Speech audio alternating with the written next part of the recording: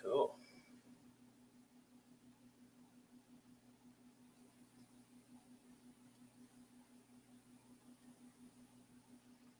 Let's do it again.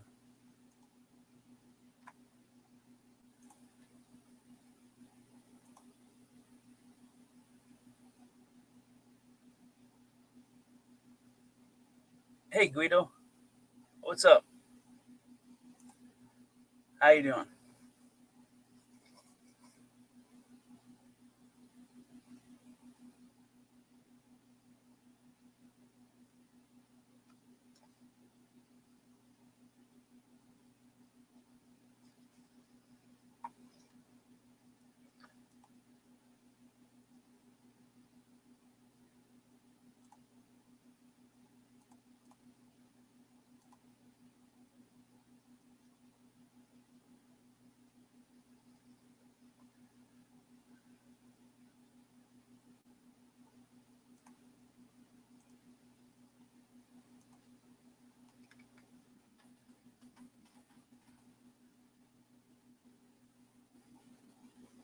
Cool.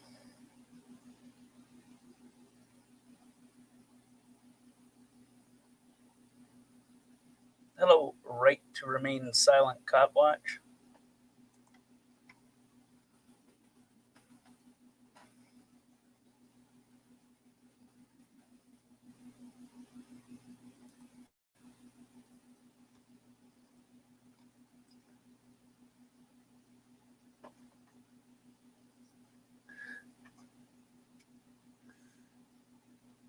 I really gotta move this ashtray. Son of a beach. I'm MCW Joker.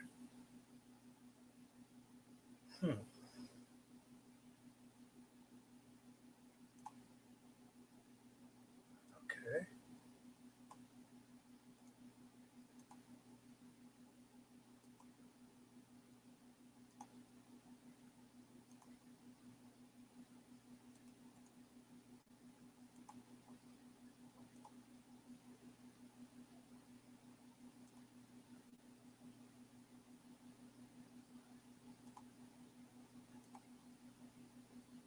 What?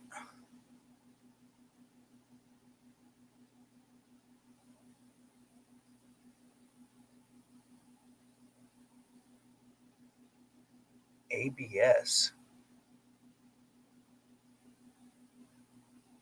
What the fuck does? I went to hide my channel. ABS deleted it altogether. What the fuck?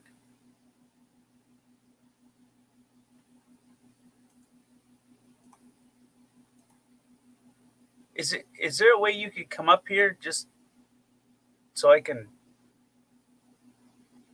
you know what I mean? Autocorrect and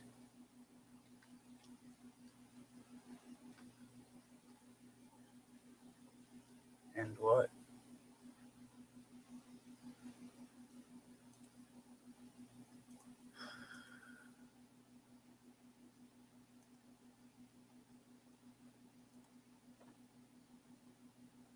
Hey Beat,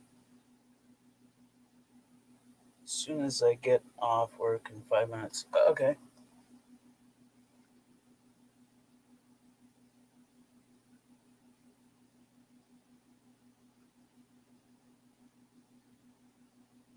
All right. Rock on, Mike. Rock on. Rock on.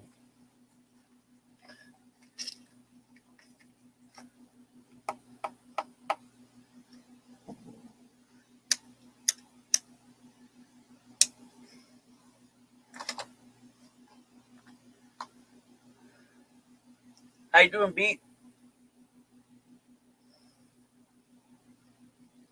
I'll explain what happened the other day. Okay. Cool. I am curious to know what. Yeah.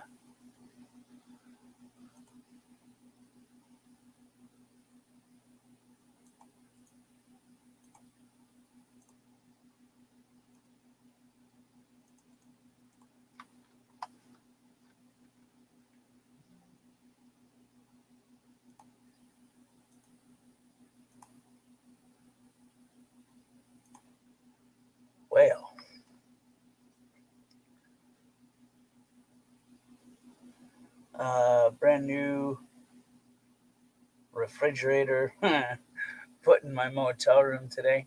Did Lady Di pay for it?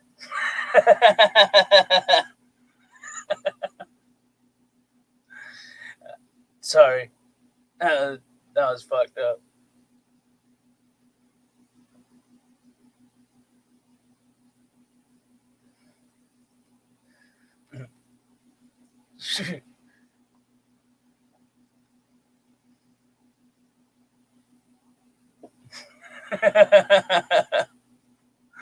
It's too much. That's funny. Yeah.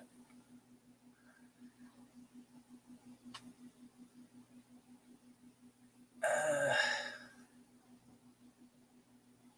the motel dream gets better by the day. Well, I believe it. Sometimes I say live in the dream. I'm not quite sure whose dream it is, but I'm just going along with it. What's good for a goose is good for a gander.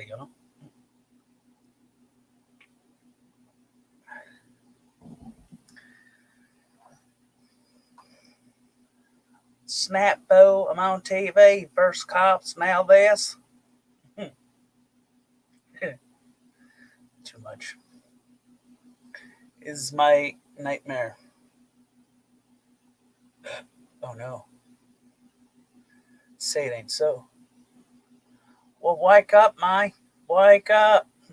Hey, is it true that if you're having a dream you're falling and you don't wake up, you'll actually die in your sleep?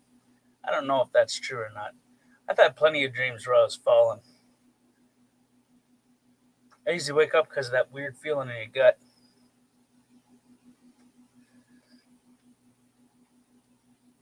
I don't know if that's true or not. My grandmother, she used to always say stuff like that. If you don't wake up when a dream when you're falling, you could die if you hit the ground. Agree, and you go to heaven. Well, I, I don't know. I'm not certain that I'm going to heaven. Uh, when I come in panel, hit my echo cause I don't have a headset in the car. Well, all right.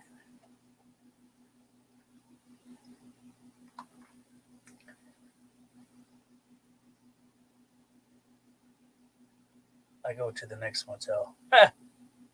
Where the hell did the music go?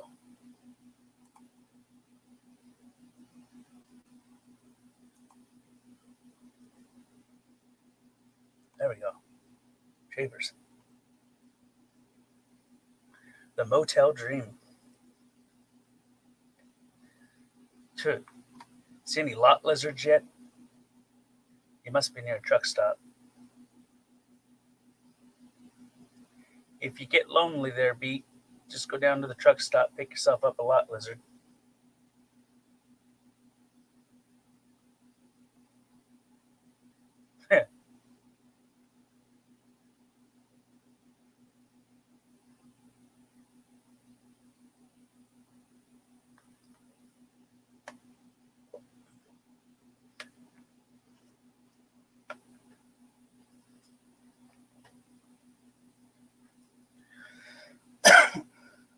Right.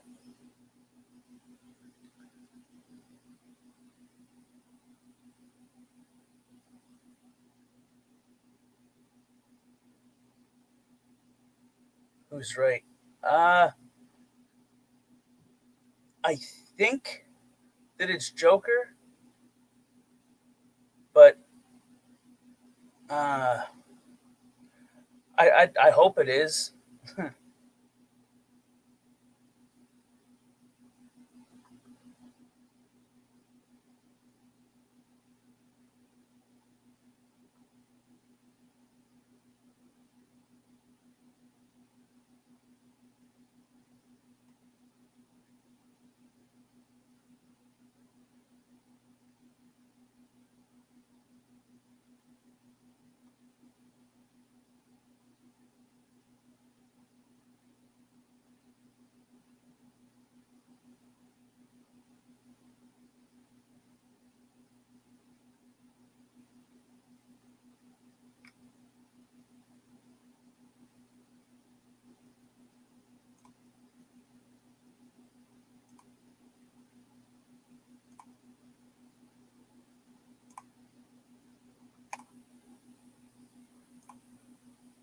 Bam. What the hell is that shit?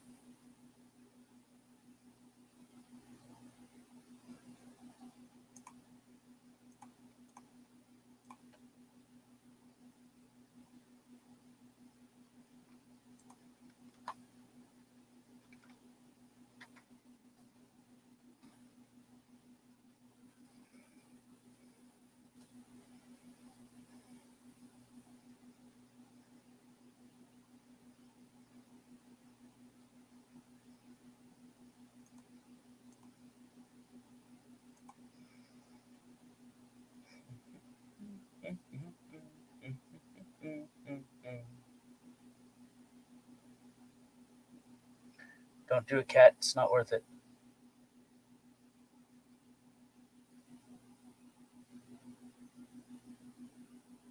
It's not worth it. Huh. Hey there, goat. You have a knot in your head. Hey there, you better not mention that one again, eh?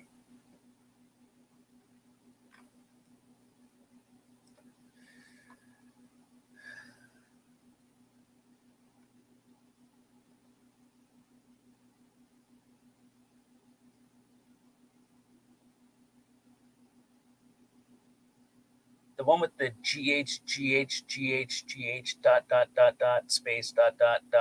That's the link.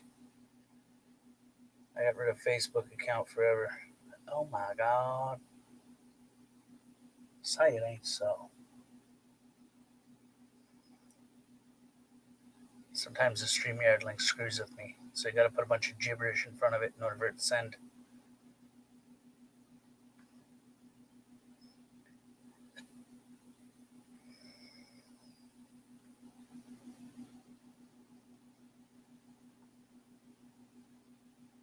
Oh snap.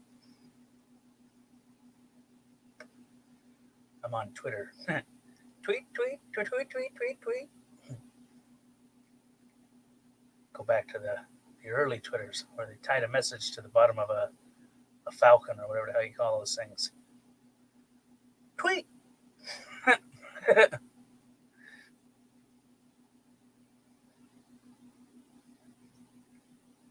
I got a buddy with a dog. He used to grab him beer, and he could tie a note to its collar and tell it to go someplace, and it'd go there. Could you imagine if that's not the right link? What the hell? 6 Yankee 4. Yeah, that's the right one. I wonder if Tweety Bird tweets. No, no, no. I don't think Tweety Bird tweets.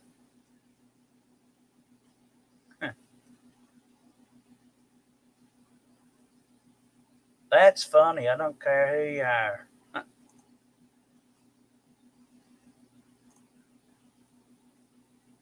Oh, what the hell?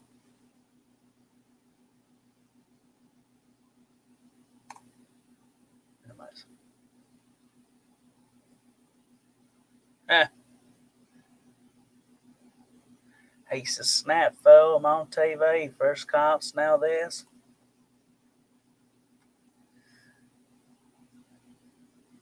Like a twisted version of Bachelor. Or The Bachelor, whatever the hell it is.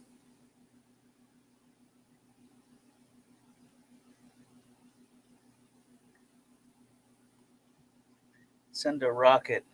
I'm stuck on shitty Wi Fi. Oh, snap. Ha! I just want to make sure you know that you weren't abducted by E.T. and his gang of thugs. What, 3 thumbs down? I don't know.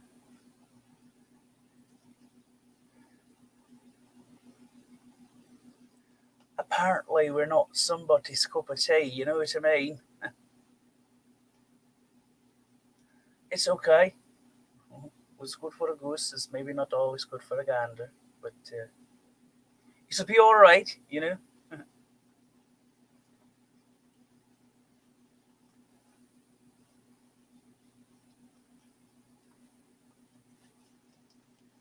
Did you get the link? What the hell is that account? right to remain silent cop watch?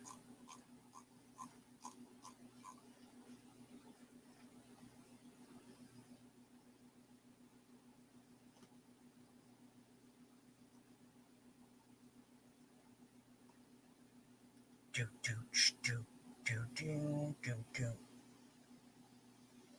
What? No. No, I was talking to the, yeah. Not you, bait. Not you. Oh, it is him.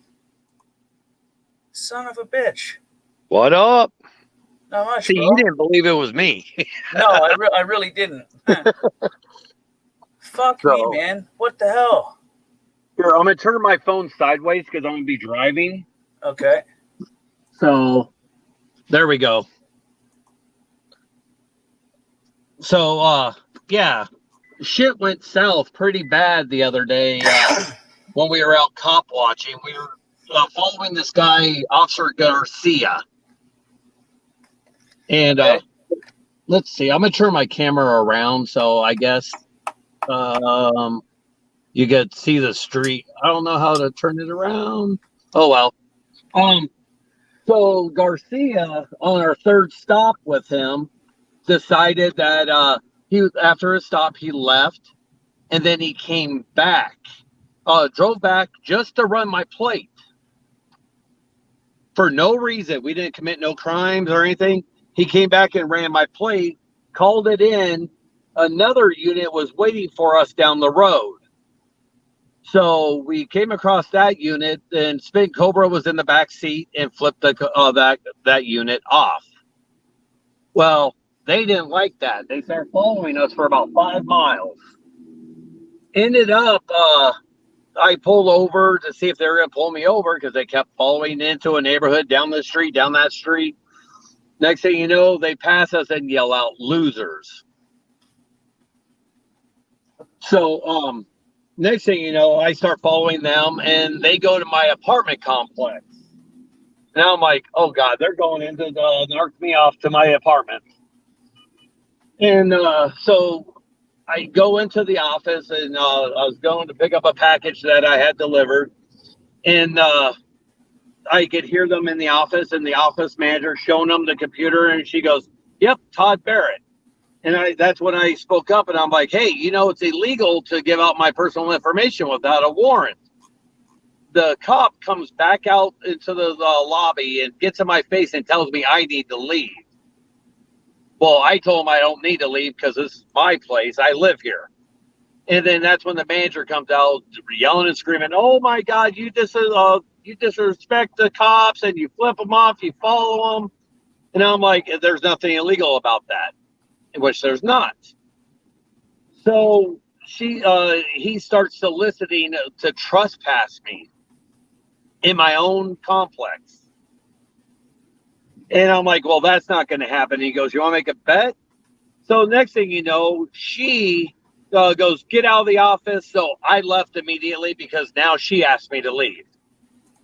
And I follow the cops out. She comes out yelling and screaming at Tempe Against Police Violence for recording and Spin Cobra for recording. Well, they're documenting my safety because the cops are already following us. So next thing you know, they say they're gonna. She goes, "They weren't even here for you. They were here for something else." Bullshit. You already said that they were there because I'm following them and flipping them off. You asked me why. So we already know that. So she said that she's going to evict me. So I went to just disable my MCW Joker page for a little while until shit cooled down. Well, I totally deleted it. So I lost all my subs and everything, all my videos. So yeah, everything's gone. So here I am starting fresh on a new channel. Well, we'll get you back up there. Hey, Dragon. I'll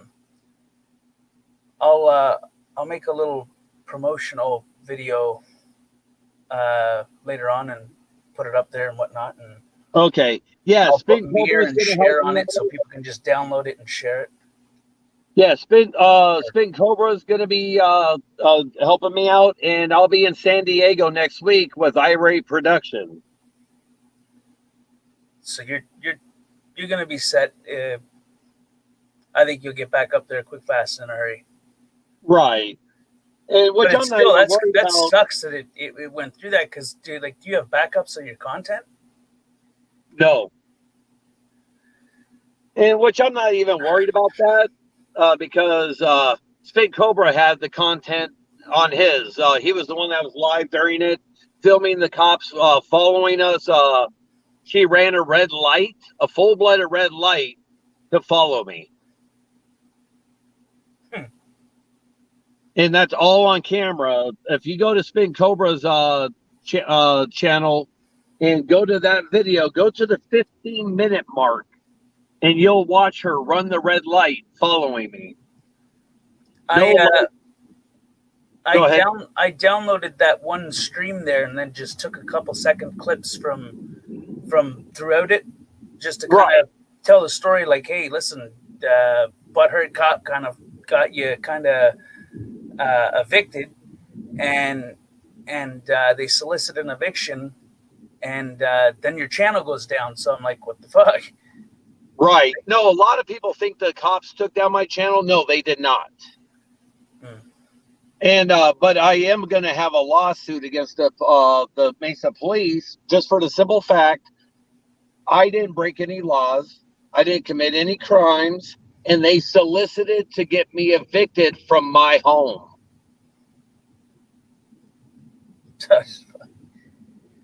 So Spin Cobra already went down to Mesa PD and filed a complaint with everything also in the video. And and Mesa PD says they never ran my plate. I have the police scanner recording of them running my plate. It's date stamped and everything. So this whole situation is frustrating. Huh. Well, yeah, tell me about it. My girlfriend was not happy with it about us being possibly being evicted. So she was really pissed off at me. What? I'm not sure why she'd be pissed off at you. I mean, well, she thought maybe I went in there and caused problems, and which I didn't. The manager told her I was aggressive, which I wasn't. I was being defensive when the cop got in my face. Two, she called my girlfriend at work and saying, what's wrong with your boyfriend? Is he drunk or is he on drugs? So, yeah. They served us a 10-day notice, so which is it's more like a probation period thing. I can't get in trouble at my complex for the next 10 days. Which, in all reality, my girlfriend works in apartments. That's now on. If I get in trouble again, they'll just evict me. Which they tried to evict, but they didn't have the grounds to evict me on. Right. So, but I just wanted to reach out to you and let you know that, no, this is not the fake me. There is a fake MCW Joker out there right now commenting on things. It's capital MCW, and then the Joker is all lowercase. Mine was up caps all the way across. Well, they must know that when they comment, people can click on it and see that it's not the real one. Right. Yeah, this guy has like 9 subs. He says, oh, I lost my subs. Well, yeah, because I deleted my channel. But he's trying to play off that it's me, and it's not. So if you see it capitalized MCW and lowercase JOKER, that's not me. Well, I've made you blue here, so I'll know. Like, if you go to change your name to whatever, I'll know that it's you. Oh, no, I'm going to keep this name. I actually like this name. And to keep it short, when I'm on videos, I'll just say R2R Cop Watch here. Okay. So, but I'm up to like 9 subs right now. So I put your channel in auto Nightbot post thing. I appreciate it. So You're at But yeah, 12 I'm going to have now. Mesa PD's ass. Oh, for sure. That's a lawsuit and then some. Yeah. It'll probably take years, but hey, they violated my rights on my for my religious beliefs and my what do you call it? And everything. What I do has nothing to do with my apartments. Why did they go there to try to get me evicted? I was doing a First Amendment protected activity. I believe it's retaliation. Oh, exactly what it is.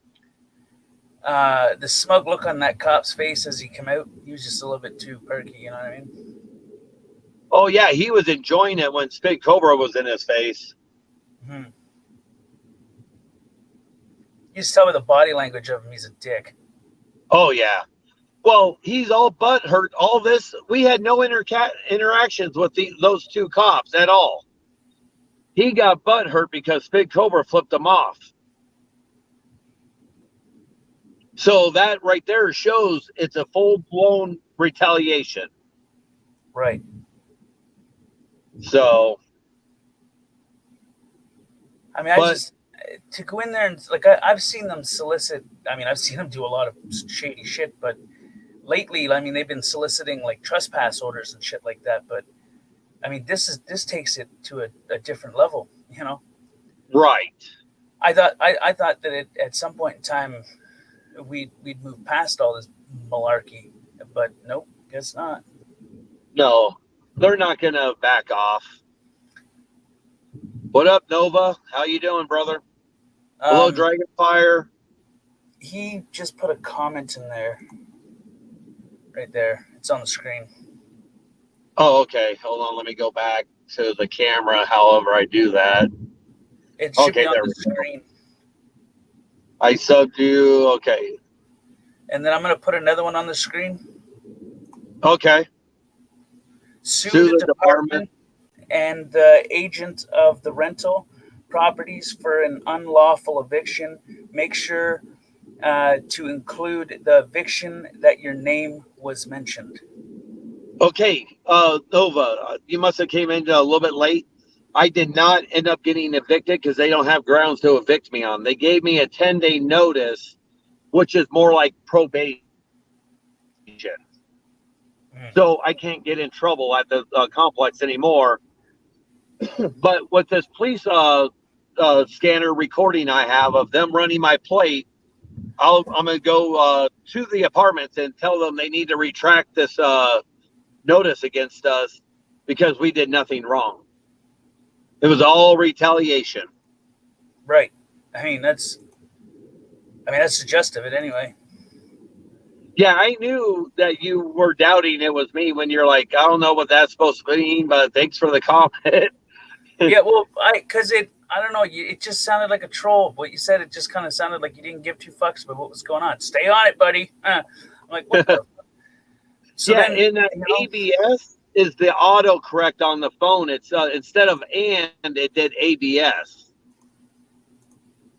oh, well, that's Yeah, it was auto-correcting because I just got a new phone. I got the Galaxy S20 Plus, so it's not recognizing how I type yet. oh, okay. So you got to teach it how you work it. Yeah. So that ABS was supposed to be and.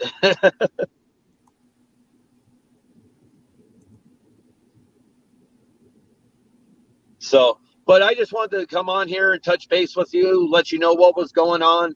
You're actually the first person I came on to talk to you about this. Well, I appreciate it because I mean, I was getting a little bit worried Well, that you've actually there been was there somebody for else in me the since the comments. beginning. What's that? You've been there for me since the channel. You roboted real fast there. I heard you've You been. helped me get to my 1,000 subs. Oh, You've been there since the beginning of MCW. yeah. I mean, we. Yeah, I got a lot of respect for you. You know. So, Trying to and it's find- really going to help my subs too when I'm out in San Diego with Irate Productions. Right. So I'll be out there November 17th through the 22nd. Going out there for my birthday.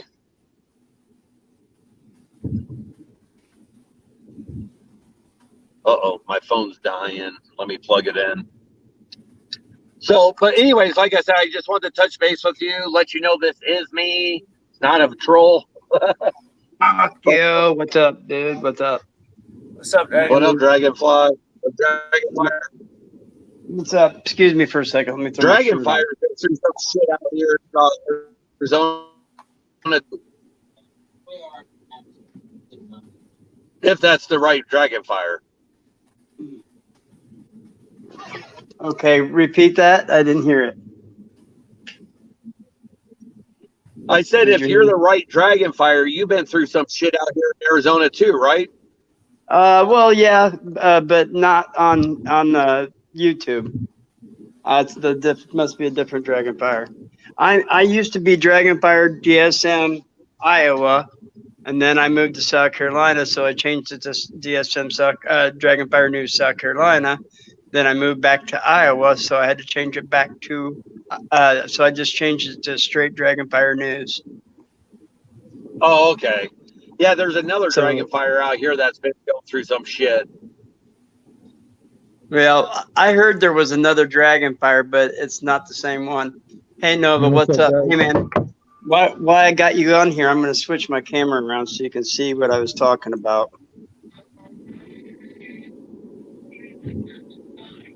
What up, Nova? What's up, Joker? That's wild, man. Oh, yeah. And it's funny, my Um, girlfriend's like, oh, you need to chill out for a couple months.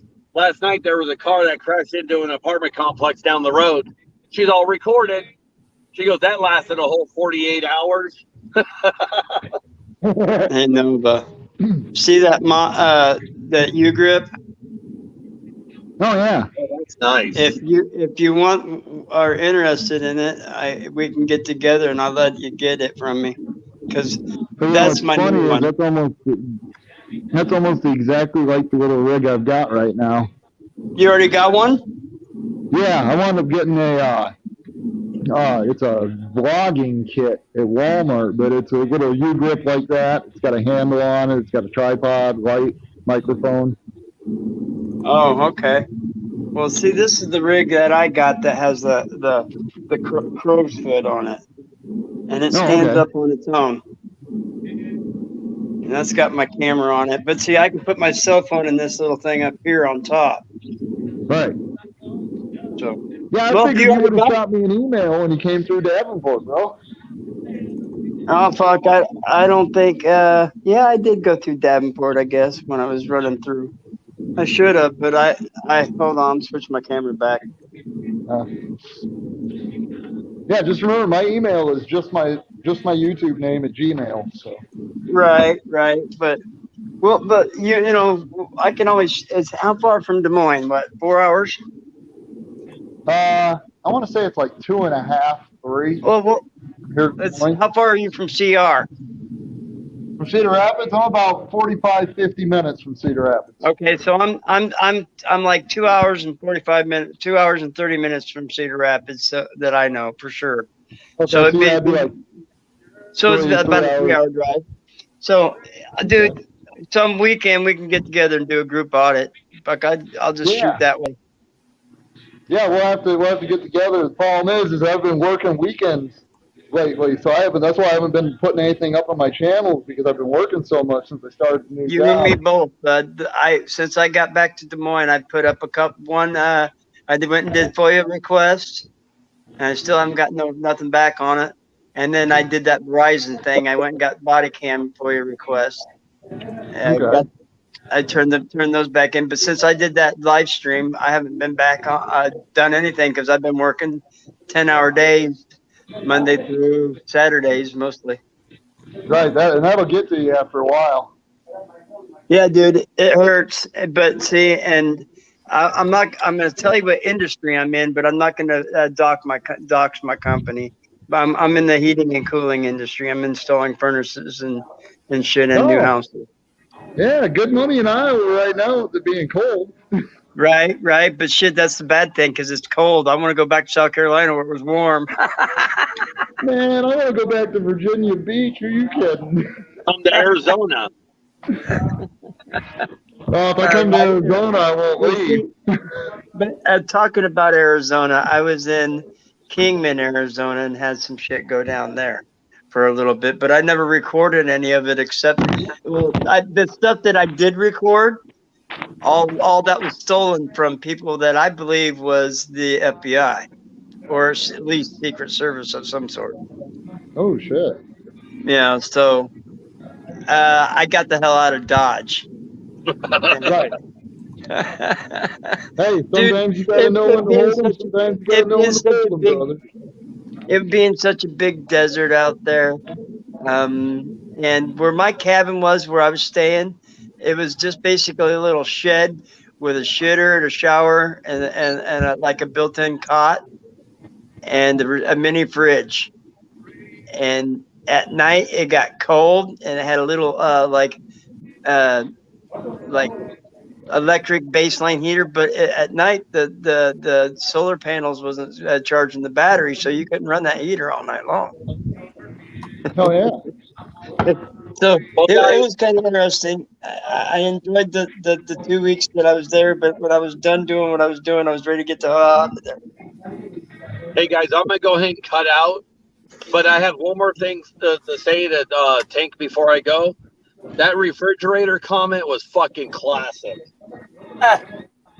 And right to Oh, hey, remain. Joker. I just want to say, I I should would be look here into to that. return the favor, right? Be able to hold them, because the whole reason for their temporary, the 10-day wannabe eviction was retaliatory purposes for your political beliefs. Right. You could use that as a defense because your political belief is that we should hold our government accountable. Well, they cannot evict you for your political beliefs. Right. Correct. And that's what I was trying to get That's at. how I feel. Religious and political beliefs is not anything to evict me over. That's discrimination. That's exactly what it is. Yeah, that's how I go after him over that.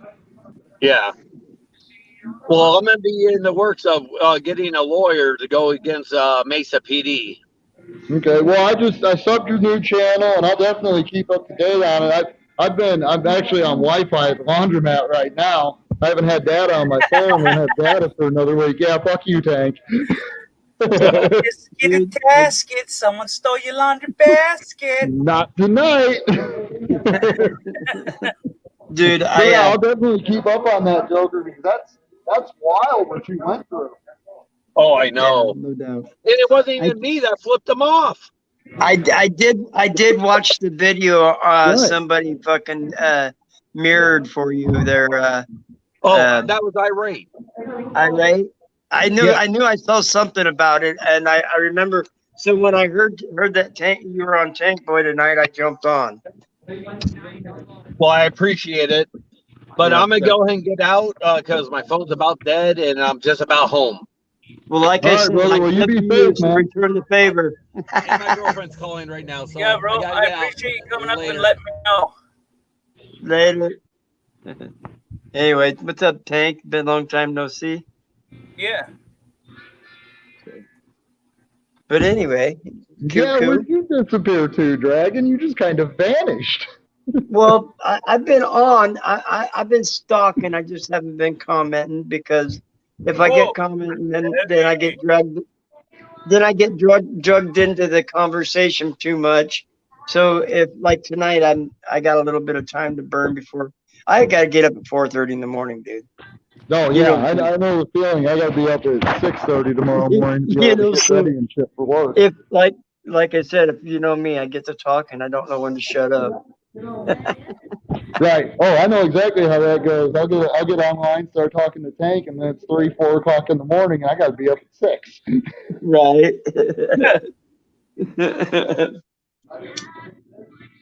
But I figured I'd fucking throw shoot me an email, Dragon.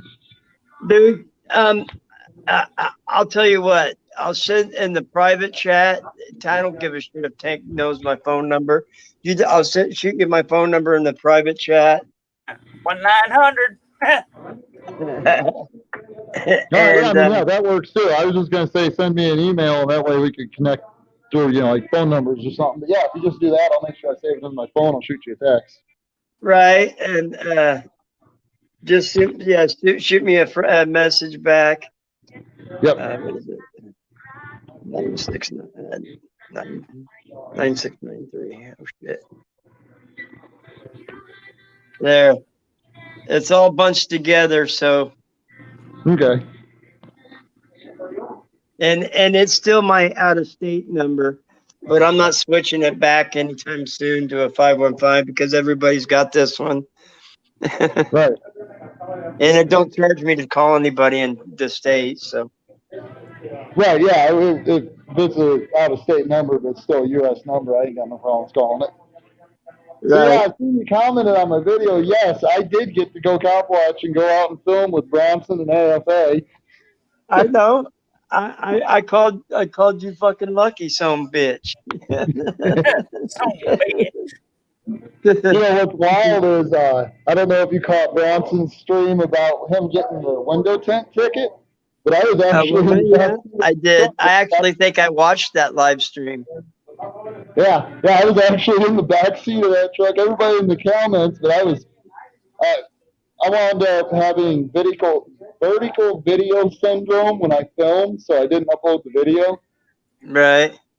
But and everybody was in Chuck's chat wanting to know who the third cameraman was. Who's the third cameraman? And I couldn't get in the chat because I was too busy recording. I didn't want to, I can't record and be on YouTube. But it was Right. just like, it's me, it's Nova. Yeah, that was wild, man. Went out and didn't really, we did a couple pranks in Lafayette and filmed a couple stops, but didn't really get nothing other than Karen Mark. Right. And But then, no, yeah, I still, I had done a group audit yet. Right. Well, we had already ditched AFA for him to get on his flight to head home. When me and Chuck went and did the FBI building there in Charlotte, West Virginia. Yeah. And then we did the Virginia State Lottery. Sweet. I'll tell you right now, man, I'm thinking about driving up there to see you because I got the place for us to go audit. Me and Chuck started a new one. Well, I'll I tell don't know what you, state lotteries have to hide. dude. I'll tell you what place I want to do an audit at, and you can do it with me. And that would be the Mitchellville Female State Penitentiary, right there in Mitchellville, Iowa. I think that would be a I good kind of want to one. go down to Madison and do the Fort Madison prison. Oh well, we can do it. We could do a double prison a weekend. One day and one the other. Hell I mean, yeah. I got a Mitsubishi, man. It fucking gets 31 miles to the gallon. No, that little Focus of mine got 37 on the way out to see Chuck and back. Right. So, I mean, like, either way, I mean, meet halfway and go to one and then go to the other one or something. Right. Yeah, like I said, I'll shoot you a text and we'll get this all figured out. I got to figure out because it'll have to be on a weekend, but I'll have to figure out my work schedule. Well, see, I can tell I can decide what weekends I work and which ones I don't, but we've been working every weekend just to try to keep up because not next week, the week after that, we're back on townhomes for another 18 days. Oh, fun. Yeah. And that's they're all connected. So all the shit's got totally different ball game.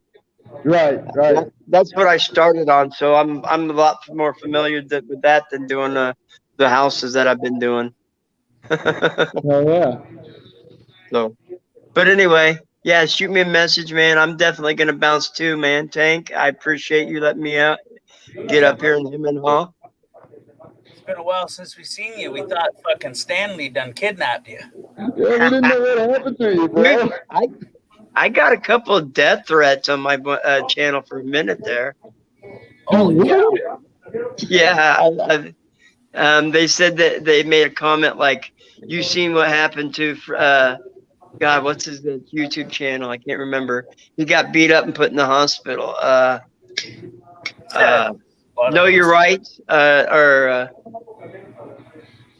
God, don't get. I can't remember, but yeah, he got beat up and put in the hospital, and then he filed, got FOIA, he's doing FOIA requests and this and that. And I can't think what channel that was, but they said, "You see what happened to him? There's more of us than there is of you. You're next on the list. We know what kind of car you drive, where you live." I'm like, "You don't know my address. You might know what my car is. So if you're gonna chase me down, then that's straight out fucking stalking. So Hey, you'll be that's going what I to have jail, to not say. me." If they find out where I live, just let me know you're on your way. Yeah, exactly. I'll be ready for your ass. Yep. I have I highly regard my Second Amendment. Exactly. There's several rifles in this apartment. Well, let's just put it this way. No matter who's coming at my door, if they're coming at my door for nefarious reasons, they're meeting a problem at my door. Right.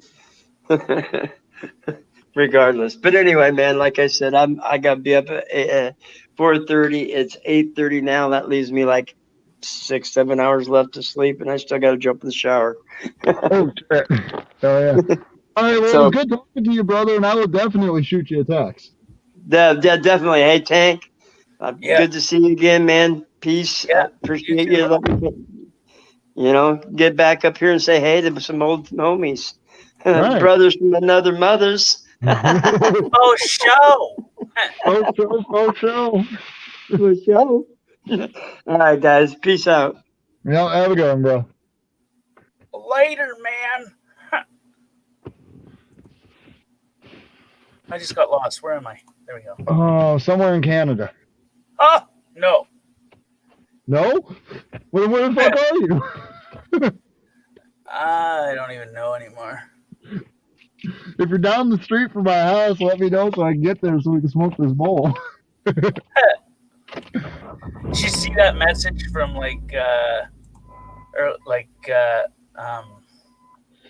yesterday? Or You're talking about the dog passed out and the cat ran away? Yeah. Yeah. I had nothing else better to do. I was like, well, let's drool for a little bit, shall we? Right. I like that one from earlier today that came up and said, "Let me know if the ET took you with his people taking crew. I'll buy a rocket." I will. That's why my first comment in the chat was, "Buy a rocket. I'm on shitty Wi-Fi." Yeah. Well, that sucks.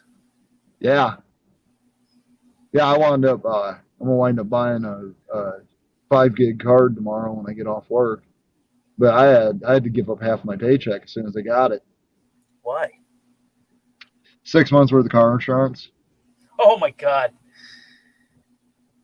Hey, I'd rather pay it when it's due for 6 months and not have to worry about it for 6 months than pay it every month.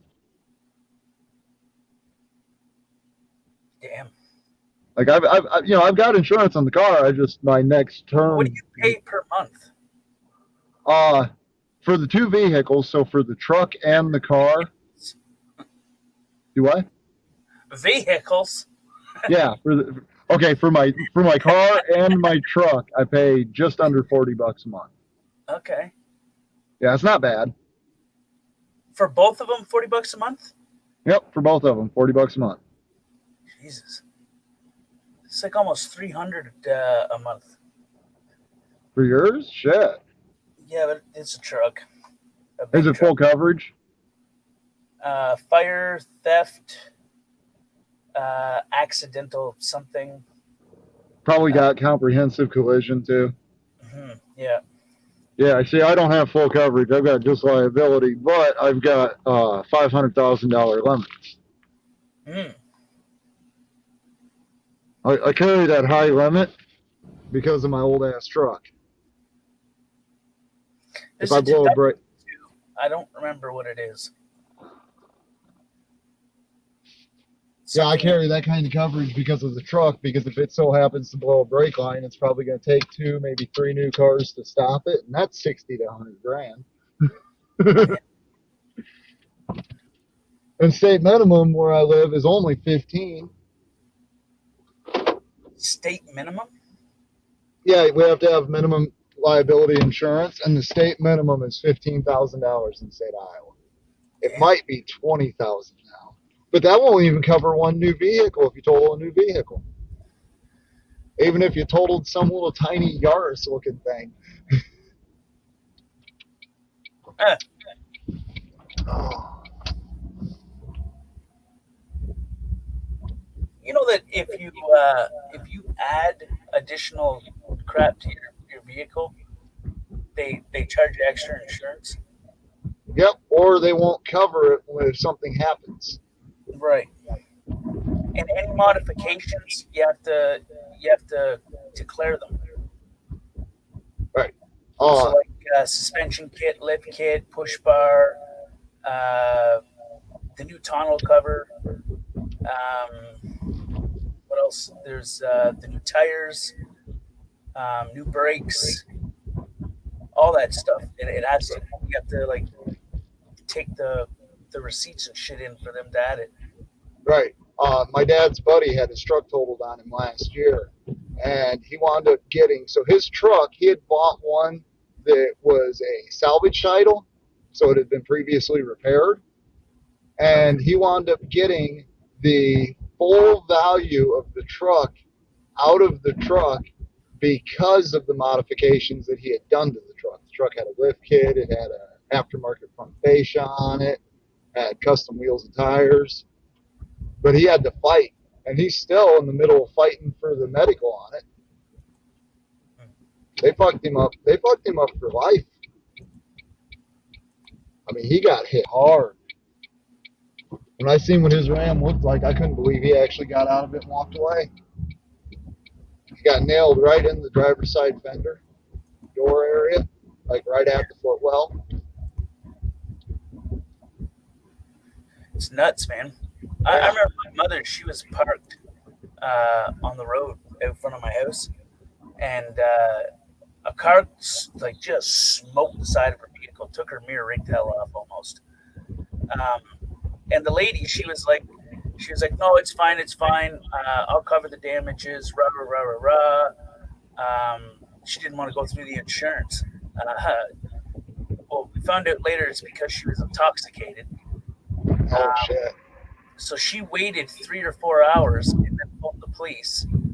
And then my mother had to go through a court battle just to fight and say, hey, listen, like I wanted to make this, I wanted to make a report out of it, but she convinced me not to. Right. She was in a hurry and rah, rah, rah, rah, rah. But really, the cop that interviewed her had kept her there because she had reeked of alcohol, so they breathalyzed her and she flew over the limit. That's But crazy.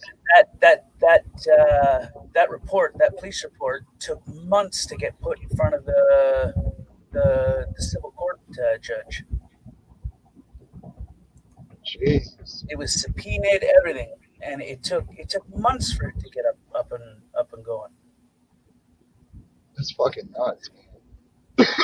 Well, look at the situation I went through because 2 men in a truck didn't want to go through their insurance, and then the guy had the balls to tell me my car was worth $250. Huh. I still want to send him a picture of that $1,475 check. Take that, you dirty villain. Oh God, I'm not going to, but my God, do I want to.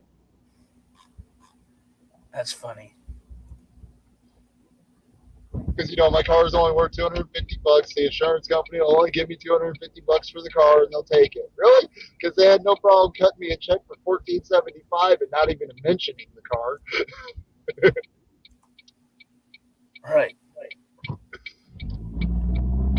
I'd probably really kill that guy to know that a month after that, I got another $1,430 out of the same fucking car.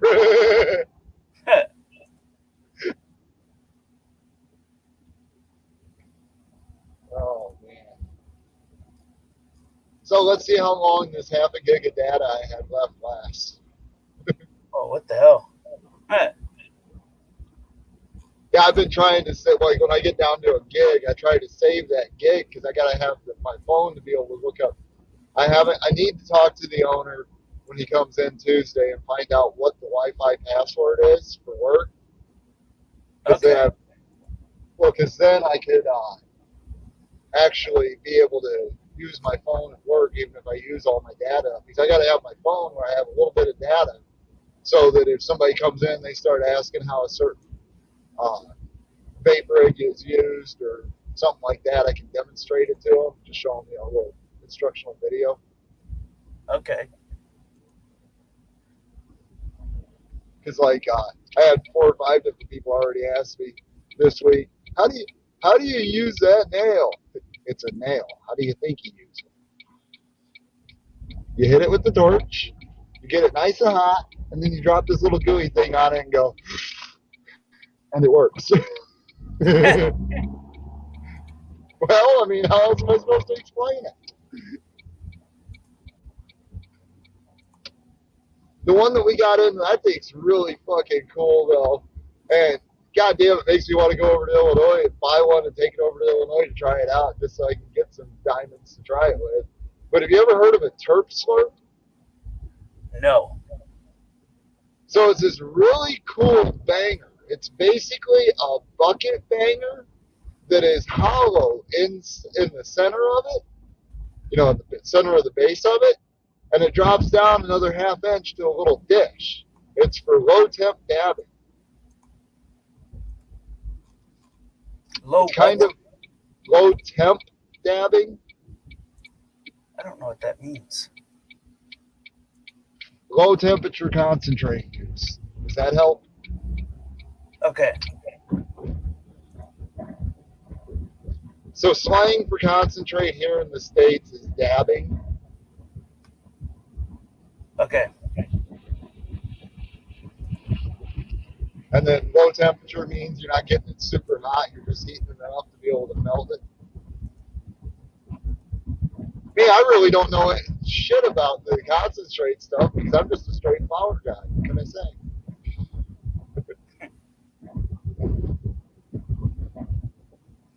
So now, since you so accurately depicted Gary and you so accurately depicted Dragon, I have to see what the character for me looks like. Oh, shit. My friend, I have not been looking at this. I've been just going to have to get me a little bit to find your text. I'm going to find one, though. Dude, your dragon image fucking killed me. Oh, bro. And I mean absolutely nothing against the guy, because I like Dragon. Dragon's a good dude. It's just that fucking image was perfect. Gary missed them. Yep, we have to let Gary know the dragon did appear.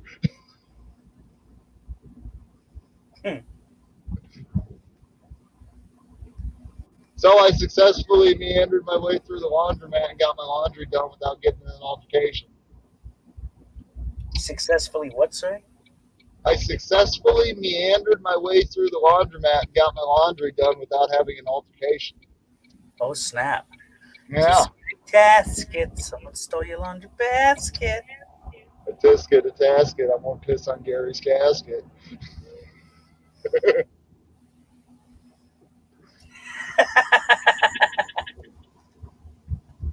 What? I forgot about that. Oh, that was good. Like I said, I'm gonna put that data on my phone tomorrow, so I'll definitely hit you up tomorrow night because I don't open until noon on Sunday.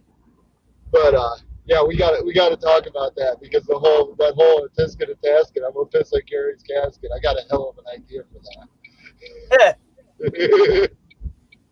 I bet you do. 12 more years, fuckface.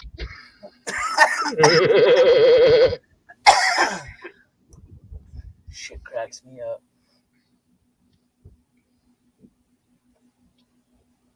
So yeah, where is Mr. Wonderful fucking Snowflake at? I don't know. It's Friday night. He's usually here.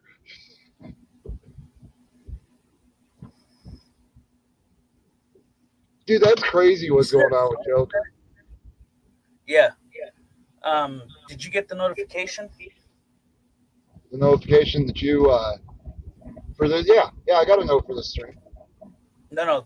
I just uploaded a video. Oh, I'm driving, so I'm not really paying attention. Yep. Oh, how rude. Well, I can either look at my phone, pay attention to it, and drive us into a concrete wall, or I can not drive us into a concrete wall, and you can wait 5 fucking minutes. I don't like your attitude, bud. You know what? Fuck you.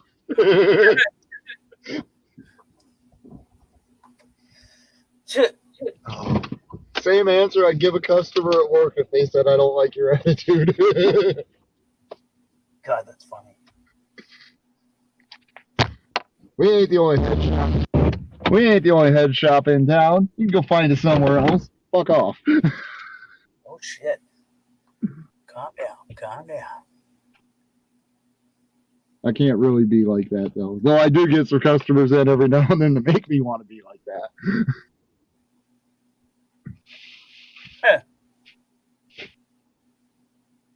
You wouldn't believe how many people ask me a day at work, well, there's nobody around. Can't you just let it slide that I'm not old enough to buy that?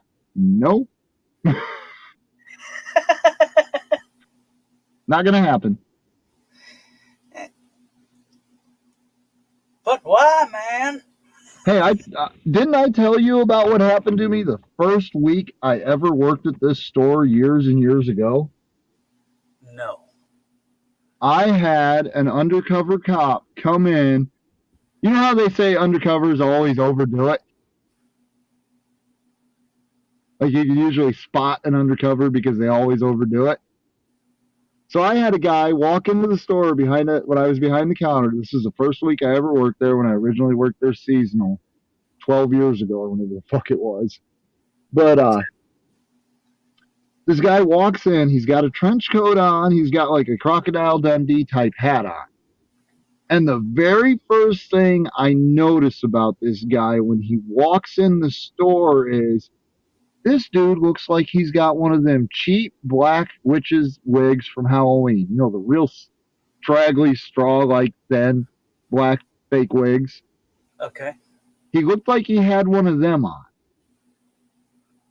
And I'm like, I just noticed the guy like, what the fuck?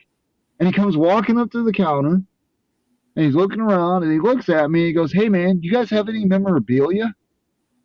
Memora what now? Memorabilia.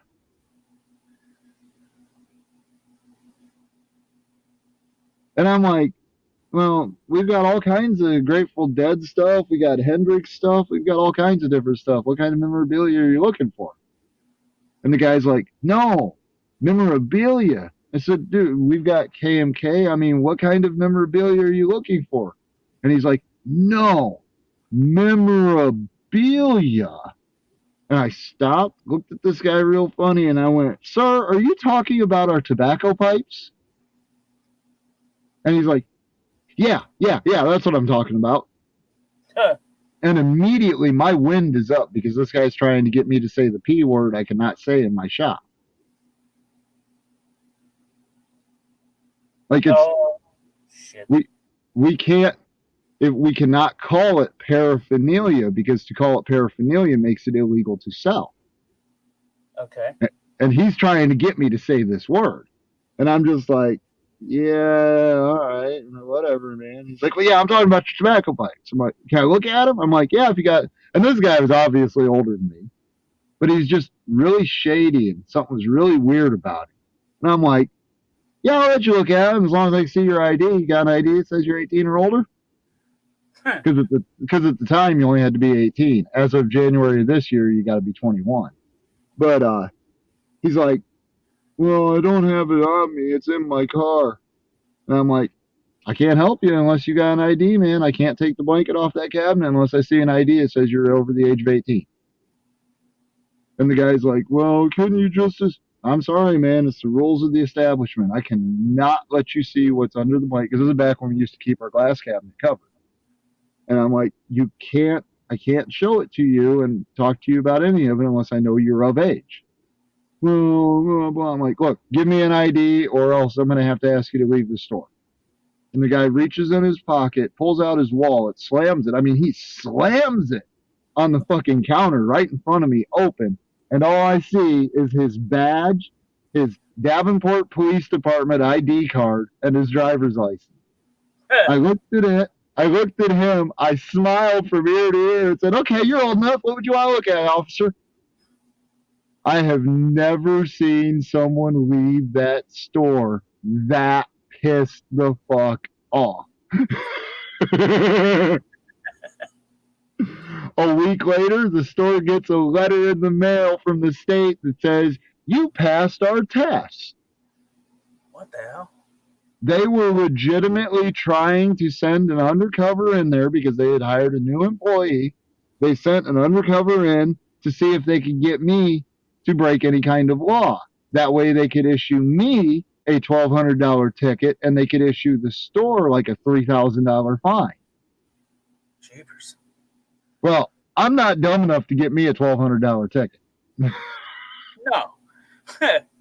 Not at all. You know how long I would have to work for that fucking store to pay off a $1,200 ticket? Oh, but it would definitely suck. Absolutely. So ever since that day, when I'm at work behind that counter, I'm on edge. Oh, snap.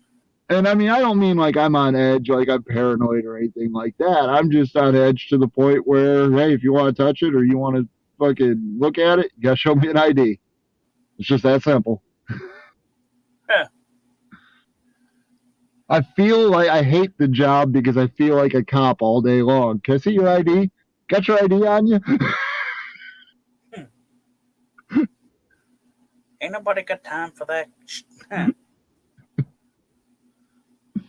But I mean, straight up, that's how I feel. I feel like I'm a fucking tyrant when I'm sitting behind the counter because I want to see everybody's ID.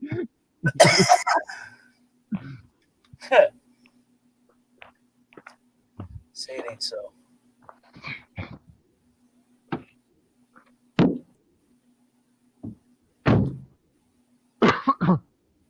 Well, the reason I'm on edge the most is I was looking back through all the pass letters from the state for every time they've been audited like that. All the pass letters, the owners kept them in the day log so that we can actually see when they tested and stuff. Okay. And every 2 years, they come in and try to audit the store. Well, it's been about 2 years since the last time they came in and audited the store. So I'm watching.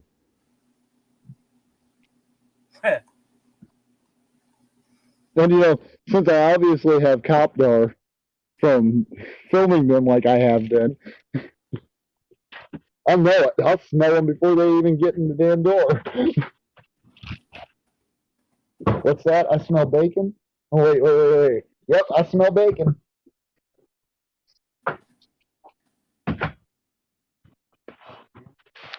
Huh? Who? I'm talking to Tank, Dad. Dad's asking me if a cop followed me into the trailer court because I said I smell bacon. I'm like, I'm talking to Tank. That's funny.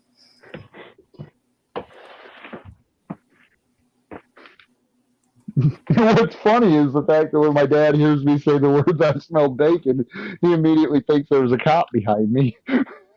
Good.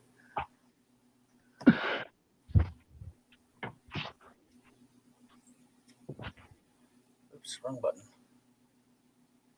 Oh, man.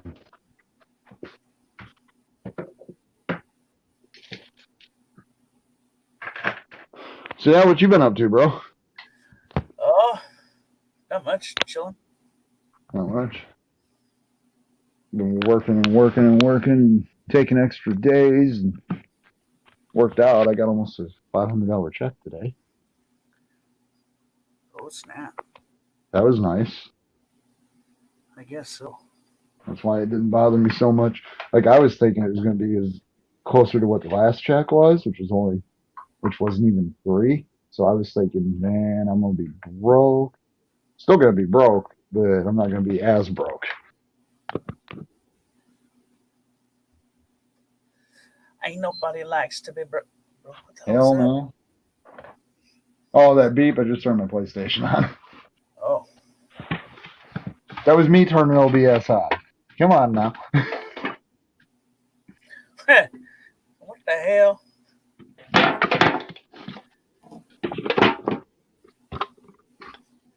I can already see it now. If I go do an audit with with Dragon, Gary's going to be trolling us. Hey, Nova. Has Stanley let him go out?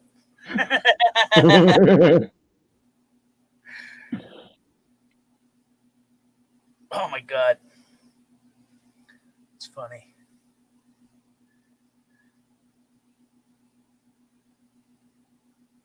Albany has squirt. What? Oh, she has squirt guns with chili sauce in them. Oh shit.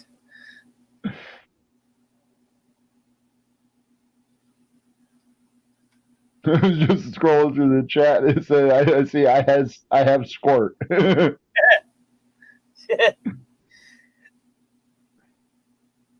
It's funny.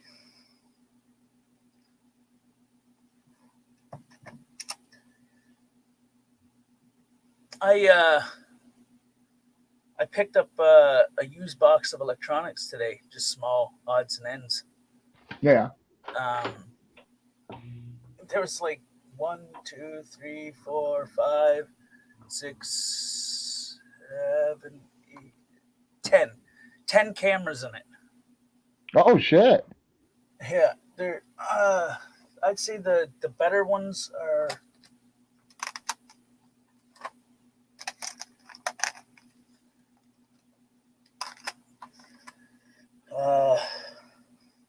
it's 7.1 megapixels, VR and ISO 1000, 2.5-inch LCD. It's a Nikon Coolpix 3x Oh yeah. optical zoom. And then this one is a Canon.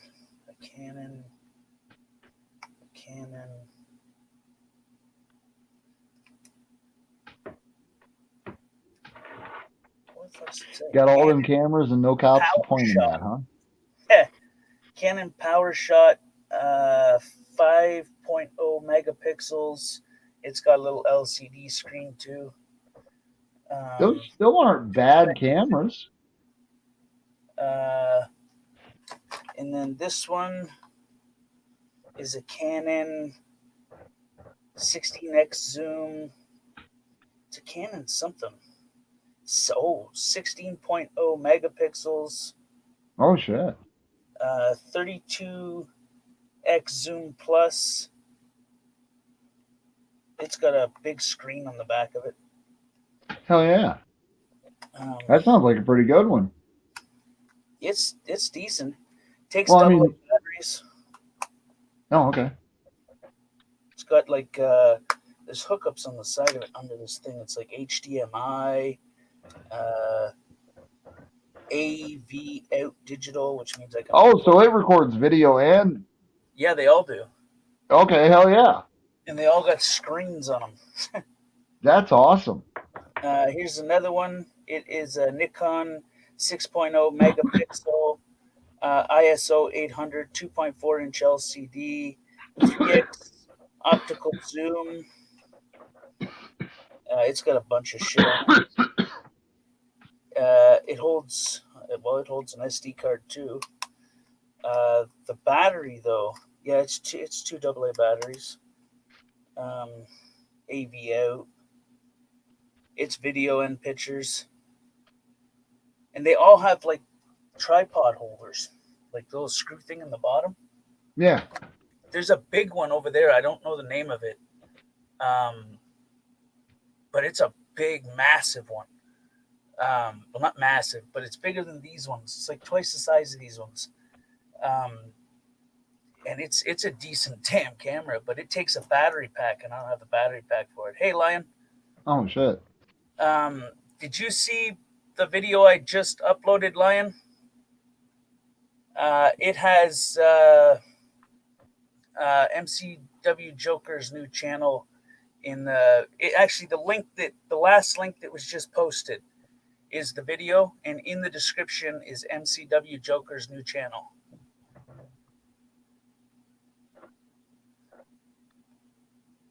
If you, it is an upload. Yeah, he just, there's been a lot of messery going on.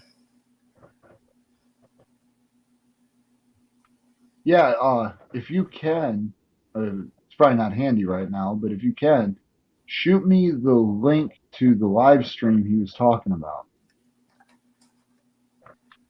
I don't know which one he's talking about. Yeah, because I didn't catch if it was he was live. I thought he said Spit and Cobra was live. Yes, Spit and Cobra was live. But the clips that I took out of that one live stream was from a different live stream and uploaded. Okay. Which was the upload I did the other day. One of the uploads from the other day. But I don't know what other live stream it was. But I just I was talking to Lion about the video I just uploaded. Yeah. It has the link in there's here on the. Because yeah, this not being able to get online like I have been, it's kind of messed with me being able to keep up with some shit. And that's one I definitely want to keep an eye on because that's fucked up. I mean, I don't see how they could evict him in any way, shape, how it could be founded in any way, shape, or form. No. But they solicited that shit straight up. Right. Well, if he heard his name mentioned, then that means that they're doing it because the police told them to do it. You know, the police made them aware of the situation, and to vindictively, in retaliation, they wanted to solicit a trespass. Right. I mean, honestly, I think he's obviously got suit against the department, but I think he'd have suit against the property management as well.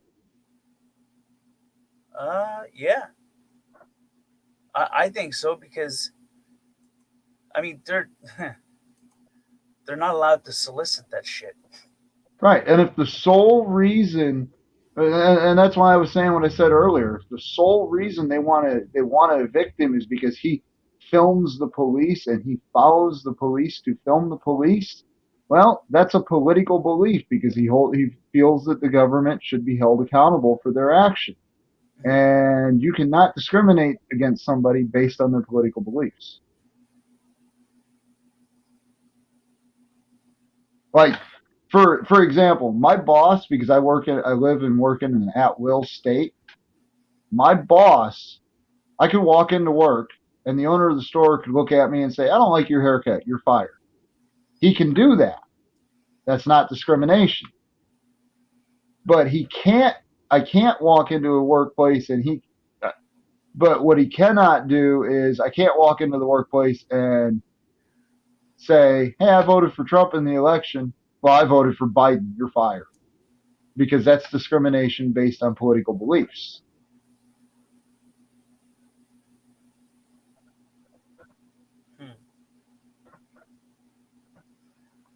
You know, it's not discriminatory to fire someone based on their actions or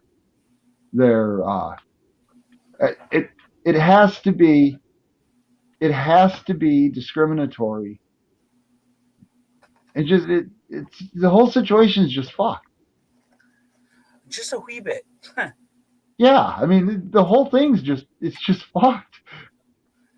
I mean, I don't understand how the. I mean, Well, and like, look at how Joker carries himself. mhm. He's not a highly emotional and emotionally charged individual. I mean, my God, look at the video of him getting pepperballed by Mesa PD during the fucking protests and stuff. He wasn't even that mad at him when he was screaming at him. Yeah, And they just shot him with pepper balls.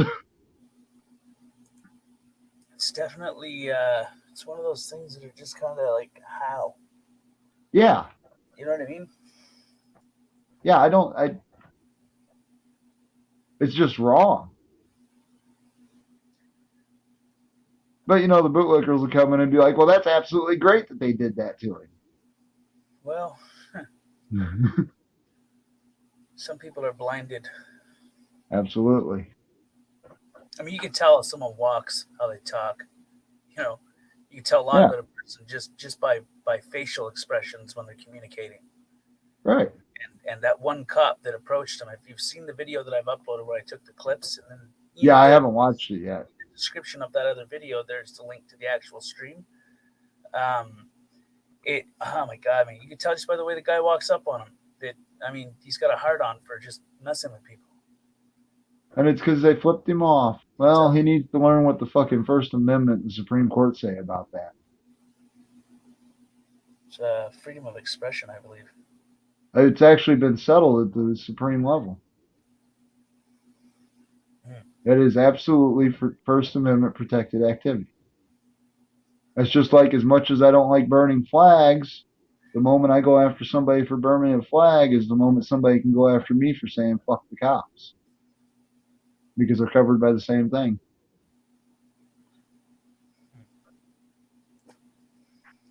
Nifty how things and you know what, another thing I've found is that everybody's all gung-ho on supporting something if it benefits them, but the moment it doesn't benefit them, right or wrong, they can't stand by it. Which is funny because okay, cop watching did get me a benefit. I got a battery pack. Oh snap. I was going to say, but what benefit have I got from cop watching other than spending a lot of my money?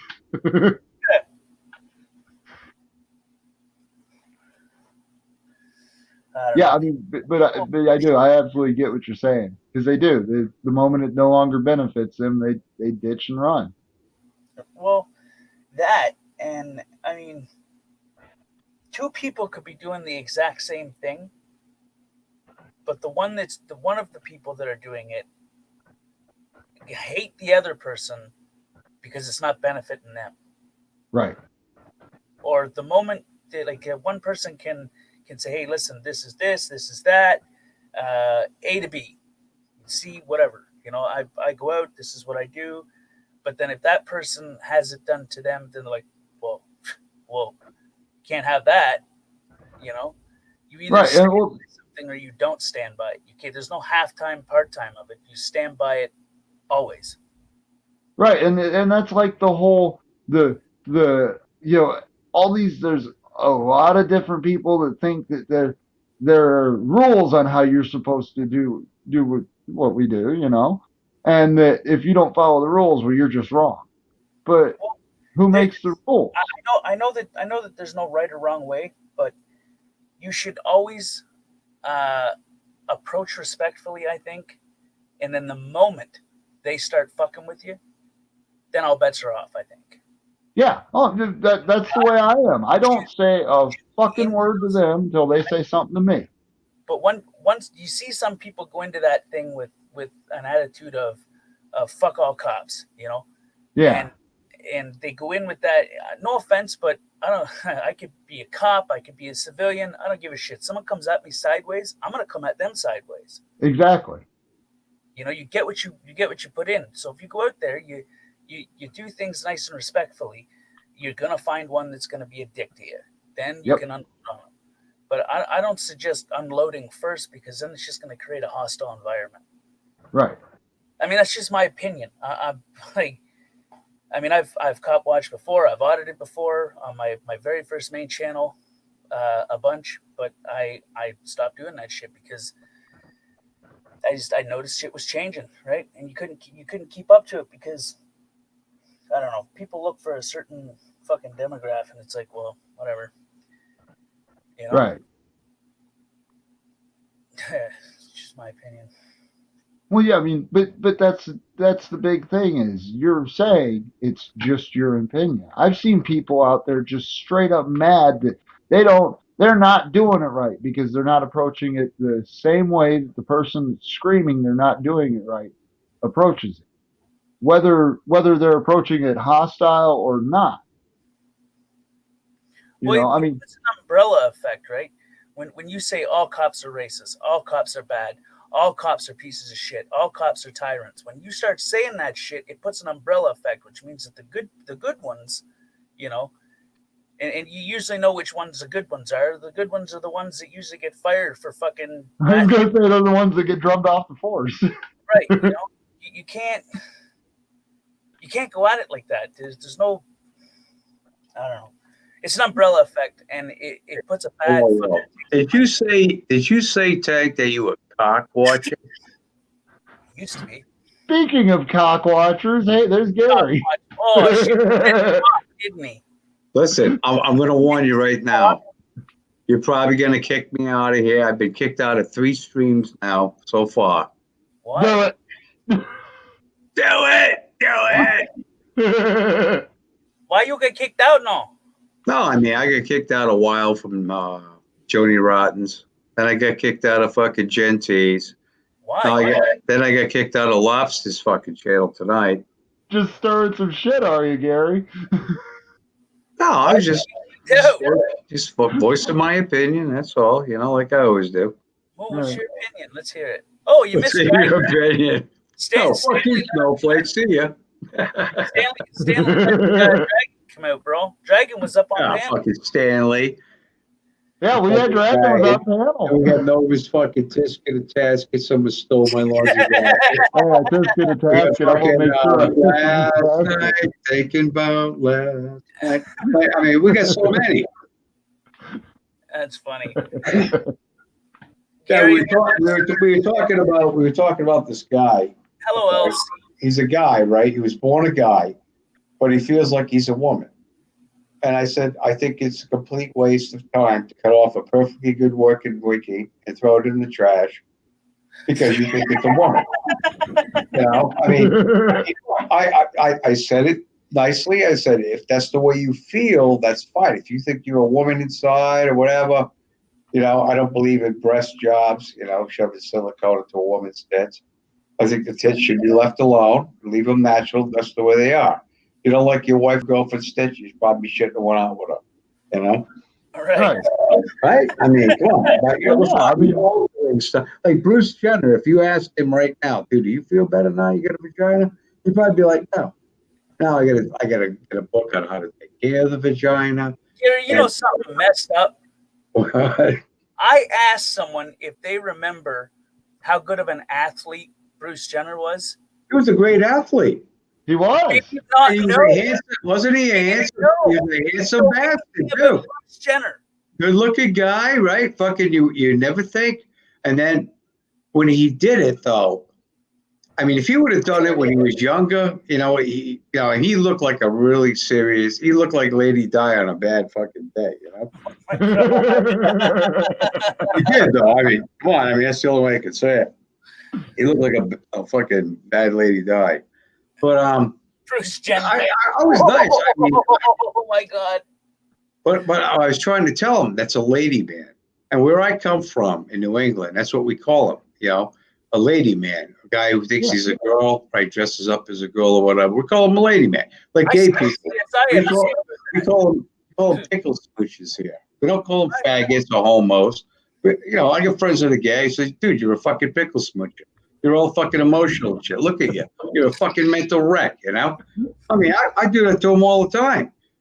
But apparently some people found it offensive, and I was scared.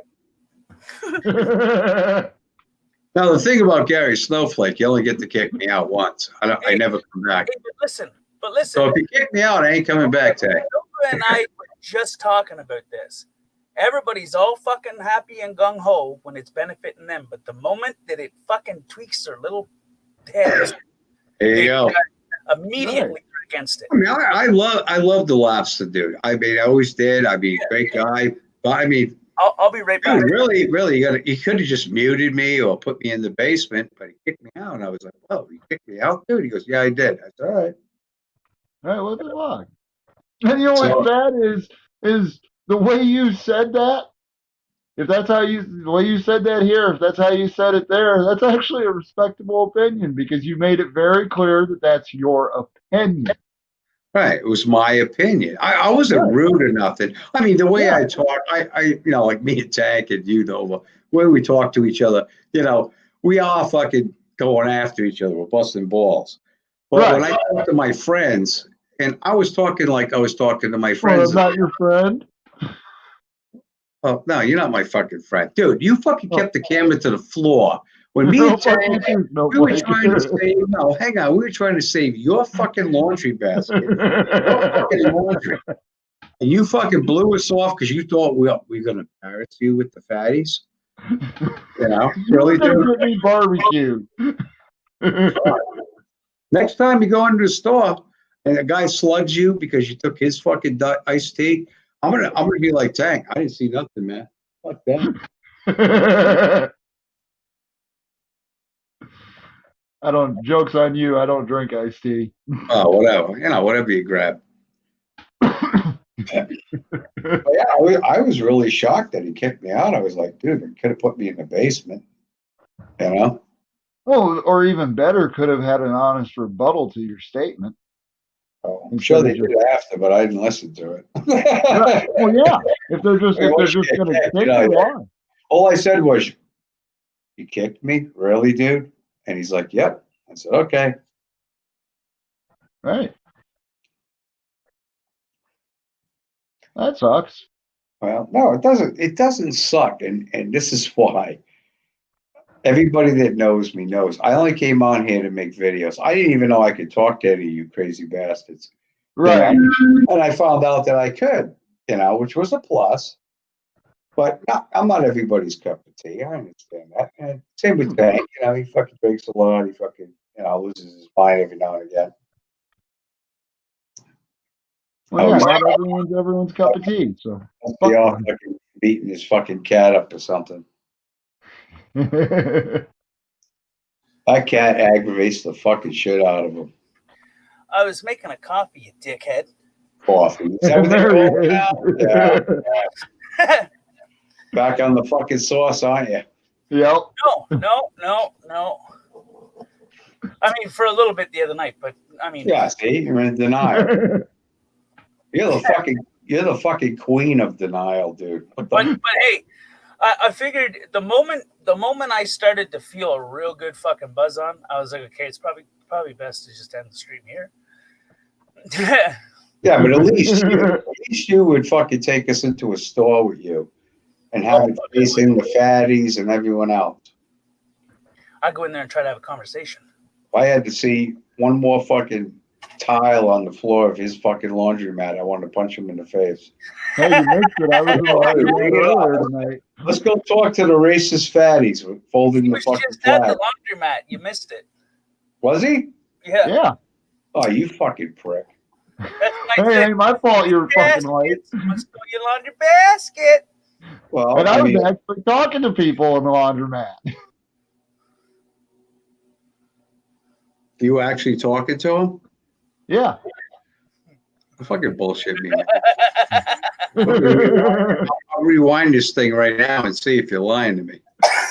I don't know if he was talking to people. I was making that video real fast, and then what else was I doing? Oh yeah, I was listening to MCW Joker. Yeah, we were talking to Joker. Hey, did you see the new Crazy Eric video? Oh, There's a new Crazy Eric video? Come on, Tank. Really? No, I've been streaming for almost an hour and 40 minutes. Plus, before that, I Oh, was. I'm sorry to bother you with. But you know what I was gonna do? Because I downloaded all of the videos of fucking creepy fuck. Hey Kate, it's me again. That fucking and Oh, then and then whatever. You know what I'm talking about? This motherfucker. He went to go for a piss or something, grab a beer. Ignorant bastard. I'll wait till he gets back. I don't want to have to repeat myself. Fuck.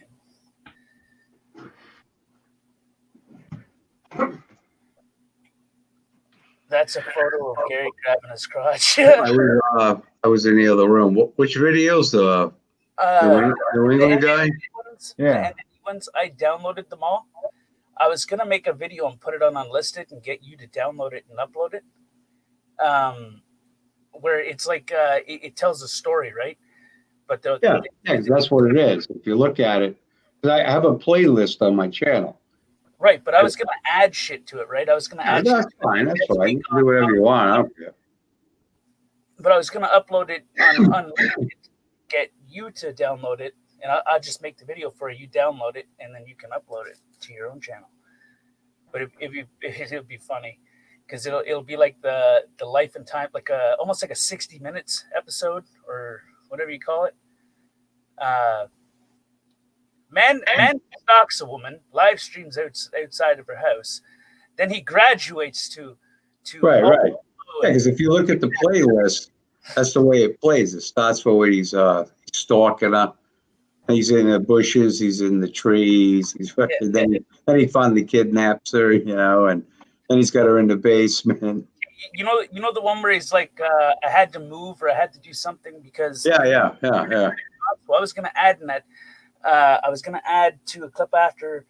The only reason why this heinous criminal was found was because people on social media decided to call in and make anonymous tips to the police departments. Well, the last video is when he's going to get arrested. I already have that one done. I haven't put it out yet. Because it's like a story. It's a story. Yeah, right. He's stalking her, and then he's fucking. He's got the baby in his hands. It's all that weird music in the background. Then he's in the bushes. Then he's in the trees. And he kidnaps her. He's got a chloroform. They're kind of in the trunk of the car and fucking. Yeah. Well, he showed the picture of the torture bed or whatever the fuck that thing is. That oh my god, that cracked me up. This looked like something. This is your new room, Kate. Yeah, it looked like something out of Hostel. You remember that movie? Yeah. It looked like. I wanted to, I thought about it after, but when it flashed to the fucking room with the fucking gurney and shit, I wanted to have some weird fucking sound in the background, but I forgot to do it.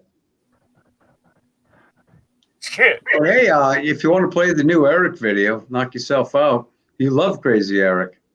Fucking crazy Eric. It's Crazy Eric. I fucking love You guys fucking hear what's going on? Jesus fucking Christ. Try to play it, man. You can play it. You know that. Yeah, I'm working on it. Oh, fuck's sakes. Here we go. Here's an hour and over. How long ago? Hour of your life gonna drift by. Shut up. How long ago did you upload it? Well, I don't know, maybe 3 hours ago. The last one is emo. Fuck, why am I not getting... Well, if I don't get it, I'll just search your damn channel name. Go to your channel. Oh, it'll be. It's a new one, dude. So it'll be right there at the top. Yeah, it's not there. Yeah, it is. I'm looking at it. It says Eric Brandt is done with Schemo. Yeah, I see it, but it's not in my notifications. Oh, I'm sorry. Oh, la-di-da. Oh, Fuck you, dude. Mr. fucking important over here, with 1 million fucking subscribers. I'm sorry, dude, So oh shit, where is it? La-ti-da. Tab. Not that one. Eric Brandt. Should be on the screen now, right? He's on the screen. Yeah, I see him. Hey everyone, it's Crazy Eric. Jesus Christ, guys, I couldn't believe the fucking news I was hearing about fucking Schemo. Fucking old ladies over and shit. Jesus fucking Christ, Schemo. And think I was your fucking hero and you looked up to me? I would never fucking steal from old people. That old lady in the fucking rocking chair, her husband died, you took $5,000. Jesus fucking Christ. What's next? Grave robbing? Oh, you twisted little fucking pickle smoocher. And then with Agnes, for Christ's sake, Schemo. And then what's up with Lady Di?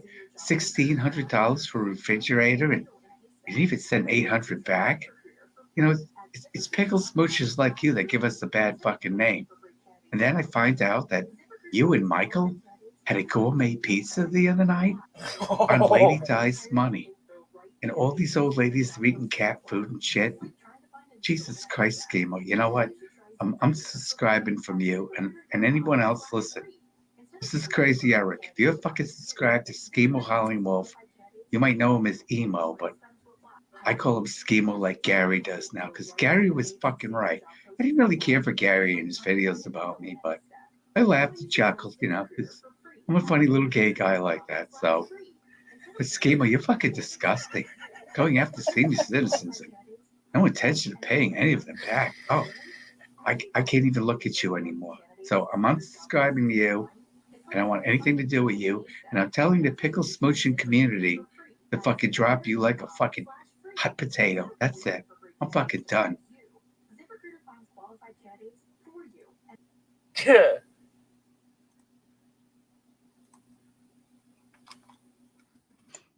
That's Crazy Eric.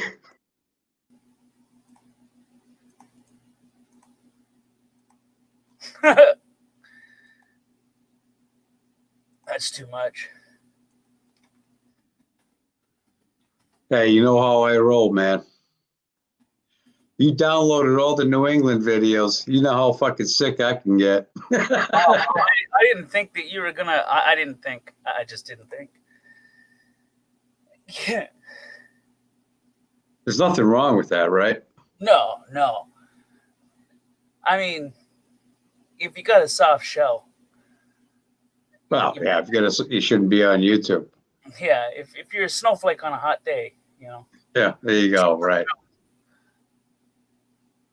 I figured you would have got a notification on it or something. I didn't get a notification. There it is. What is the deal with this Gary Snowflake guy?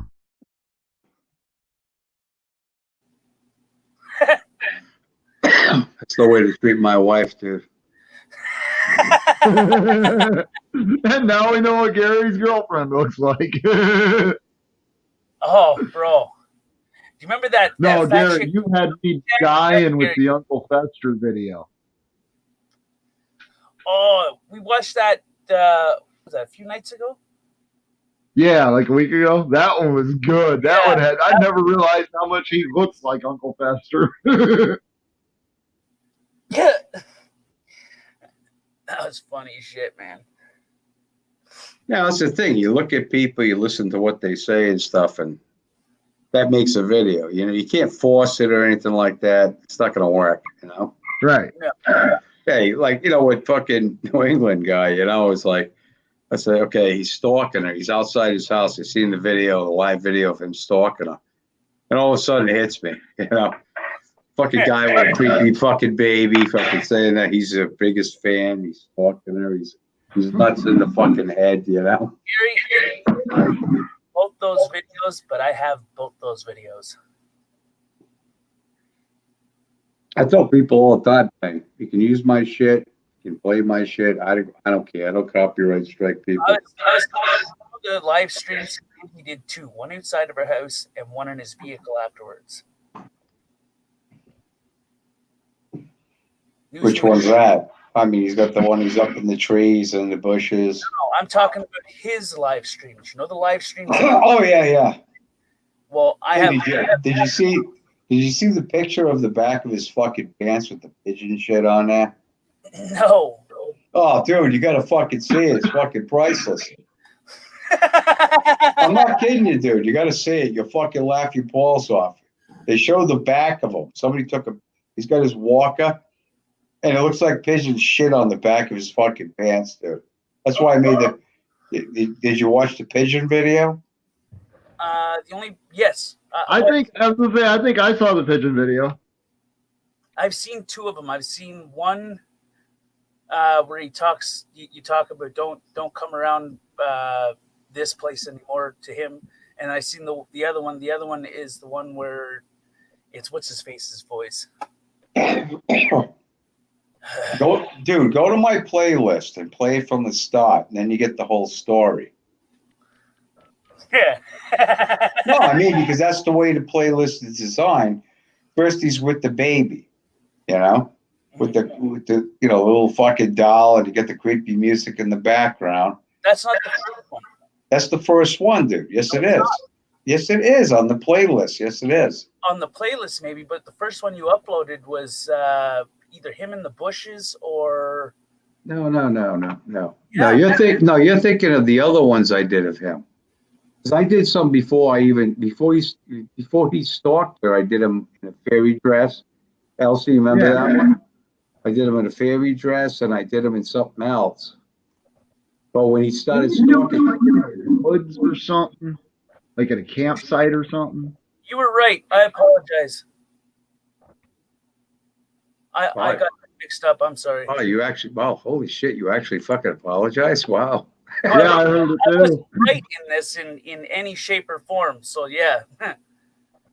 Yeah, because before the stalking, I got him in the fairy dress, and I got him with the fucking sheep. That's what it was. The sheep. Yeah, he's in the barn. Yeah, he's in the barn with the that's what sheep. Fairy dress. Then And it the goes sheep. Doll, then it goes Adam's No. Family. No. At first, it's the sheep. It's the sheep, That's what which I was a just month ago. Yes. Then the fairy dress. Yep. 3 weeks. Right. Then it's the one. Then it's the one with the baby. No, it's the one with the baby. The doll, baby, whatever. Yeah, and then the bushes. Okay. Yeah. Then Uncle Festa, Yeah. and then the tree. He's up in the tree with the binoculars. Then And the then pigeon. then you got the pigeon. Then Mr. New England broke down. Yeah, he's behind. Yeah, he's at the Massachusetts sign. Then he's and then having lunch. England, He's having his pizza. crush on Masshole Report, but you got him sitting. Oh God, that was a disgusting picture. Oh, And then he abducts Kate. Then he's got her in his basement. yeah, And then poor Kate. It's in for it now. when you did Rick's voice with Bubbles, Oh yeah. that's what? How?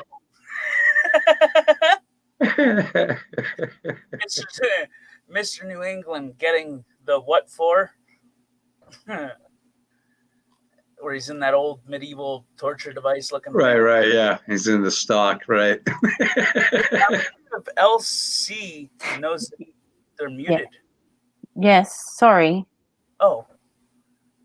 I bet I you was were having another Well, conversation. that was one of Elsie's ideas. She wanted him to What? suffer towards the end. She says, "Could you chain him up to the wall?" Yeah, the hang table him should from a hook. turn. Yeah.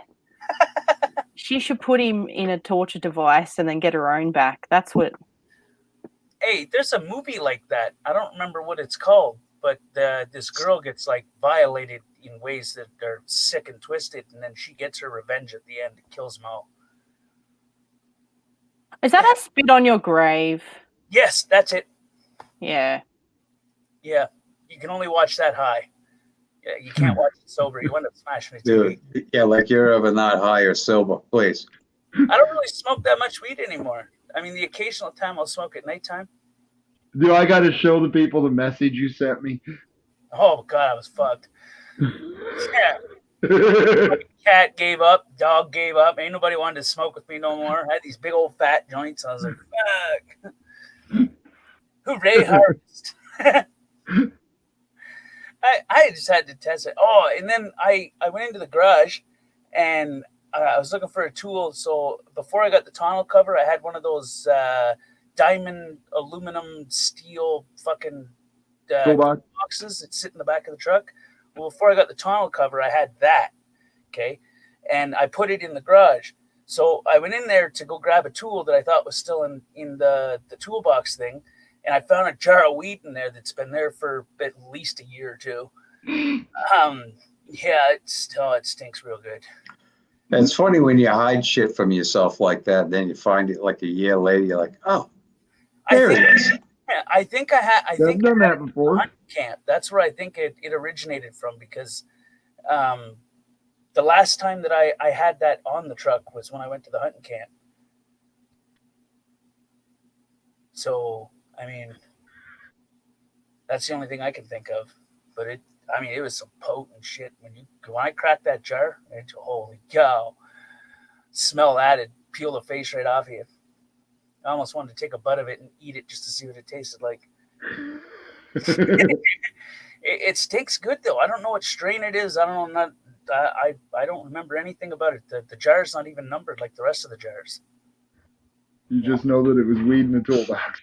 Dude, you're lucky you had fucking Nova and me around the fucking, so you can remember what fucking yesterday was. Right.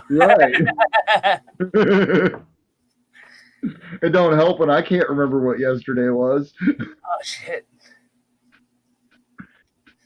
Well, that's why I put myself in there, dude, because I did the video last night. So, I mean, it's not like you remember last night, but I do.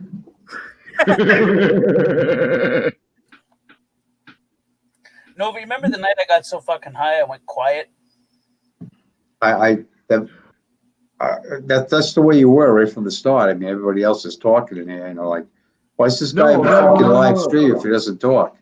I don't know if you'd already left or not, but he's talking about the night that Too Tall came in just snapping the fuck out on everybody. No, I don't think I was here for that. That night. I'm not talking about that night. I ate some fucking edible banana bread that was just oh my god. Dude, well, I remember the night that about the night that we were in the private StreamYard there chilling, and we wound up smoking you smoked your bowl, or allegedly I smoked a joint, and when I was done smoking that joint, I got real quiet for like 45 minutes. Oh yeah, I remember that. That was the first time in a long time that I got paranoid after smoking weed. I got paranoid, bro. Like I got sketched right out. I was like, I don't know what to say. What the hell is really going on here? Oh God, that's that Bubba Kush, man. Oh yeah. That shit will make your face melt off. I want to get seeds to this stuff called something Donald Trump. There's a weed out there, something Donald Trump. Huh. I don't know what the hell it is. I'm going to look it up because I can't think for the life of me what the fuck it was called. Weed. Any idea what kind of strains it is? After Donald Trump. Community strain also installed Trump OG. Yeah, the name doesn't matter, man. The way weed is today, they give it all these different fucking names. Oh, you're gonna buy this, man. This is fucking, Nova OG. It's like, yeah, fuck you. Oh my God, Gary! If I just took thing. You have to when you're growing it, when you cross strains, you have to do it just right. Like I'm a really good damn grower. I can make strains to do just about anything. I got a morning time, an afternoon, and a night time. It just depends on which strains that you find appealing to that are also good for mixing or crossing. All those cans of fucking maple syrup you ordered down, you could have threw a fucking bag of good weed in there, you fucking chiseler. No shit. Fucking scumbag. How about instead of putting water in it, you just start Give you the dropping best oil couple in of you know what, Nova? We gave him the best couple of months of our lives. This little fucking Canadian prick. He don't fucking care. Okay, so this is what Great like the rest of them. this is what Trump OG is made of. Trump OG is an indica dominant hybrid strain created through crossing the infamous OG Kush X presidential OG. Even if you didn't vote for him, don't let that cloud your judgment on the giggle, including Bud. So it's average. Yeah, they always hype up their strains, man. 20.5% average THC. Oh damn. Yeah, It's a decent. if you smoke the shit weed we had to smoke back in the day, Mexican weed, that's what we call it, with sticks and seeds. Oh my god. You know? The shit today, I don't care. You can call it whatever you want. It's going to be better than that. Gary, if I took a bud of what I get now back to when I was 19 and gave it to my 19-year-old ass, I'd probably kill myself. Because I'd have no idea what was coming. Anybody? Yeah, exactly. It's a lot stronger because of the crossbreeding and all that stuff. You know, there was a guy in Vietnam. He moved to the country that Amsterdam's in. What is it? Norway, whatever the fuck it is. I don't forget what it is. But he moved there. Holland, that's it. Yep, Holland. Yep. And he crossbreeded a lot of shit back then. And that's where all these, like Sensimelian, that's where it came from. It was him. You know? Well, I mean, I've heard the stories about the tie stick from the 70s. My dad talking about the shit was literally tied to a stick. Right. Remember a dime bag? Remember a nickel bag? Yep. It was all filled, and you had to use an album fucking cover to sip the seeds out of it. Yep. I got to the point where I used a strainer for like pasta. This is what I used to say. I used to say, how many grams are in an ounce? And people would be like 28. And I'd be like, no, 27 once you take out all the seeds. Right. Well, yeah, we used to judge the quality of our smoke by how many seeds we pulled out of it. See, when you're doing outdoor grow, you want to make sure that you're in a spot where there's not much circulation of like a field way to hell off, because you don't want that male pollen. It'll pollinate. A male plant can pollinate a female plant from up to a mile away. Oh yeah, absolutely. Yeah, it's absolutely. crazy. Yeah. I love. If I could have done that with my ex-wife, I would have been the happiest guy on the fucking planet. The only time I get seeds is when I want seeds, and that's when I take a hermaphrodite and make feminized seeds to keep a strain going. Right. That's the only time I get seeds. I got good spots to put them, and when I do indoor, Fuck, I haven't seen. I just 2 years. I just cut clones myself. If I could get fucking strain going, I cut clones. Yeah, but that only lasts for so long, because if it does. You're right. It does. Of mites, then you just killed that whole. But by then, you know, I've given clones to my friends, and they've crossbreeded them with stuff that they got. And some of the shit they got's like, wow, holy shit. I like to have a guaranteed solution in case, because I've had problems where there's been mold or there's been mites, and you have to. Well, because you don't clean your fuck. You know, number one, you don't clean your fucking house. You're like fucking emo. You have a cat. The cat can never go into your grow room ever. Ever. You can't never. Nope. It goes in there once, and you're gonna have fucking problems. It's not that it's gonna eat the plants; it's all the shit that's on a fucking animal. You don't want no animal going in your grow room. Not only that, but if that cat happens to piss on one plant, that plant's ruined. Yeah, well, then you're done. Absolutely ruined. No. Well, the cat would be dead. Right. The only time my cat will ever go in there is if I'm in there taking off the sucker leaves, which only happens. Yeah, but you should never let your cat in there, ever. Yeah. Because cats, I mean, mites, where do they come from? They come from outside. You know, your cat. Go inside though. Yeah, but it doesn't matter. But your cat goes near the door. What do you think? Mites still crawl under your door and shit? Of course they do. They're after your cat. You know, so they're after you too. So I mean, they're gonna get in there. But I mean, if you give them a way to travel through the house, now they're gonna get everywhere. You know. I usually get by pretty good. I got a peroxide solution that I use, and I'll dose it twice. I'm not buying your weed, man. Fucking peroxide. Jesus Christ. That's how you kill mites. Not Fucking straight crazy, peroxide, man. you'll fucking kill No, them. okay, Tank's got this good weed. It's called hydrogen peroxide. Right, it's not hydro, it's hydrogen.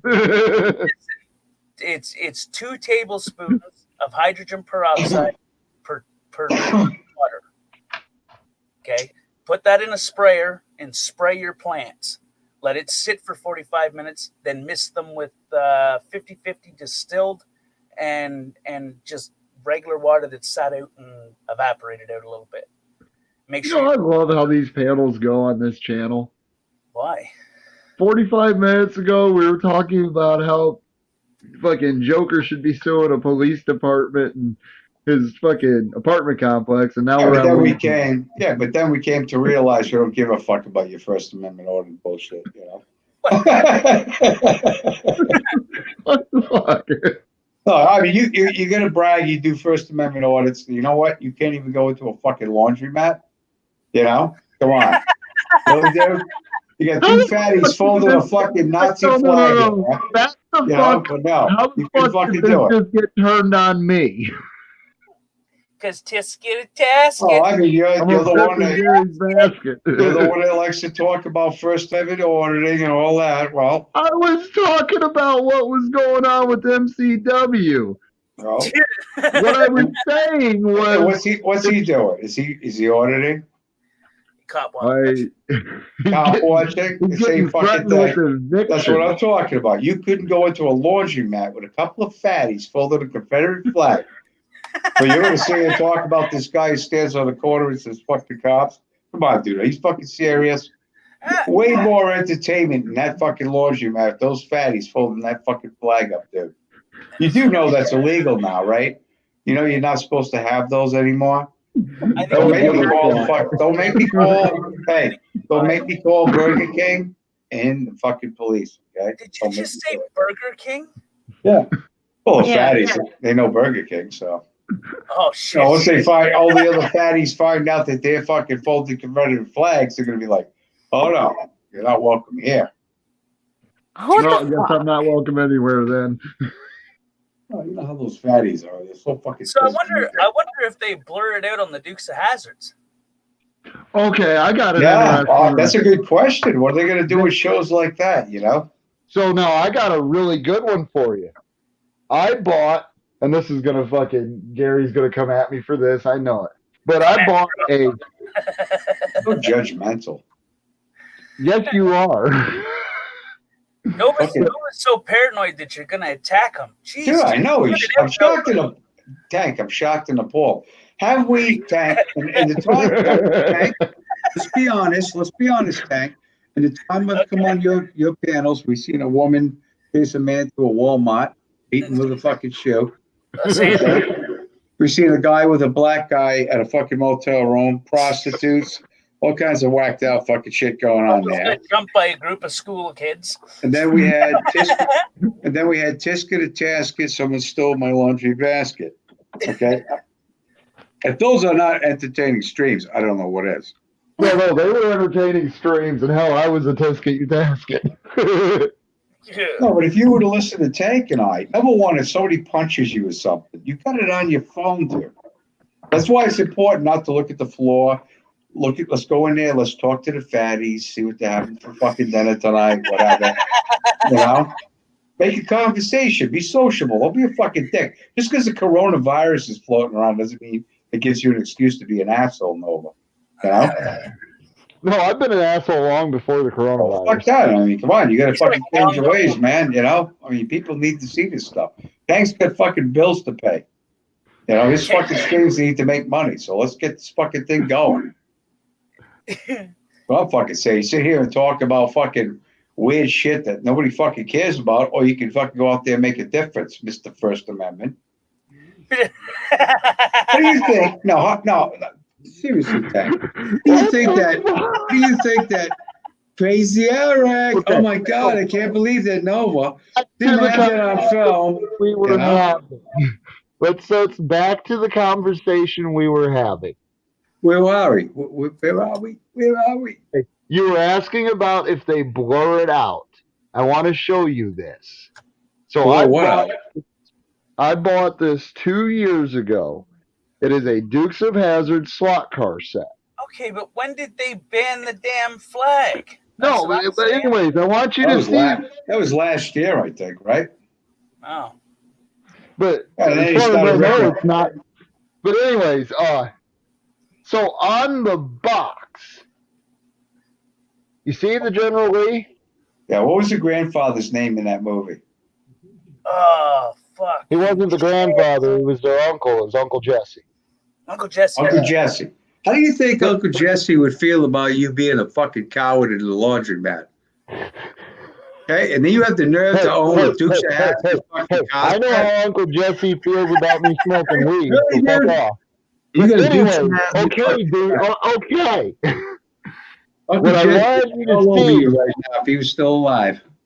That was Jack and fucking Grizzly Adams too. He was also the grandfather in Escape to Witch Mountain. Okay, well we're not fucking weird like you, so we don't watch that kind of stuff. Those were 80s kids movies that I watched when I was a little kid. But anyways, what I'm trying to say is, Thinking did of you you. notice? That's all we need, Nova, is to think of you as a little kid. We're dealing with you as a fucking adult right now. Jesus. Right. But do you notice the General Lee? It has no flag in the picture on the box. No picture of this car on the box anywhere shows it with the flag. But When the did you- car that came When did you buy that? 2 years ago, Okay, that's but probably the car that came with the box. down, you know, fucking everybody's like, oh, fuck this. Well, what I was going to say was the car that came with the box. Fucking redneck kids, fucking, you know, driving their plastic cars around. Right there is the car that actually came in the kit. It has the flag on it. It's just the flag is not on the box. Well, it's kind of false advertising. I mean, Tank Well, does yeah, that. could you imagine if somebody bought it thinking, cool, it doesn't have the flag, and then it does? What did you say, Gary? I said, Tank does that all the time. That's false advertising with his tattoos. You know, it's gonna look good, man. It's gonna look good. Don't worry about it. It'll be all right. Well, when he finally showed us what he looked like on camera, I immediately knew I recognized him from somewhere. Tank's the guy in the commercial that tatted no regrets on the girl's arm. So can we get back to the, you know, your love of First Amendment auditors when they find out you couldn't even go into a laundromat because you were afraid of the fatties? How's it going to fly with your First Amendment auditor friends? That's fine because I held the cops off at the West How Virginia are you going to stand up to a State cop? Lottery. Dude, I you got can't to even, meet the dude, you FBI. can't even stand up to a fat guy that can't even stand up. How are you going to stand up to a cop? No, I wasn't going to let you talk me into getting attacked by a fat guy that couldn't stand up. That's what was going on. The guy couldn't even stand up. He was folding the flag, sitting down. I know. His wife might have gave me a chase for a couple of feet, but that's about it. You know what's sad is how fast they ran when I asked them if they could just call the law. Let me go outside and smoke cigarettes with my piece of shit car. And somebody's stealing my fucking laundry basket while I'm out here talking to Tank and Gary, you know? We try, Tank, don't we? We try, man. You're getting community guideline strikes now for watching your own content? Really? What? I mean, it's not showing that on this, but that's what the title of this video says. Warning, check your playlist. YouTube is issuing strikes for wanting to watch your own content. But it doesn't say that. It just says that a person got a community guideline strike, and then at Team YouTube said all content on the platform are constantly scanned to make sure they follow our policies. You can learn more about this or our community guidelines here at that link. I hope this helps clarify. Oh, that's Well, that fucked don't up. clarify shit. Well, that's gonna suck for you, Tay. When you get fucked up and you don't know what you did the night before, you're gonna be like, "Well, I can't watch it." No, it's against community guidelines. You're gonna wait for Gary to tell me what the fuck you did. Somebody commented, I saved YouTube videos to my computer. YouTube is Google, and Google is tech tyrants. Well, Google is the Say that circle. they got the strike for watching their own content. It's just what the title says, so I can't make. I can't make heads or Canadian tails from this shit.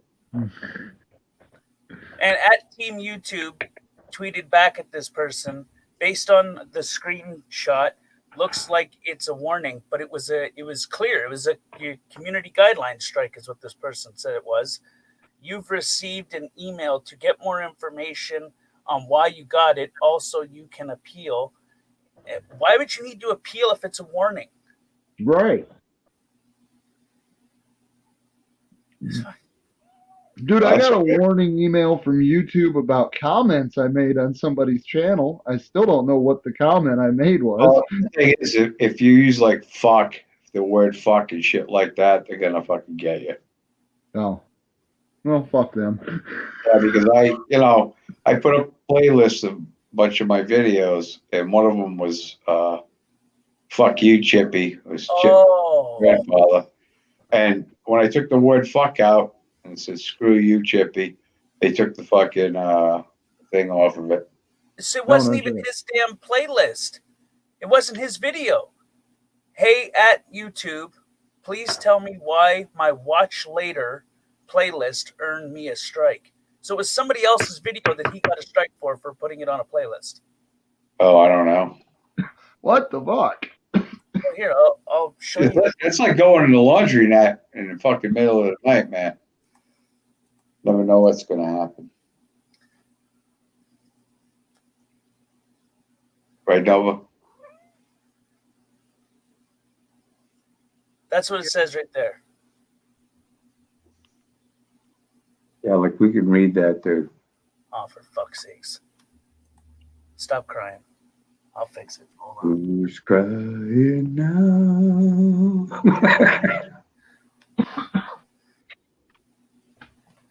Let's fucking know we're going to read that, dude. I can't even fucking read it. I can zoom on my phone. That's how Nova can read that shit. He's like, I can zoom on my phone.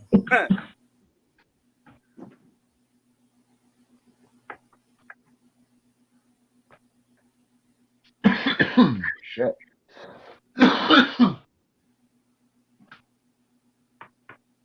No, so you want to hear something wonderful? They put the COVID test site 50 feet from my job. How's that make you feel? Not good, because the ventilation for the Sears building where they're testing them vents into the mall where I work.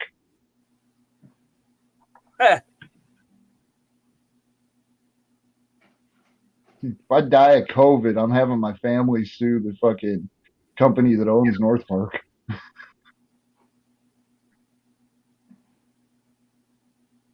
Like, the owner's not happy about it. I'm not happy about it. The manager's not happy about it. The entire hippie store at the end, that end of the mall, is not happy about it.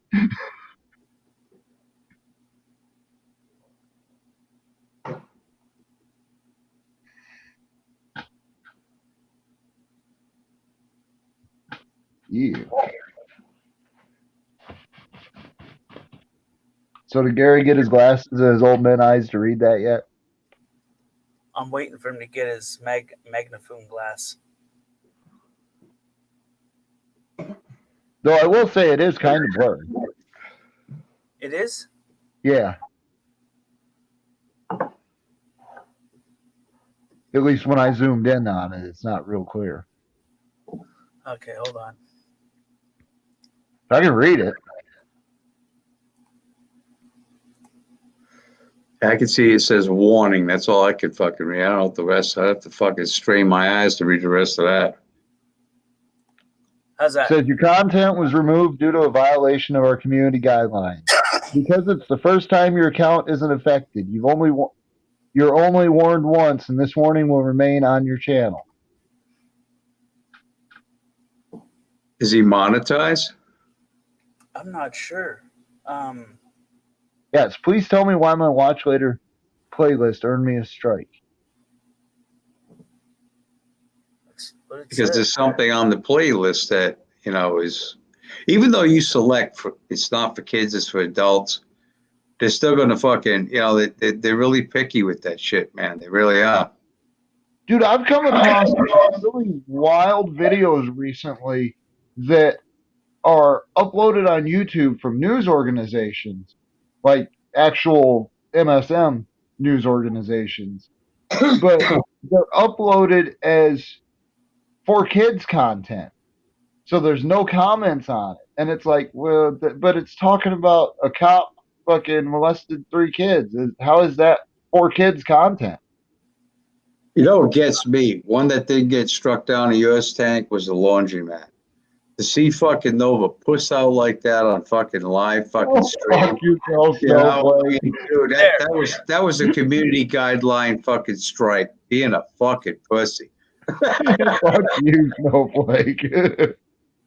Okay, it says, warning, your content was removed. So YouTube doesn't even know how to read. They read the warning and are like, it sounds like it's a warning. No, it says warning. And then underneath, your content was removed due to a violation of our community guidelines. Because it's the first time your account isn't affected, you're only warned once, and this warning will remain on your channel. Your That's channel, a guideline strike. That's exactly what that is. Yeah. You can't.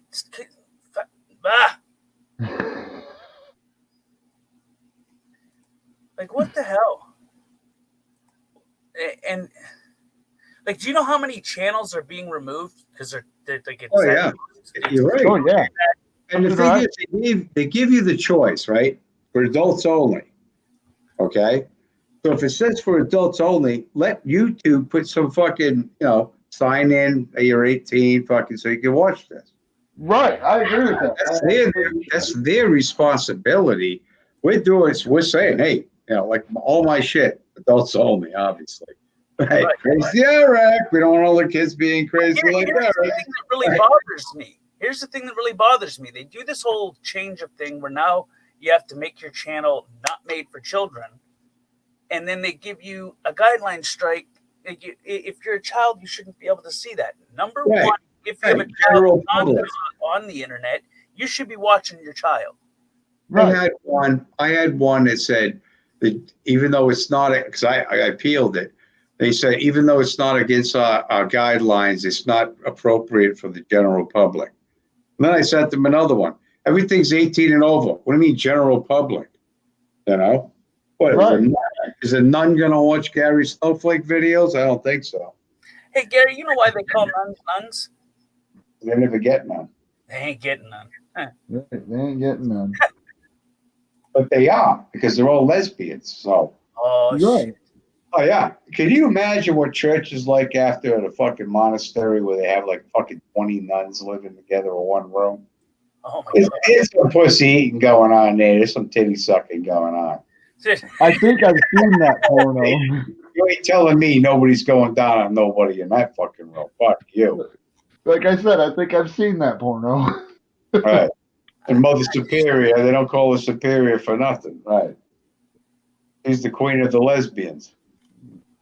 They're like, hey, She can take the whole leg of that bed. That's why she's Mother once Superior. in a while, you get a fucking priest that comes to see how everything's going, make sure the nuns are baking fucking bread and doing what they're supposed to, you know. But, you know, then he leaves and get back to the lesbian ways. They're all fucking happy with themselves. Right.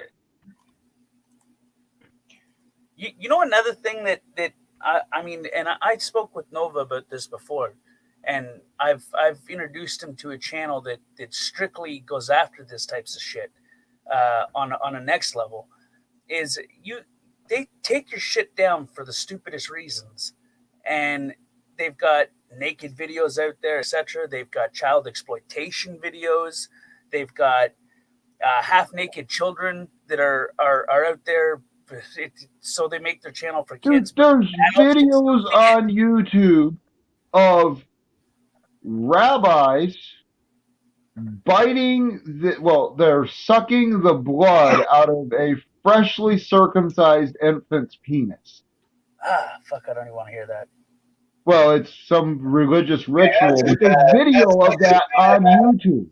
You don't know, but that's as bad as that fucking laundromat video I watched a couple of weeks ago.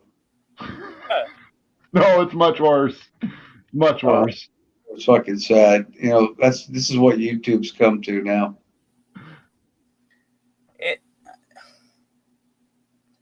And it's kind of the weirdest thing in the world because this guy that is investigating this shit and doing this stuff, he's going into the comments and he's realizing that there are big fucking channels out there that are posting this shit it's a hub. It's a hub for child exploitation. Right. In the comments, the things that people are saying, like I'll take the one in the red dress. When does bidding start? Type of thing. He's dug so deep into it that it's basically sick fucks are up there going, hey, yeah, boom, here, and then it's an auction. Well, then you got the fucking lesbian recruiting videos, you know, which I don't have a problem with that. I think lesbians, you know, are good people, all the right intentions, you know. Yeah. Hey, they were just after the same thing we're all after. Fucking right. And the funny thing about it is they're going to put up with the shit that we put up with too, but it's 100 times worse. Because you're going to admit, come on, when she's having her period and then she's having her period at the same time, cat fight. Yeah. Cat fight all day long, man. Hey Gary, I got a question. Do you think that lady, that lesbian lady, do you think her bum really hum when she come? What lesbian lady? The one you're talking about. I was just talking about lesbians in general. Oh. But they probably, you know what the thing about lesbians that fucking, I don't know, I think it's whacked out. Number one, they think they can eat pussy. Okay. They use toys that are shaped like guys. So how can you call yourself a lesbian if you're using a fucking dildo or a strap-on? Why can't you satisfy that woman? I can satisfy any woman and not even pull my winky out. You know? But, I mean, these lesbians, they can't do it. Oh, no, put the strap-on on and let's get this going. Right, fucking. You know? That's the way they are, though. You know, it's like, I had two lesbians living upstairs from me where I lived once, right? I said, you're not really lesbians. Yeah, we are. I said, do you use dildos and strap-ons? Yeah, all the time. Then you're not lesbians. I can satisfy the both of you. I don't even have to pull my fucking winky out. Well, one of them started getting curious. There you go. Fucking cat fight, man. I was up. I had to go collect the rent. I go upstairs. I can hear her bitching. How come I can't go get the rent from him? How come it's always you? Because you can't be trusted. You know?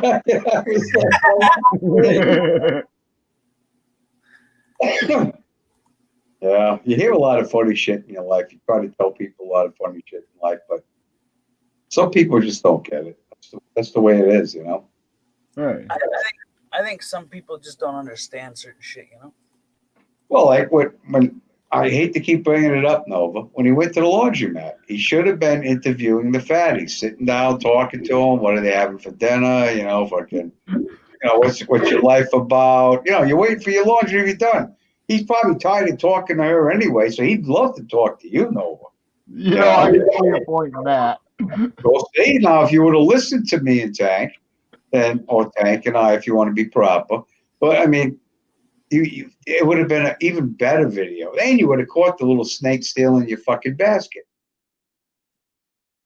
Because now you got the fatties looking out for you, you know? Hey, he seemed like a nice guy, Esther, didn't he? Yeah, but he made his friend Gary made a lot of fat jokes, and I didn't like those. Yeah. Yeah, but he was. I went back and I listened. I listened to. Noah. Oh my God, bro! It was the fatties. It was the fatties. They're the ones who did it. I'm telling you, bro. I've seen them. It was the fatties. I'm like, what the fuck? Gary was trying to get me shot. He, you know. If you learned anything, Nova, from the first Gary, Amendment, I think you need to be aware. Iowa is a concealed carry state. I don't care. I don't care. You got your phone, so if they shoot you, you got it on You film. get to see it. You got witnesses. You're on Tank's stream. He's going to save the stream. You know, Tank's going to fly all the way from fucking Canada, wherever you are in the hospital, with the footage. You know. You're all set, dude. All the bases are covered. Have you not learned anything from the First Amendment ordinance? Listen, Border Patrol catches me swimming across with a fucking Ziploc baggie with the damn fucking USB drive. Right. The video on it. I'm swimming across. They're like, what are you doing? I'm trying to get this evidence to my buddy Nova. He needs it. And that night, while I'm laying in the hospital, and Gary's up at home, up wherever the fuck he lives. Well, I mean, you know, here comes on the national. It wouldn't actually arrested while trying to cross border. It wouldn't actually go down the way Tank said. Tank would jump in the water, and all of a sudden he'd start fucking sinking and screaming for help, and they'd have to save him, and he'd be like, "Man, get this fucking flash drive to the proper authorities. No one life depends on it." Maybe laying in the mud on the other side of the fucking border, you know? Just stop in and say, hi, who's this fucking Gary Snowflake bitch? What's going on, Nova? What's going on, Tank? What's going on? What up, Goat? I got to What is the deal with this Gary Snowflake guy? Ate all my breast, dude. So forget about it, okay? Forget about it. I changed it there. I got you either way, buddy. I was like, whatever you choose, man. We don't judge around here. So love you, Gary. I still had that name loaded up from. I was getting ready to go into a panel, and they were talking about, somebody was like, "Hey, I'm looking for free medical advice." I changed it from Goat Boy to that, and then the studio was full. I was like, "God damn, let me go over and hang out with the second best in the world, Tank Boy." So, that was a shot. Felt like a shot, man. That was a shot fired. Yeah, they call it shots across the bow. He's like, "Oh, shots fired." Across the fucking Canadian River there that separates the United States from fucking Canada. He's like, man down. Gary needs a medic. But next time, Nova, you go into a store or something, you take Tank and I with you. I mean, you have to keep the camera up. I want you to get the proof. If anybody punches you or slaps your tits or something, Gary, we got it. I watched it through, and yeah. You're right. I did. I was way too down focused at the camera. Bro, he's gonna. I wasn't worried about the camera. Someone's gonna smash his face, and you're gonna be like, "Ah, you hit like a bitch. Hit him again." You know what I'm gonna say, Tank, right? Yeah. It's just things other than that. Yeah, that's exactly how it's going to go. I'm going to get punched in my face, and Gary's going to tell him to hit me again. We had to teach Dragon, right? Remember? In the parking lot, he wouldn't point the fucking camera at the hooker's tits. He wanted to keep pointing at Stanley's fucking charming black face, you know? But he wouldn't talk to the hooker. He wouldn't buy the hooker. I mean, Stanley, I don't know. I thought he wouldn't buy the hooker. I offered to pay for it. I don't know. There was fire between those guys. I don't know what it was. But when we got him to the store, and the guy was in the tough guy outfit, like he's in a gang, and I'm saying, "Are you in a gang, dude?" You know? Okay. And the guy that's the part that I wasn't there for. Oh man, it was fucking hysterical. But the guy fucking swing at him. You know, then he'd have it on film and the guy would get arrested. So you covered, man. You know, it's worth the laugh. Plus, we get to see you get punched in the head, you know. Excuse me, sir. Are you a gang member? Excuse me, sir. Are you a gang member? Oh my god, it cracked me up. I loved it when the fucking lady at the counter said, "Shut up, Gary." It's like she's known me for 100 fucking years or some shit. Shut up, Gary. No, if you just know how to handle a guy like you is all. But see, if you would have kept the camera up and went in there and talked to the fatties like Tank and I told you to, you would have seen that fucking skinny black kid still in your fucking laundry basket. But no. Gotta go your own way, go outside, smoke with your piece of shit car. Well, go ahead. Hey, I went my own way and I still went home with my laundry basket. That's all that matters. Nova, I want you to write your name on the bottom of that laundry basket.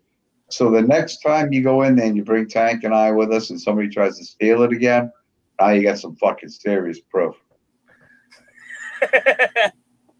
You know, it's like a lunchbox. You know, like when you were, you were obviously a dumb fucking child, so your mom had to write your name on your lunchbox so you know where it was.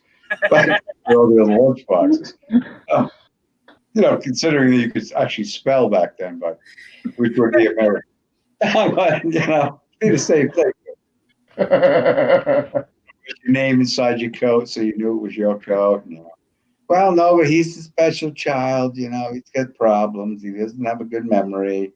Well, I know if I write my name in my underwear, I should write my name in my Oh, there you go. That might help you too. I'm sure your dad would be happy.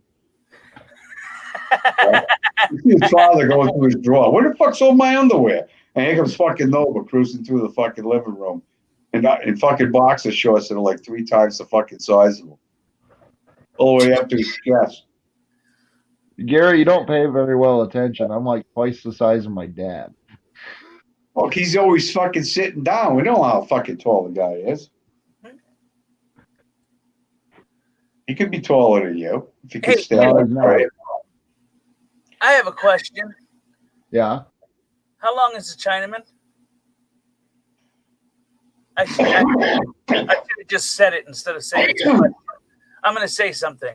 How long is a Chinaman?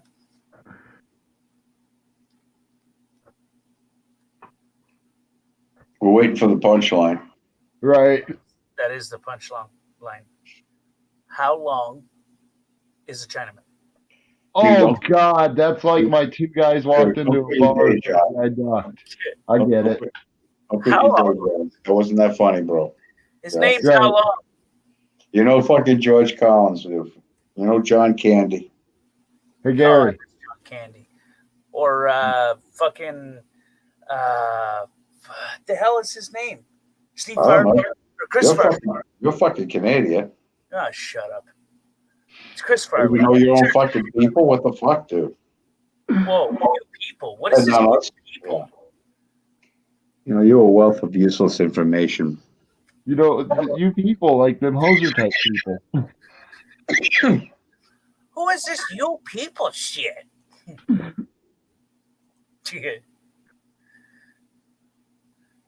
I don't know. No, I got to say, and I was Tank and I we were talking. It's going to take a lot for you to come back from not, you know, putting the phone up, going in there and talking to the fatties and, you know, catching these criminals way before this. Nut grabber. Yeah. I mean, you could have, that was a big flag. You could have helped fold that, dude. What kind of a fucking citizen are you? What do you just think of yourself, man? Don't help nobody. I was letting them get their fucking monthly exercise in. Stand up, man. Look at the fucking chair he was in. He couldn't even stand up. He couldn't go over there and say, "Excuse me, would you need some help?" And you have him hold the phone with me on the phone with him. I would say, "Well, hey, Chubby Buns, what's going on, buddy? Huh?" Yeah. And then I'd need a new phone. So how long are you and the missus been together? I'm sure it's been a wonderful fucking 2 years, you know? He'd probably say 30 years. I'm sure it's been a wonderful 2 years, you know? That's what you do to these people, though. See, the first of the month's coming. That's one of my favorite fucking days. Because, you know, all the fucking fatties go for their fucking food shopping. They get their food stamps and shit. And it's like, it's fucking heaven because you go to Walmart and there's a fat person driving on around one of those handicap electric car things. and I have to stop and say, whoa, whoa, whoa. Those are for handicapped people, not fat people. Why don't you mind your own fucking business? And then they go to tool away from me, and I spray them in the back with a little bit of liquid ass. And let me fucking tell you what, dude. That's 3 hours of entertainment at Walmart. You don't even have to buy anything. Just the laughs from people, their faces, putting their shirts over their noses when she comes by, and her saying, "It's not me." You know, I'm telling you, it's the funniest shit you've ever seen in your life, bro. You know, it really is. And I mix olive oil with my liquid ass. What? Olive oil, you know, olive oil that you cook I know with. what olive oil is, but how the fuck do you make olive oil out of liquid ass? No. I got a bottle of liquid ass, and I pour a little bit of olive oil in it. Shake it up good. Because if you ever tried to wash olive oil off or vegetable oil off your hands, you can't. Now with soap and water, you need like a dish soap to get it off. Yeah. Now this olive oil is infused with liquid ass, so not only is it slimy and you can't wash it off. You know? And the funny thing is when they reach back on their shoulder where I sprayed it, now it's on their hand, now it's on the cot, and this shit lasts 8 to 10 hours, dude. Oh, And I'm telling you what, it's a wonderful day at Walmart on the Forest. It really is, because all the fatties, they got their big cabbages. You know, it's another good one to do to them, because all supermarkets are raised the same. You walk in, there's fruits and vegetables. The fatties never linger there. The swamp hogs, they never linger in the fruits and vegetables aisle. They head for the soda and all the other fucking shit.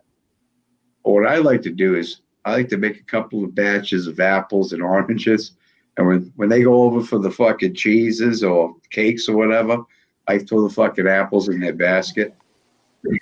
And then when you get to the register, man, you want to make sure you're next to them. And they pull the apples out, and they're like, "Oh, what's that?" Like, you know, it's so funny as shit, dude. There's like 3 or 4 of them that you've done it to, so they're all like, "Yeah, me too. What the fuck's going on?" Right? I'm sitting there fucking laughing like a schoolgirl, you know. Right. Hey Gary, do you remember that joke about what was it about? Was it banging fat chicks and a scooter? Yeah, or fat mopeds or girls and whatever? You remember mopeds that are one? both are the same. Because, You're right. The ride, when your friends see you on one. Fun to ride, but Yeah, you never right. want to have your friends see you do that.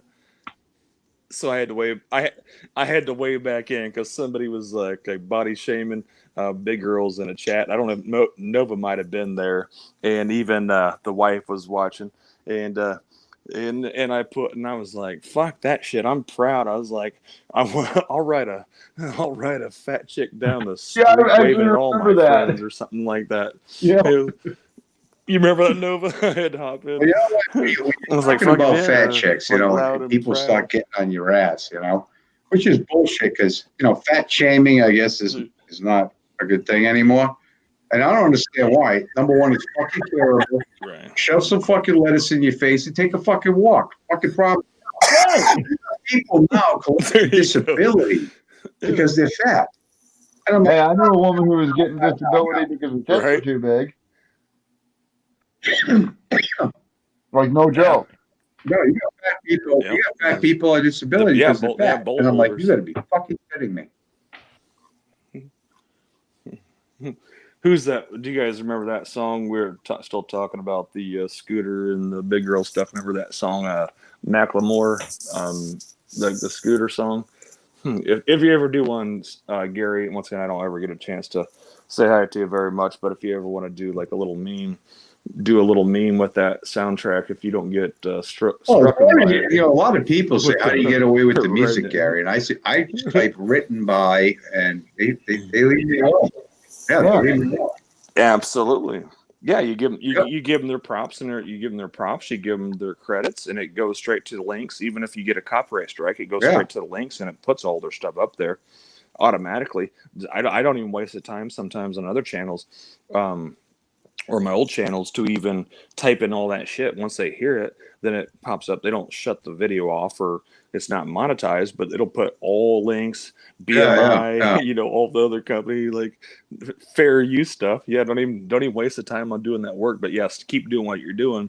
But yeah, that was one. And like I said, QT was on lunch when I wrote that joke and stood up, and so she like actually called me, snorted her Coke out of her nose and gave me some props there for standing up for the standing up for the big girls. Yep. I'm like, fuck that shit. I'll ride a big girl down the street like a moped, waving at all my friends and trying to make new ones. I never sleep with a woman that weighs more than I do. Right. I know fat chicks need love, but you know what? I'm not giving it to them because fat kills. You know, your doctor tells you, look, cholesterol is bad. Hey, you know, I'm not going out with a fat chick.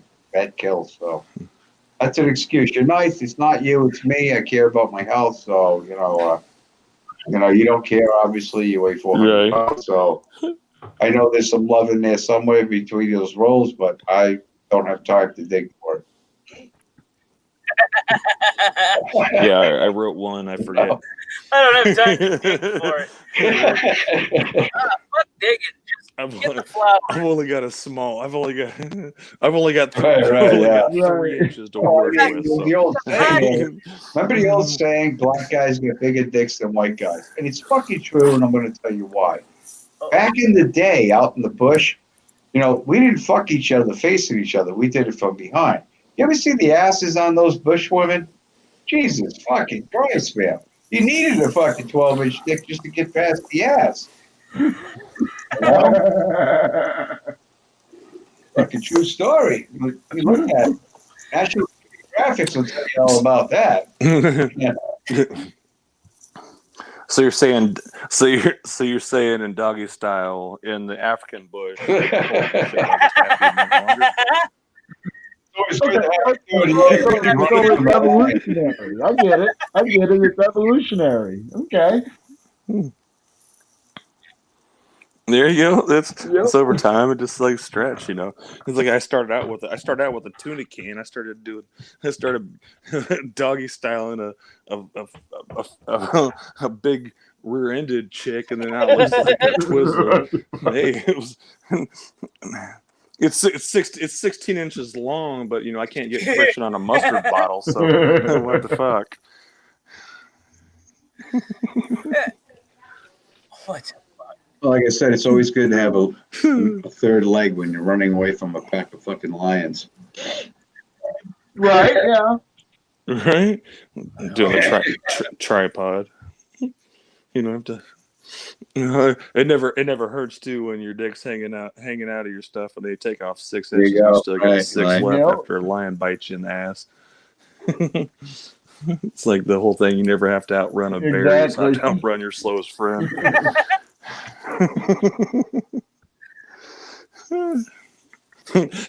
You ever seen a lion tracking you down and you just like trip your right, yeah. Let's get back in the car. Like with bears chasing you, you only have to be faster than your friend, not the bear. Exactly. Yeah.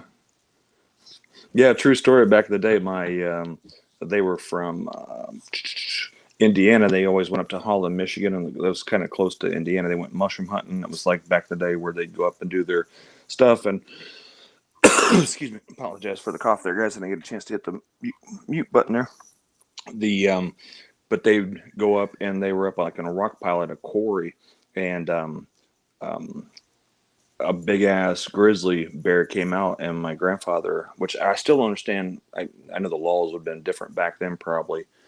For the hunting, and actually took down a big, it was like 10, I want to say over 10 foot grizzly with a 22. You know, it was just two couples, you know, a couple guys, couple girls walking around. You know, I tried to picture it back in the day. I've heard the story many times, and they took it down. So yeah, he got me thinking about the bear. And so every time I had to spend the night at my uncle's house, you know, when mom went out or whatever on a date, or they went to go out and do whatever, And they made us sleep in the den. And so they'd say, okay, here's a couple blankets, here's a couple pillows, when you got your aunt and uncles watching you as a kid. And then there was like this light spotlighted on this fully mounted 10.5-foot black grizzly bear, like, grrr. Just think about that shit as a kid, like being like 5 or 6 or 7. Like, what the fuck? Freddy Krueger was a bitch. I'm sleeping under a 10.5-foot black fully mounted. I mean, it probably cost him like $4,000 to mount that shit. But he shot it with a 22 long rifle with like a clip and took it down. Yeah, you got me. Sorry, Gary, I didn't mean to interrupt you, brother. You got me kicked back on. It's Halloween. Is it Halloween yet? 30 minutes. Not quite. It's fucking Halloween on here all the time with fucking Schemo, fucking begging. He's just begging. Trick or treat. Yeah, fuck you. Get out of here. I get coronavirus. Screw you, little fucking beggars.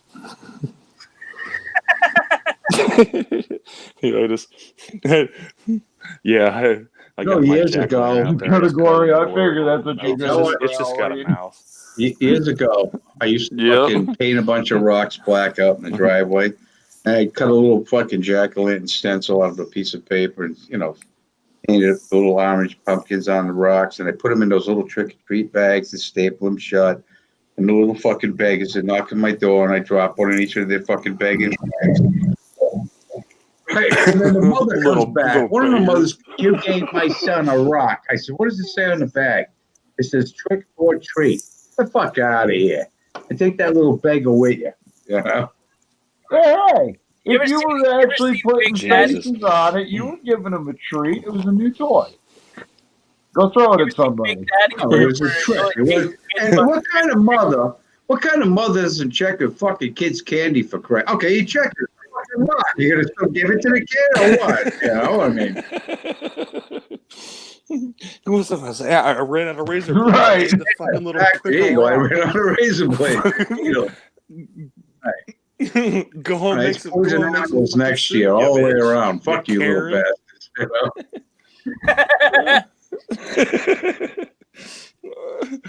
You know what? You got Christmas. You got all these fucking bullshit holidays. They just fucking try to suck shit out of you for the dumbest fucking reason. Easter is a good one. Right. How about the biggest one of all? The biggest bullshit fucking holiday of all. Valentine's Day. Yep. The day where you say, well, how much do I got to buy her so she's not going to be a fucking bitch today, right? Valentine's Day. Gentlemen, again, liquid ass comes into play every Valentine's Day in my life. I go to the local store and I go down the Valentine's aisle and I spray all the fucking chocolate boxes with fucking liquid ass. This is what happens, guys. There's a couple of guys who went down the aisle. One guy comes back, he's got the shirt over his nose. He goes, well, I guess this is a sign she's not getting anything for Valentine's Day. I couldn't fucking contain myself. So I used to do, liquid ass, man. Liquid ass is. Oh, that shit will make me go up, man. It's nasty. Ooh. Yeah, you just hear that burp. I was just thinking about liquid ass. It is.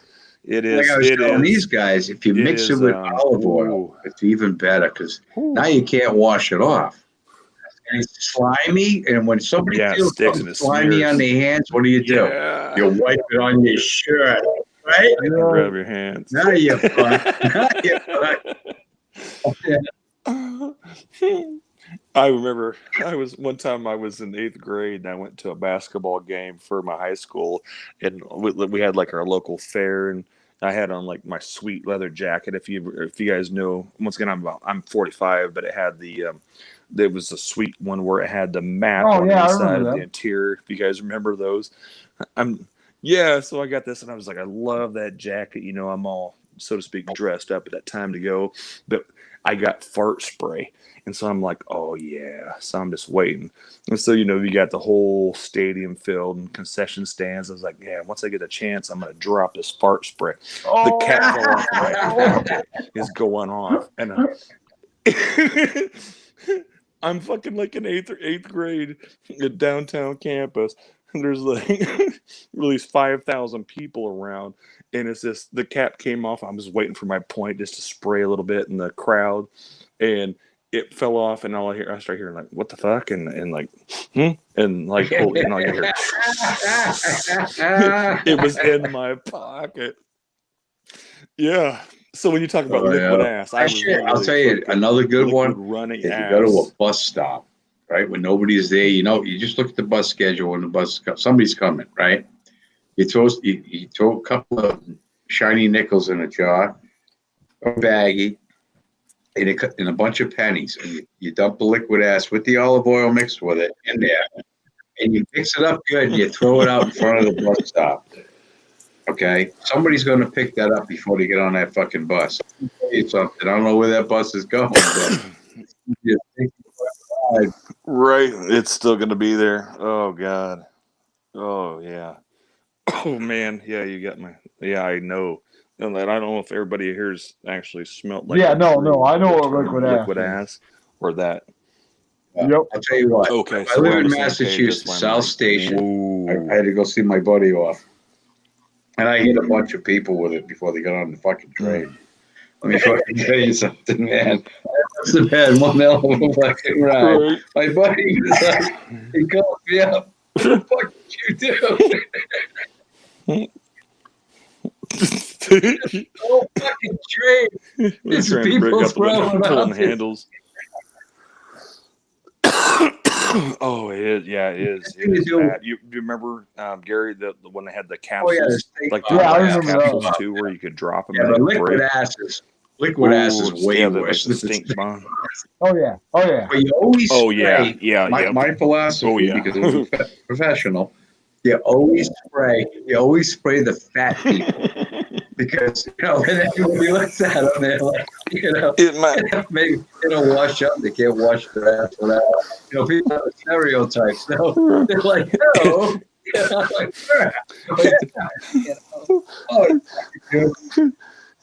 In my professional shitty opinion, just spray the slow ones. Help thin. Well, those fat people too, right? They take up 2 fucking seats.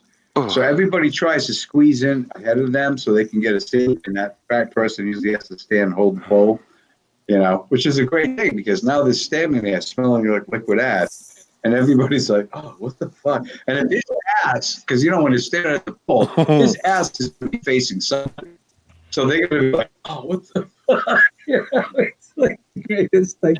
Everybody was like, "You're such a fucking asshole."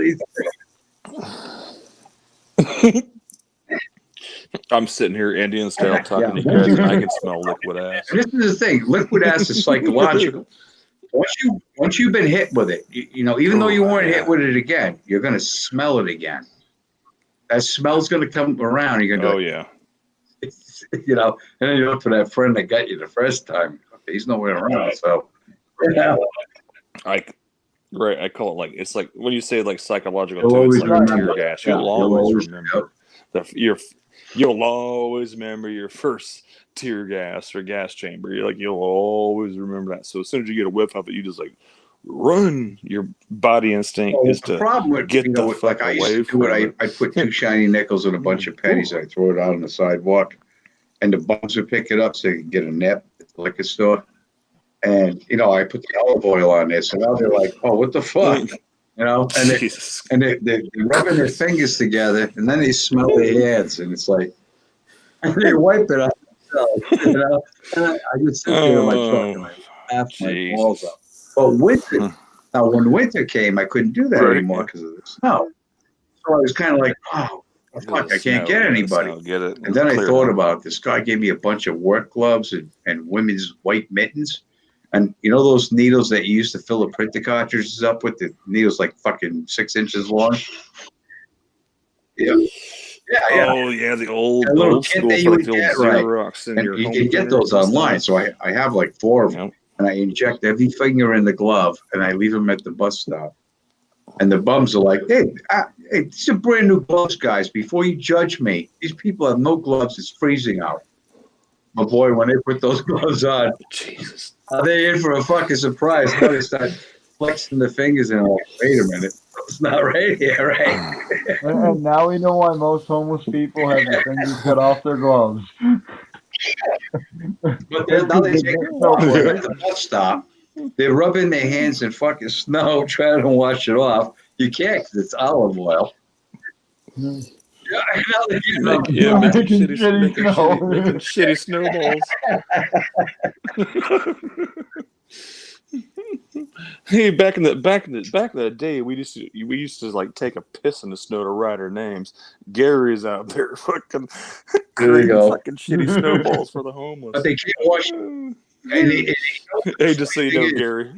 Just so you know, I got a special place in hell, brother. I'll be sitting right next to you. I have a condo overlooking the Lake of Fire. You guys are always welcome. You know that. I was gonna say, at least we know who's gonna be sitting in one of them chairs. Yeah. Right? Like I said, I would say like, hey, I was The like, funny I'm thing going is- to hell, but I think they're gonna try to kick me out, so I don't take over. But fuck it, Gary. I'm down for some of the stuff we say or do in life and have done in the past. Fuck it, brother. That's why I always wear flip flops and swim trunks. When I die, I'll be cool in hell, or at least a little bit cooler. Imagine if you died out in the middle of the Antarctic, or like climbing Mount Everest and shit, like in a polar coat and all the boots and all the gear and $50,000 worth of support, and you end up in hell. Fuck that shit. I live my life every day wearing flip-flops, a bandana, and some fucking swim trunks. When I show up in hell, hey, I'm making the You're best there of for it. the Let's hang tan, out. right? Let's party. You know what I mean?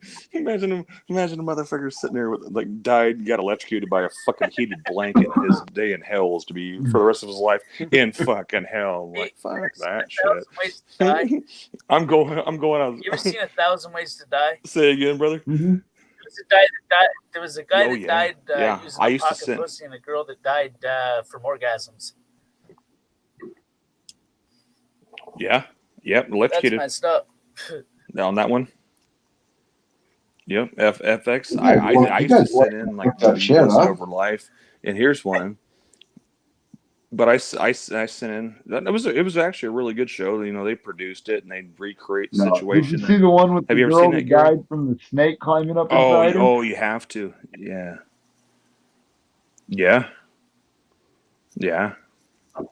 And the reason I literally Gary. So if you haven't, you have to look it up if you have the ability to right now. 1,000 Ways to Die. It was on FX, right? Because I used to send. FX, So it was FX channel. Because I used to send in. Yep. Because I used to send in material, and there was one. I'm sitting around, you know, I'm a younger kid or whatever, and my mom was like, "Oh yeah, my so and so's, my boy, I guess it would be a boyfriend at the time, passed away, or a friend of a friend passed away," and I was like, "Oh, how did he pass away?" The guy was in he went to Hawaii with scuba diving, and he's underwater and accidentally he had like if you know what a partial is, like I call him a flip or a partial, if you guys know what I mean, like a fake tooth, and actually underwater when he was breathing in, swallowed and actually drowned us, like choked on his own dentures, I guess would be the correct term for it. Dentures underwater, and they're thinking, okay, hey, where's Billy? And he did, and so he couldn't get up in time. Like, 1,000 Ways to Die will show you. You're talking about electrocutions, car crashes, just like the weirdest shit. Like, hey, look, watch this dumbass go feed a bird. Next thing you know, The one that got me was the Hits him biker in the in jugular. Colorado that robbed the local liquor store but forgot to take any alcohol, so he siphoned some gas out of his motorcycle and died in the mountains from drinking gasoline. Yeah.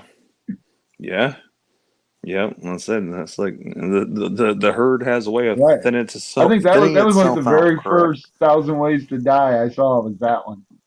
Well, it's kind of like YouTube, Oh, though. man. Come on, look at the But fucking no, Wendy's you find down here. Oh God, I'm on here, so you don't gotta go explain Oh anymore. yeah, but it's not all about but we're just talking in general, you know. I mean, look at fucking Tank. That kid's lucky to be alive.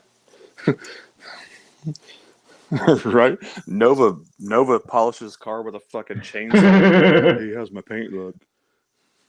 You got Tank Boy over there fucking huffing. I don't even know what the hell he's huffing on right now.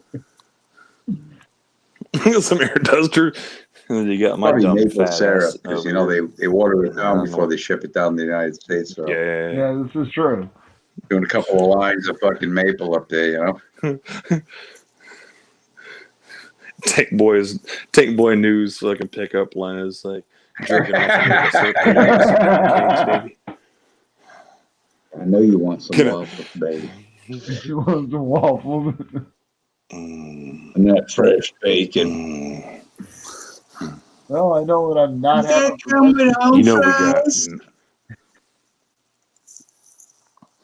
You know we got mounted horses around here. You wanna sit back and hold the camera for me while I do that? Tank was going to be one of those guys, Hold Canadian my- Mountie, but and you got to be smaller than the horse. So You know. He's like, hold my step stool. Tank, while are I you mount this there? I'm horse. insulting you. He's on the fucking. He's on the sauce again, guys. So you know, just bear with him.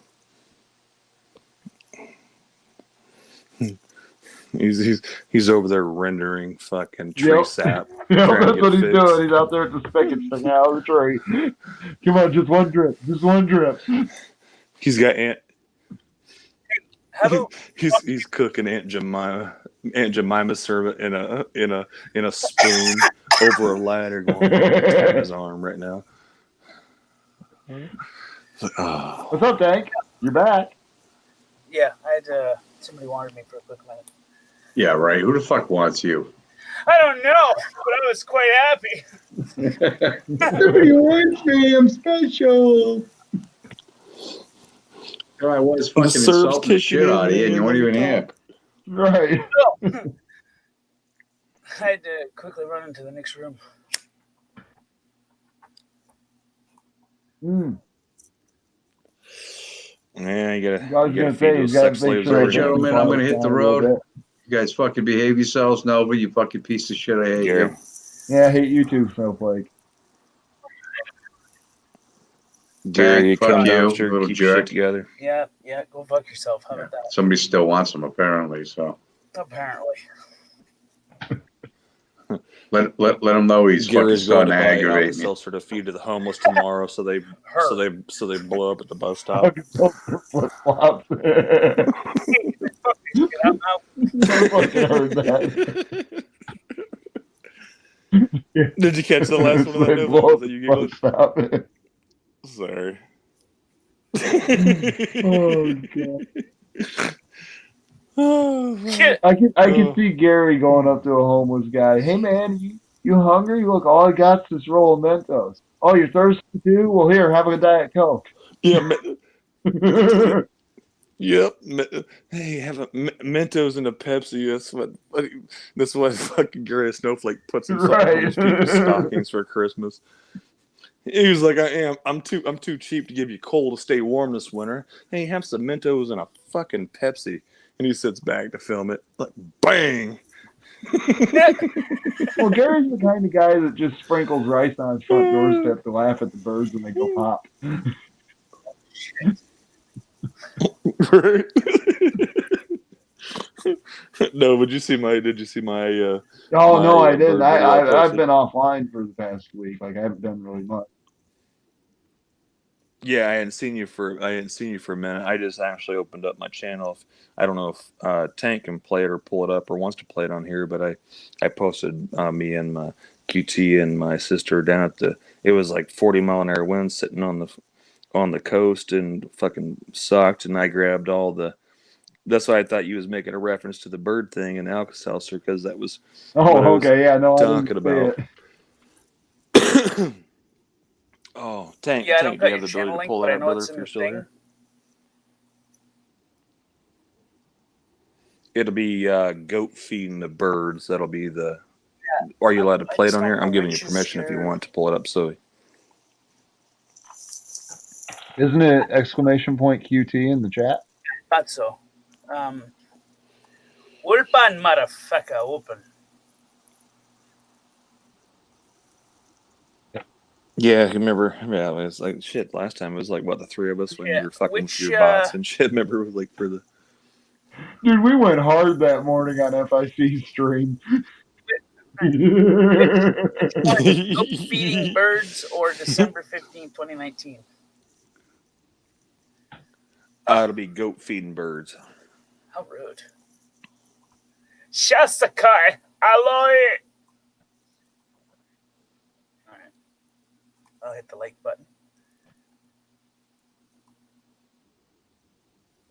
Oh yeah. I I'm bet working you too hard to help. get in any trouble.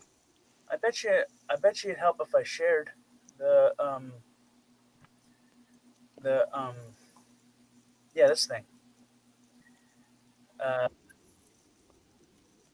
Oh, by the way, I apologize for the footage, and there was 40-mile-an-hour winds, and we were getting rained on, and QT pulled out her phone, and so it's in VFS. So if you see it pinned, you'll know. Okay. Yeah, I've done that too. The damn vertical phone syndrome. We're gonna hit the play button. Here, do Okay. it. What now? Just get it. Oh, what the hell? Yeah.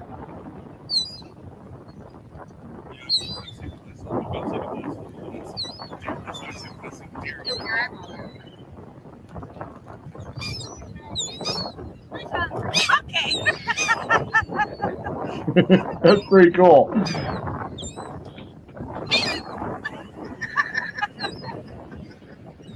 That's pretty cool.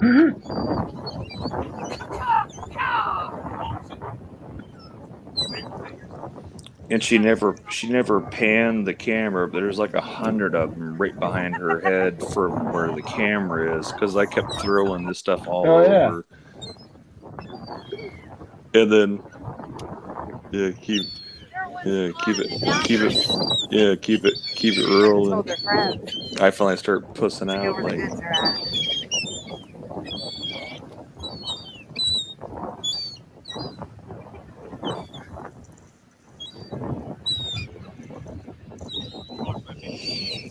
But every time I look towards the camera, I can see like 100. That's so cool. they're like.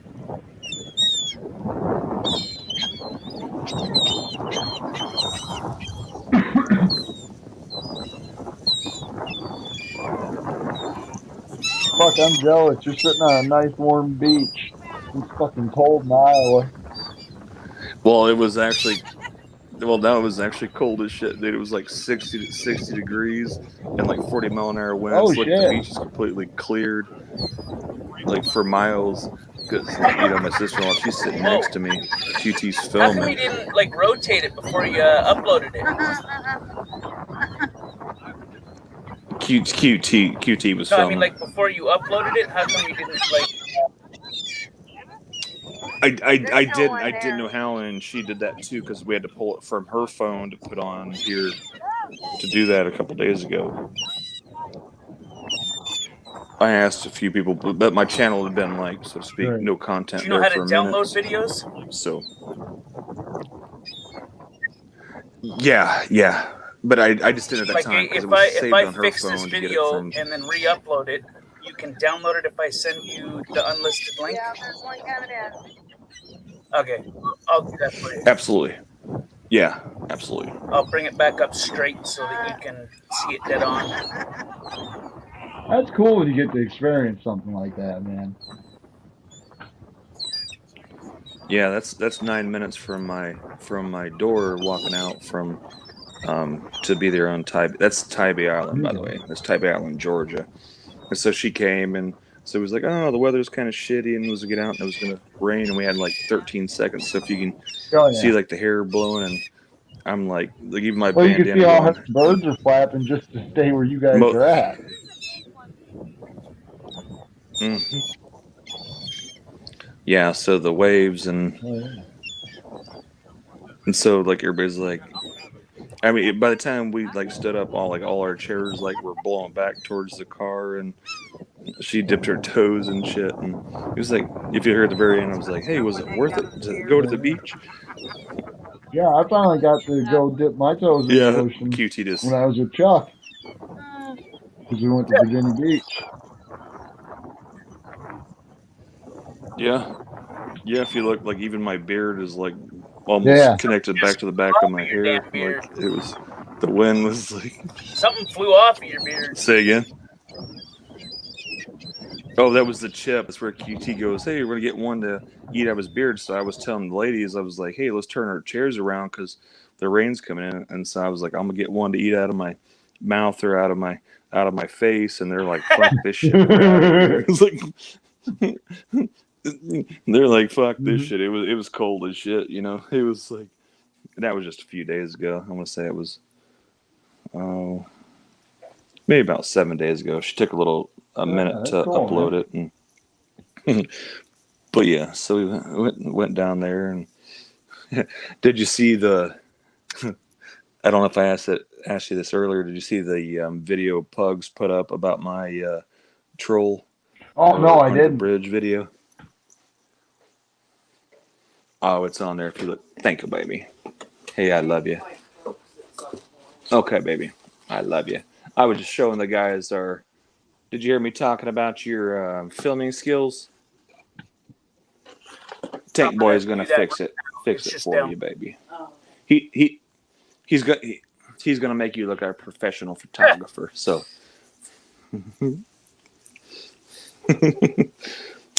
but yeah, So Pugs did a video about you under the bridge, huh? yeah. No, I haven't Yeah, seen have that you one seen yet. it? Did you already see it? I remember No, but can you seeing see it that from where you're video looking? on your channel, and I Yeah, it was- commented on, "Hey, I finally know what bridge you live under." Mm-hmm. That was the one that was uploaded because when we reactivated the channel, that was on private from like 2019 because she got a new iPhone, Yeah, and then got me an iPad. And so I was like, hey, I want to test that and stuff. But I accidentally, because I was worried about the 18 or over thing, and it popped up on the one. So I set on private because they had all that Yeah. disclaimer stuff with the FCC and shit at that time or whatever that. And so I put it on private. And so once she uploaded this video of the birds the other day, when she clicked over and I said, yeah, I got this one video that like an original video for where trolls live, and since she'd clicked and set it for 18, and we set it to default where it'll always go Yeah. to always be 18 for the content, then she clicked right on it, and it allowed her to unlock it. So I was like stuck between like 3 different devices because I went from Android to her iPhone to the iPad, and so that's where so it was like we literally did the bird video, had that conversation for about 5 minutes. She goes, okay, here, just click. And then, so everybody was like the troll video, but never seen the bird video. And so, but yeah, that was like December of, I want to say like December of last year, because I was trying to test yeah, it, and I wanted to see I and like saw scroll that and one like see how it worked. December of last year. Is like commenting on it because I think you had come up because we Gotcha. you had started trolling on me or something in a chat, and I went and looked up your channel, and I seen that video. It's the only video. I'm like, hey, I know what bridge you live under now. How things have changed. Yep. Exactly, but I could never get to it, even under my library or my studio or without whatever setting that I couldn't release it. But by putting that one video up, allowed that one to go. Oh, because remember I had, yeah. So you were, because when I opened that up, there was only 6 views on the troll, on the troll bridge video, and so that's like a couple days ago, or it was about like 3-4 days ago, maybe. Yeah, I thought it was funny so, because it's like, some of it, now I know what bridge he lives under. And that was back when I was still using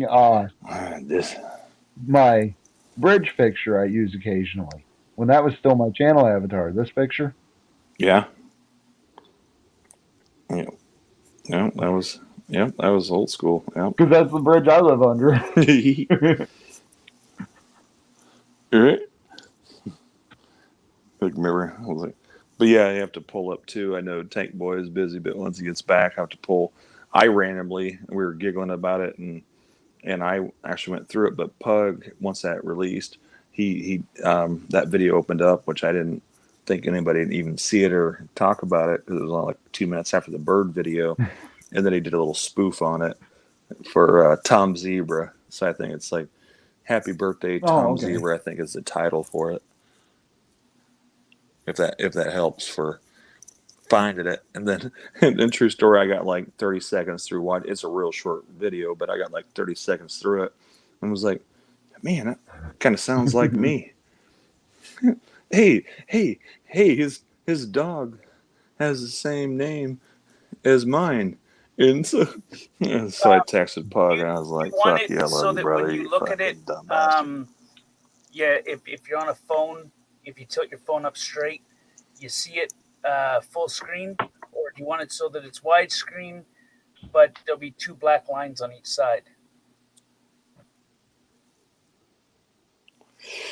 Do whatever you want to Since do, it's brother. like this, the best bet would be to have it at 4.3.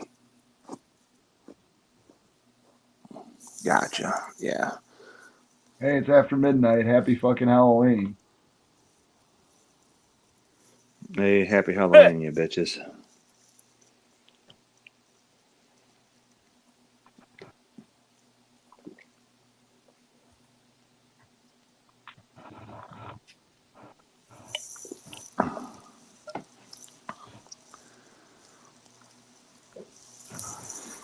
Okay, that's that. That's that. Audio good.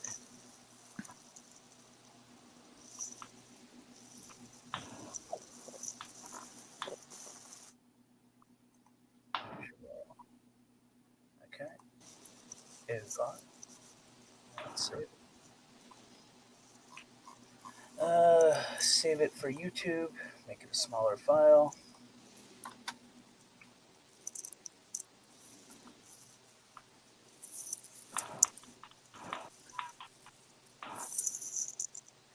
Uh-oh. Uh-oh. I may have to leave Oh my God. before. No. You about to get Yeah, trespassed? no, I'm not about to get trespassed from my living room. Can't laundromat. I hope.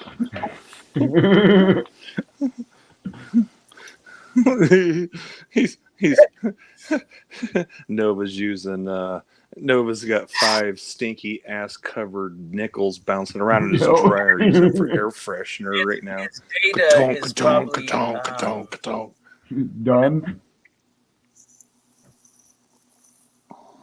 Yeah, like I can't believe I ain't lost connection yet. That's why I was gonna go, is that way I can go throw a couple snide comments in real quick over to Johnny 5-0's chat and then be done. Till tomorrow. question, Nova. Oh, What's the that? Johnny Live. Later on, when I'm done working on QT's thing here, can I upload the MCW Joker video to your channel? Yeah. The one that's letting everybody know what his new channel is. Yeah. Yeah, we got to get his numbers back up. You seen that with Spitting Dude, Cobra, that's some right? fucked up shit, Motherfuckers. man. On the housing side, but I seen I asked again, but you heard him say in the video that he Yeah. accidentally took down his Yeah. own channel, right? Is that confirmed? Okay. Yeah, I caught that. I'm making sure. talking about Okay. the housing situation and the trust funds, all that shit's fucked up. Right, from the following from the cop. I was in a live stream there, and I'm like, and I wanted to say, I was like, don't shit where you eat, don't shit where you eat, don't shit where you eat. But they already knew from pulling it, and they went there to solicit that trespass and an eviction. So that video needs to get out there a little bit more. I'm surprised Spitting Cobra hasn't The video broke it that I down did, and had that shit on a fucking loop. QT? Did you see the video that I did? Say that again, brother.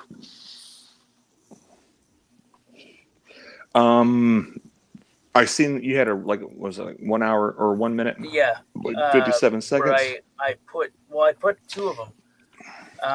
The other day, I did like a year of what I did was I took clips and just slammed them together. It's titled Police Solicit Eviction on MCW Joker. His channel goes down. Yeah. Sorry, guys. Yeah, I was in that live stream while they were in the car. Actually, when they were there with the cop and shutting down that speed trap, and went, and then the biker cop came back and got us, and then followed him, and they're doing left and rights and shit. So yeah, I was in that stream. I watched it live, all the way back to his house, all the way up to the apartment. So if you need details or cops or anything else, if you haven't seen all that, yeah, that was, so to speak. And I'm like, God damn it. Don't, Right. so to speak, don't shit where you eat. Don't, that's one of my things. And like, and then boom, they come out and it followed up to that. So, yeah, it was, we're all on the same page that, Yeah. that shit's fucked up, but you don't shit where you eat, that's why even it was hard for me to open up this channel to even show myself or my audits, or normally I post my audits that I do anonymously under other people's channels, bigger channels, shit you watch, and so but my voice going on panels is Right. kind of got it out there so people know my voice to a certain degree. But Right, and that's the so thing is, I know your voice to a certain degree because yeah. I heard you said something, guys. And I looked down, I'm like, who the fuck is that? And I'm like, wait, no, let's go. Yep, and you called me out. And he was like, "It was fucking Goat Boy." When I started busting, I hopped in busting Gary's balls right off the bat, and he was, "Oh, that's fucking Goat Oh, Boy." yeah. Well, So shit, how many times do we run into each other Or QT on some people. everywhere? Fuck. Right? And then, like I said, a lot of times people, like, they'll fuck up. They'll be like, "Oh, hey, Josh. Oh, I mean, sorry, QT. I mean, oh, sorry, Goat Boy." And they're like, it's like a fucking difference. It's like, yeah, you motherfuckers just doxed me, you sons of bitches. Hey, I'm just glad to see Sarah Tay let But you like I out of said, your by cage posting, too. yeah, absolutely. Yeah, she's had my back and a lot of other people's backs for years and stuff. So so she's there's very few people that ever seen the footage of my very first audit, like what should be up, but it's not, just for personal reasons, for protecting. But there's very few people, but big people in this community, so to speak, big channels that have seen that, and so like, kind of holy shit, and which is also awesome because that experience inspired the real QT to support this, seeing how much bullshit there is out there for, hey, I'm not IDing. And if you guys don't know this story, and I'll say it real quick, wasn't ID, and they got 9 fucking cops. They got the drug dog, fucking search, Fourth Amendment, and they caught me with a motherfucking old water bill in the back of the car after allegedly hitting on the car with a drug dog to give them brass. And I didn't even live at the time, I think, with her. Well, maybe possibly I did. It was real close because I had my own address, and they got my name off an old water bill in the back of the fucking car to fucking ID me. So I lost a little bit of, so to speak, respect and a whole bunch of anger to, like, okay, you want to see the power of a FOIA request? You want to see the power of pulling information? You want to learn how to pull body cams? You want to see? I was like, I'll show you. So that's why I'm a big supporter. So that's how I am. Me personally, and me and the missus, before we were married, got in this situation. Well, it's like, So, my dad watches all but the stuff I did, the auditor videos and that kind of stuff with me because after seeing, some of what's happened to other people, because, I was a watcher for the longest time, never went out and did any or anything like that. And, like, he started seeing how much, what people get done to him over this shit. And when I told him I'm going to go out and do it, he fully supported me in it. Because it takes actually showing people what you're doing. Right to remain silent. Yep. If you want, MC Joker's back in the chat. What I'm doing. There we go. Shout out to MC Joker. Nova, you can. Oh yeah. Yeah, I'm gonna have Tank upload that the video to let people know what your new channel is on my channel. I can't see the chat right now. Is MC Joker Yeah. right to remain silent in the chat? Absolutely. I subbed to him. I was his sixth sub.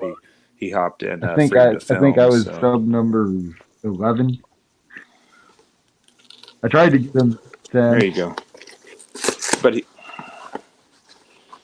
he popped in earlier, and I seen it, and going back to that, the reason was so yes, going back to you, it was Tank Boy when you put up that video and channel taken down, and then I clicked on it, it was like removed, and so I just wanted to clarify that YouTube didn't take it down, Trolls didn't take it down, and good shout out to that, and also if you put that video up, if you can pin it with his channal there, and then I'll start pinning his channel. You know, I'm odd for a lot of channels. Posting in the chat through Nightbot.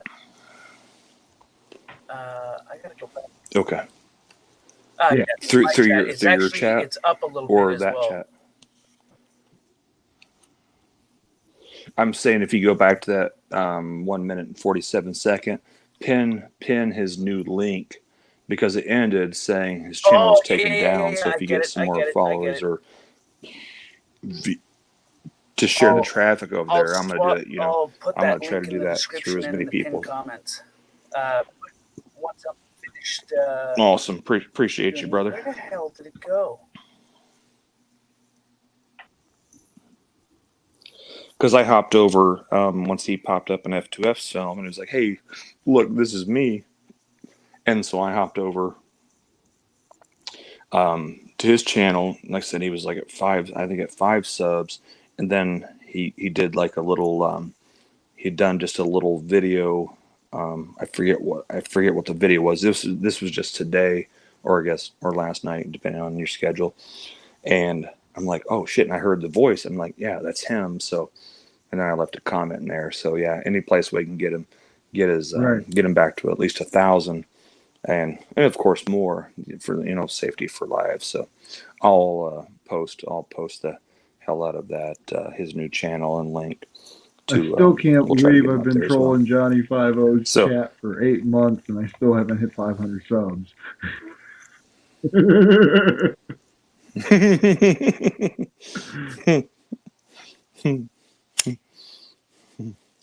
Last one of his chats I was in, I actually said that, and Bell read it out. Yeah. Yeah, I've been away from everything for about a week. I've been missing it too because it's been like a week, and man, just not right. I'm usually everywhere.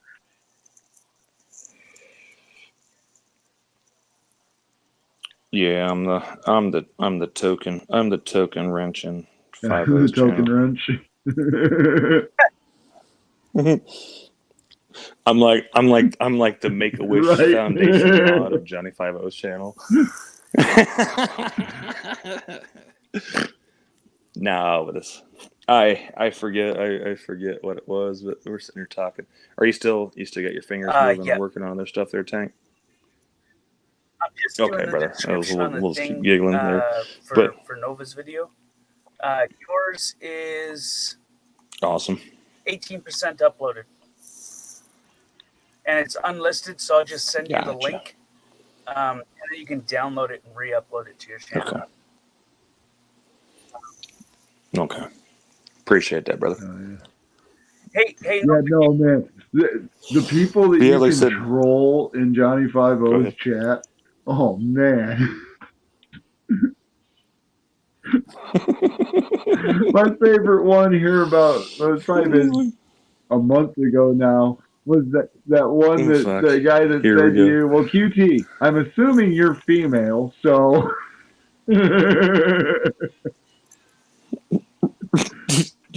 I couldn't believe that you had him going. Right. And that's where I was giggling with the real QT last night. I was like keeping it ambidextrous, and I'm like, hey, no doxing, no hate speech, and get naked and enjoy the party. And then I start flirting with this like random fucking people or talking shit, and I'm just like, come on, just feed me something, feed me a joke, come on, feed me a joke, feed me, give me something to work with here, you know. Right. Hey, Nova. Yeah. I just put in the description, Mirrored from my channel, MCW Joker's new channel, Right to Remain Silent Cop Watch, his link, and then the hashtag and whatnot. Hell yeah. Awesome. So it Awesome, should, yeah. I don't know if that's how you spell Mirrored. Mirrored. R-R-O-R-E-D. Yep, that's Mirrored. All right, I said it. I said spelt it right. Yeah. Yeah. Spelt it. And it's already 79% uploaded to your channel. Shit. M-I-R-R-R-E-D. O-D-E-R-A-D. Yep. Public. Yep. And then we'll wait until it hits 100%, and then we'll hit the upload button. You know, the button for the upload. Yeah. It is uploaded.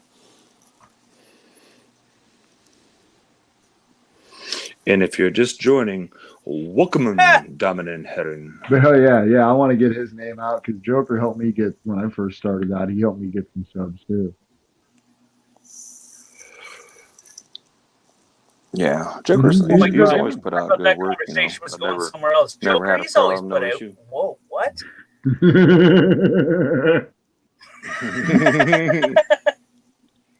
Sorry.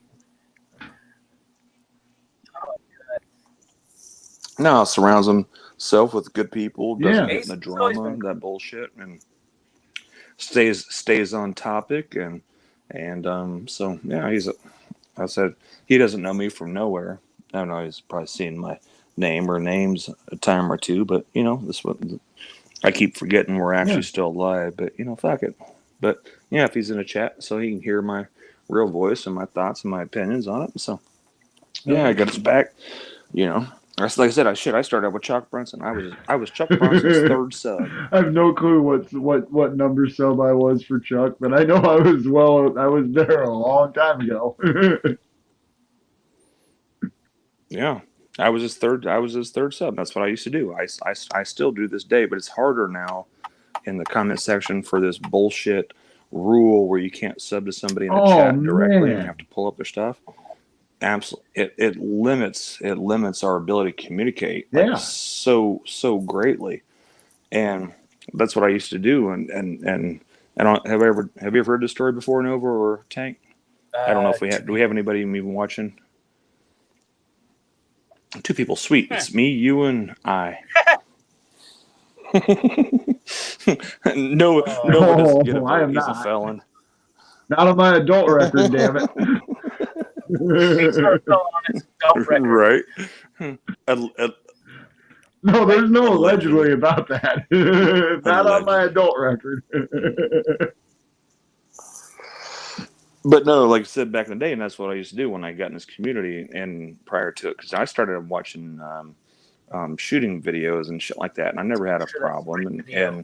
But then there was a problem that I seen, and so I went out in my driveway and I sit down Indian style in my driveway or in my yard, and I filmed them. I was like, well, why is this car here doing this? You know, I had no problem with the stop. But that car is not supposed to be on this stop.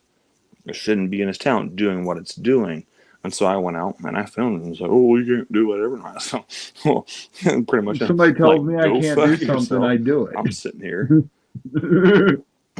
You're right. I walked out with a fucking 6-pack. I got the fucking barbecue going. I'm going to sit here. You're 4 feet from my mailbox. I'm going to sit here and I'm going to do it. And the basis was they served like a no knock or a warrant late at night at a trailer. I'll tell you the story. This is what got me to going into it, to a trailer, which I had just installed the internet for these two younger kids. They were like 21, 23 at the time, allegedly. And installed their internet, right? And so I come home, no big deal. Cool. The kids were cool. And I was like, hey, watch out for the snow and shit. I'm a little bit older. And they're like, hey, how's the weather? Because, you know, at the time I drove for a living to get from job to job. I was like, man, the weather's fucked up. He said, well, I got to go to school. 2 days later, the sheriff's department at like 12:30 at night shows up to serve a warrant at this trailer park where these two kids had just moved in. You know, you move in, you get your internet, your electric, and all that shit turned on. They knock on the door, boom, through the door or whatever. I don't have video of it, and they shoot a sheriff's deputy. Yeah, unfortunately, he didn't survive. You know, I don't condone like killing cops or whatever, but I don't condone no knock in the middle of the night and BFE, somebody shut up my door in the middle of the fucking night. Stories, right? I just want to make sure I'm clarified on everything that I'm saying here. At the time, the mother of my daughter lived about 100 feet away. And so I was like, this is absolutely retarded. Why would you show up and do this before this? This is before the Tuttles. This is before the Breonna Taylor cases, before the thousands of cases that have happened in the last 2 or 3 years. Of what fucking sense does it make to show up? You know, if you knock on my door, I'm answering the door in my fucking underwear with a killer buzz and a fucking gun in my hand. If you not, that's just me personally. That's me personally. You know, I don't have guests. I don't have people. I've lived here for almost 2 years. I've had 4 people in my apartment, and 2 were maintenance. One was a neighbor, and the one was, I'm trying to think, even the 4th, just to make sure I get it correct. The exterminator, because they have to come around every 6 months. Other than that, you don't come in my house. You know, if you knock on my door, I don't expect guests. I don't have friends or family here. I don't surround myself with friends or family here. If you knock on my door, you're a fucking threat.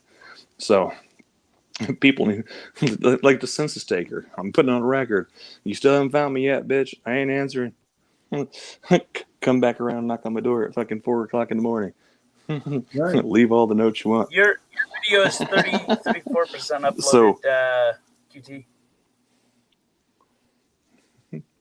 Gotcha. Sorry, I'm rambling there, but yeah, true story. But yeah, they cracked them, and going back to it on my very first cop watch is because they had the state police. So somehow the county, the city police, the sheriffs, due to that shooting, which was barely in the town limits because it was annexed, had the state police rolling on city streets. And so I seen a state police car. I'm like, what the fuck is this? You know, I'm sitting in my house chilling. I'm listening to music. I'm fucking drinking. I'm eating. I'm barbecuing or doing whatever. Why the fuck is a state police officer in front, have somebody pulled over on a city street in front of my house? And so I was like, well, I'm going to check this out and go. And so that was my very first cop watch. A lot of those were on my old channels that got smoked, but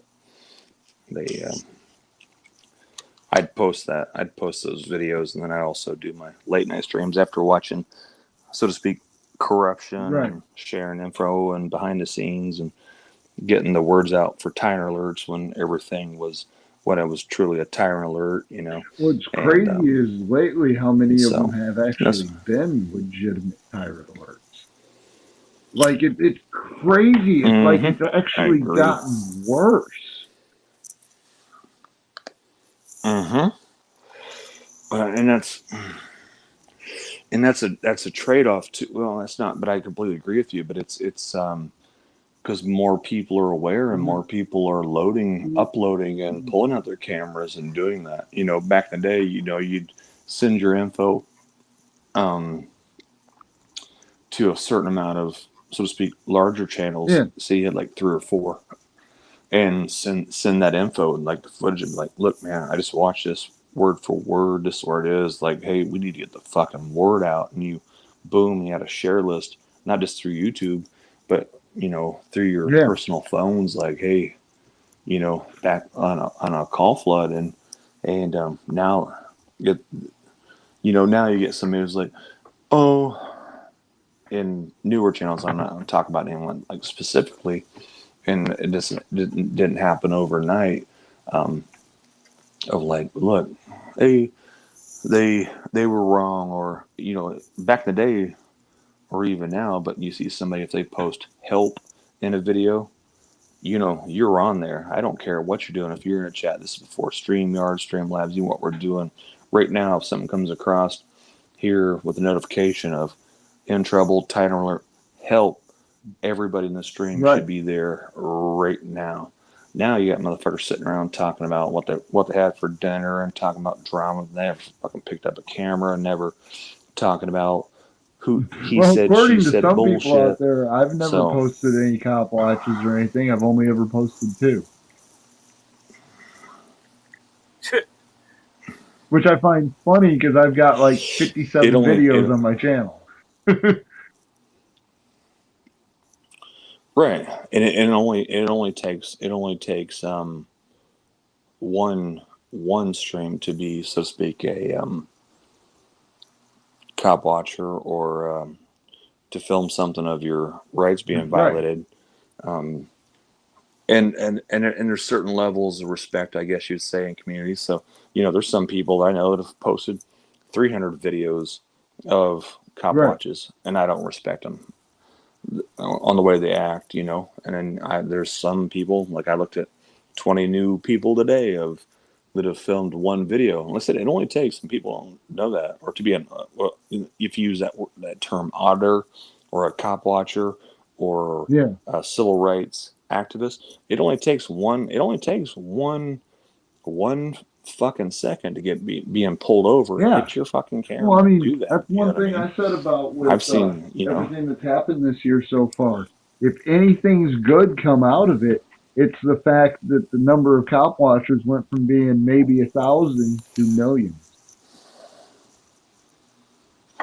Yeah, and that's I agree, and even QT, that was their word. She's like, oh, this, and exactly, is like, because she follows, she knows a lot. She sees, and we talk in the past, and I'll tell her stories and stuff like that, and she goes, holy shit, this is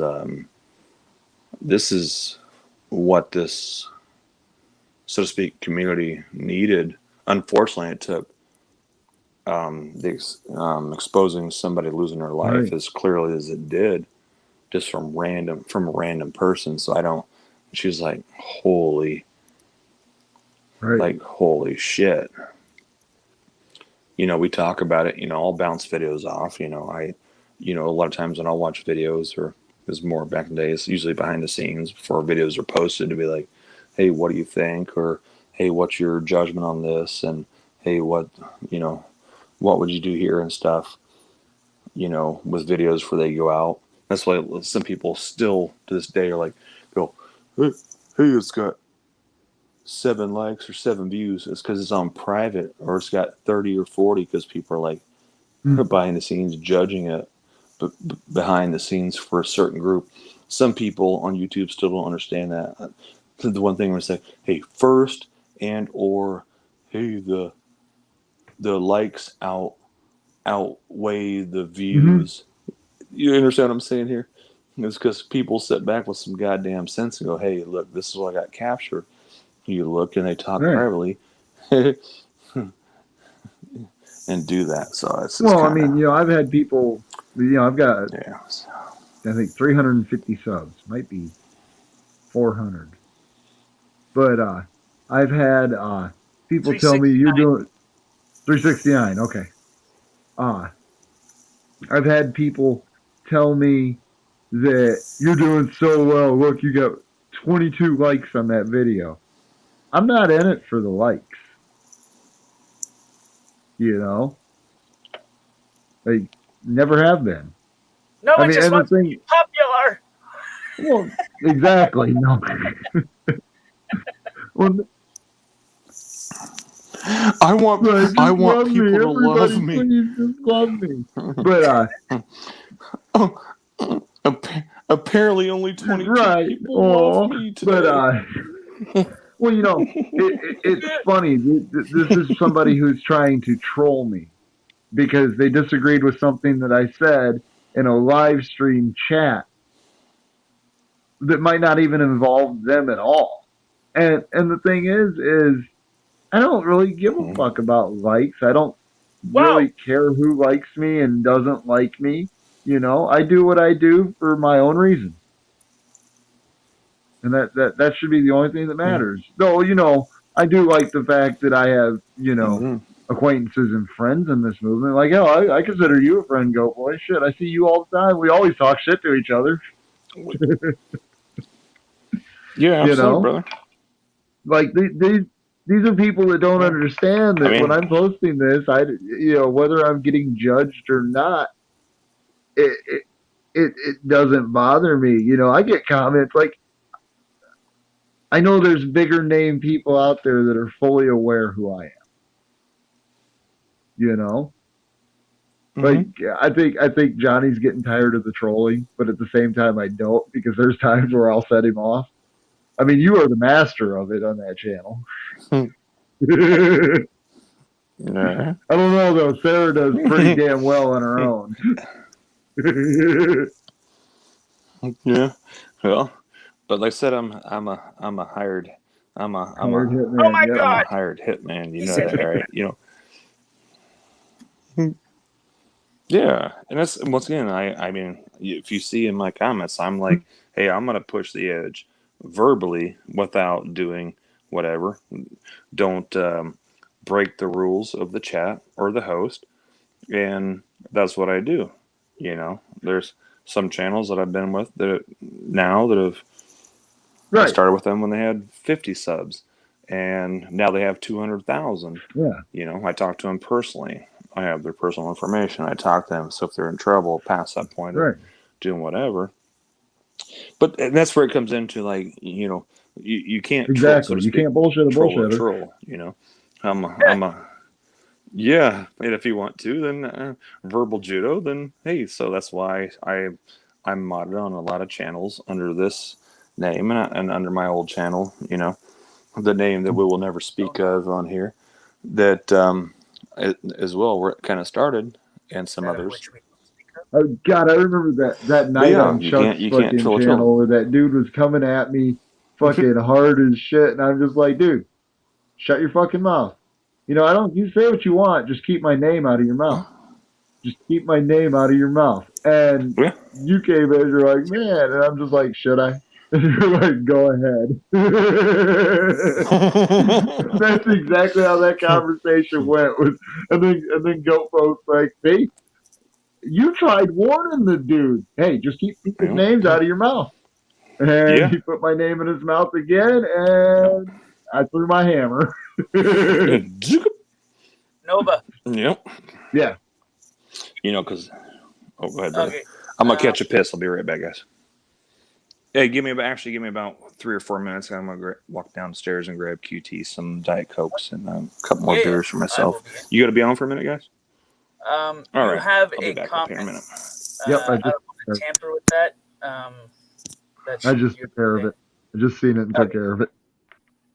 Okay. I just thought I'd let you know, lad. You know what I mean? Okay.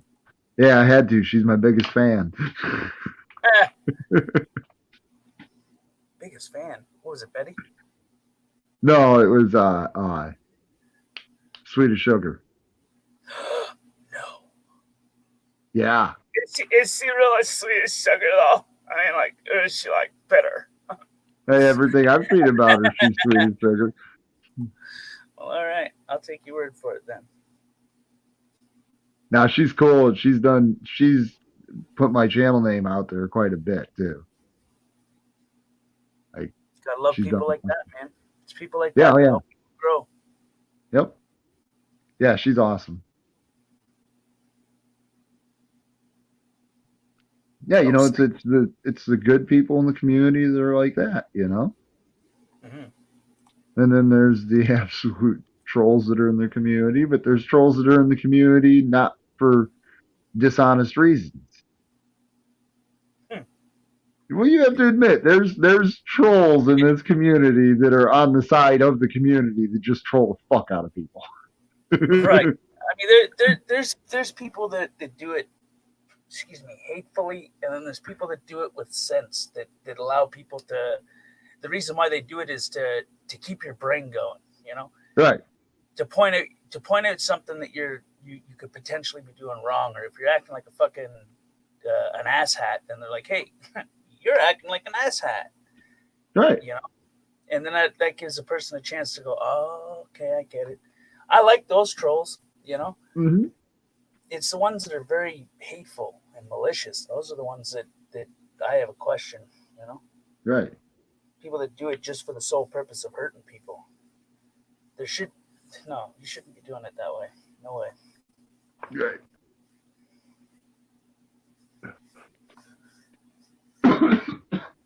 Oh man. Oh, woman. What? I can't believe my phone has allowed me to go this long. Maybe whatever maybe whatever spyware they had hacked into my fucking phone gave up after it didn't have data for a week. Huh. It's not doing nothing. Let's just fucking leave. I don't care. Right. It's not doing nothing. It's not even active. Next. Yep. Next. Shit. And then His video is 73% uploaded. oh yeah. I'm back using the Wi-Fi because I had to replace the cord. I Hmm. ordered one with gold-plated shit, so I'm hoping that I guess it'll boost, you know. Oh yeah. 74%. That's so weird. It said 13 minutes at 73%. Hit 74%. It's like 14 minutes left. Forehead dry. What the hell was that crap? Dude, just like when I upload stuff from my phone, I watch the numbers just keep growing and growing and growing and growing and growing. And then they stop and then they start trickling down. Then they grow a little bit and they trickle down a little more. 75%, still 14 minutes remaining. Yep. YouTube's drunk again. Oh my god. I still don't understand how somebody can get a community strike for a playlist. Right? I mean, What was the title of the playlist? I don't know. I mean, that's about the only thing I could. Shit. I mean, that's the only thing that I could think of that would maybe make a playlist strikeable. Yeah. Because if it's just a playlist of YouTube content, that shouldn't be strikeable. You're allowed to create your own playlist. Right? Yeah. Just kind of makes me worried with some of the playlists I have. Like one, I'm shocked hasn't been taken down yet. It's slowly been whittled down to just 3 videos, though. My audiobook playlist. What? Yeah.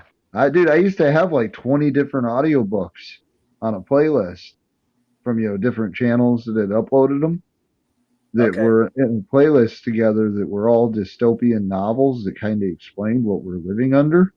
And they slowly whittled those videos off of YouTube to the point that last I checked, there were only 3 videos on it.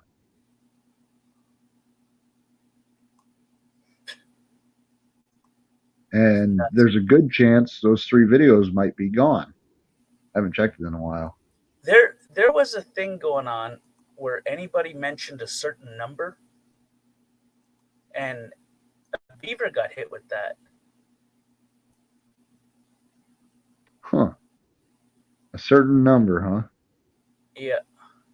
Was it a repeat? Was it 2 numbers that was a repeat of 1 number? Yeah, like that Sean Kingston song. Somebody call 911. Shorty, Oh. you know what I mean? Good song. Okay. Huh. Nuts, no? Yeah. I mean, What do you do? Dude, though, there's right? all kinds of squirrely shit going on with YouTube. For sure. Every day it gets squirrelier and squirrelier.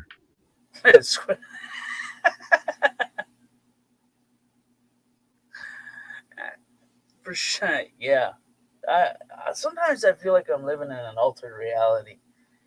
Bro, I know I'm living in an alternate universe. If you sit back and watch the effery, you know what I mean? Like you just sit back and you watch people. Mm-hmm. Like don't say nothing. Just listen. You know, you start to notice a pattern among people where it just makes you question everything. You're just like, what the hell? How did we get to this point? Right. Like, what happened to common decency among humans? What happened to, like, I mean, okay, the power went out, and I'm gonna badmouth my sister, but I don't want to, but I'm gonna, because it shows where that generation is going.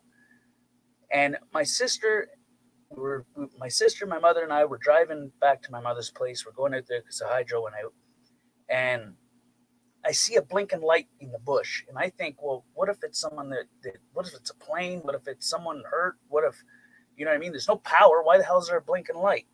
Right? So I'm like, let's go and find out what if someone's hurt. I mean, maybe we could help them. You know, like we could be the last line of hope, kind of thing. Let's go find out what that blinking light is. Right, and my sister freaks out. She's like, they could kill us, they could kidnap us, they could, but they could not.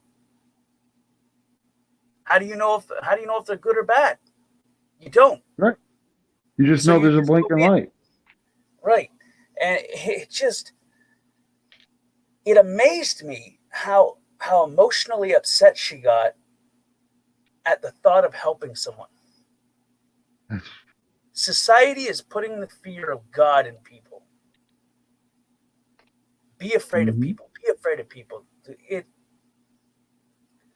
I walked that night. I walked for 45 minutes through that bush. It turned out it was just a plane tower.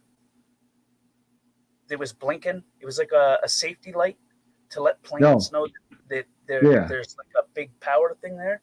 But I didn't know that. But I walked through the bush that night.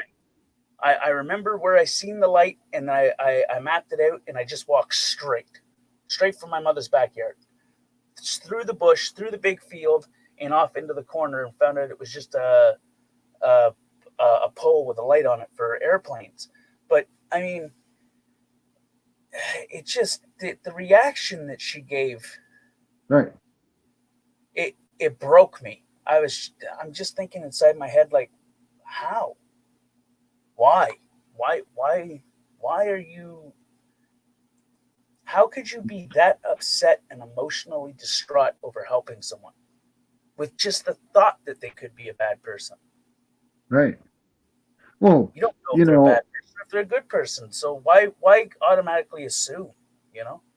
Yeah. Well, that's like, I was sitting on my front porch one night and I heard, I'm just sitting out there smoking a cigarette, and I heard a tire slide on asphalt. Like, hands down. You know that sound if you've ever heard that sound. Yeah. Full brake block, tires skidding on asphalt. You know how the interstate's 150 feet from my house. Ish. I mean, I don't know the exact, you know a little bit better than that, but it's 150, 200 feet from my house. It's relatively close. And I immediately I was actually I was barefoot in just a pair of shorts because I was actually smoking a cigarette, going to go to bed. And it was like 2 o'clock in the morning, 3 o'clock in the morning. And I hear these tires lock up and skid. And then I start hearing a car horn go off. The moment I started hearing the horn like an alarm, honk, honk, honk, honk, I knew somebody totaled their car. Right. You know what I mean? Yeah. So I ran in the house, threw my shoes on, and went right back out the door, up, jumped the fence onto the interstate, ran across, and couldn't find the car anywhere. Stayed up all night, waiting to see if like I seen sirens or heard sirens or seen lights, and the sun came up. I got in the car because it was just bothering me. Probably 7 years ago, Dad used to work right on the other side of the interstate, so he'd walk to work and he'd walk underneath the two overpasses Mhm. right along the creek. Well, one morning he walked down there and there was a Tahoe in the creek. Like straight up, the guy came off the interstate, went down into the creek, and the truck got stuck on the opposite bank of the creek. Well, We had a similar situation like that at my mother's place. There was a car. My mother lives on like a massive, well, like a couple minutes off a massive highway, but you can see the highway. And there was a car that I knew something messed up happened. You just heard the sound of metal smashing, like if you were in the car crushing lot.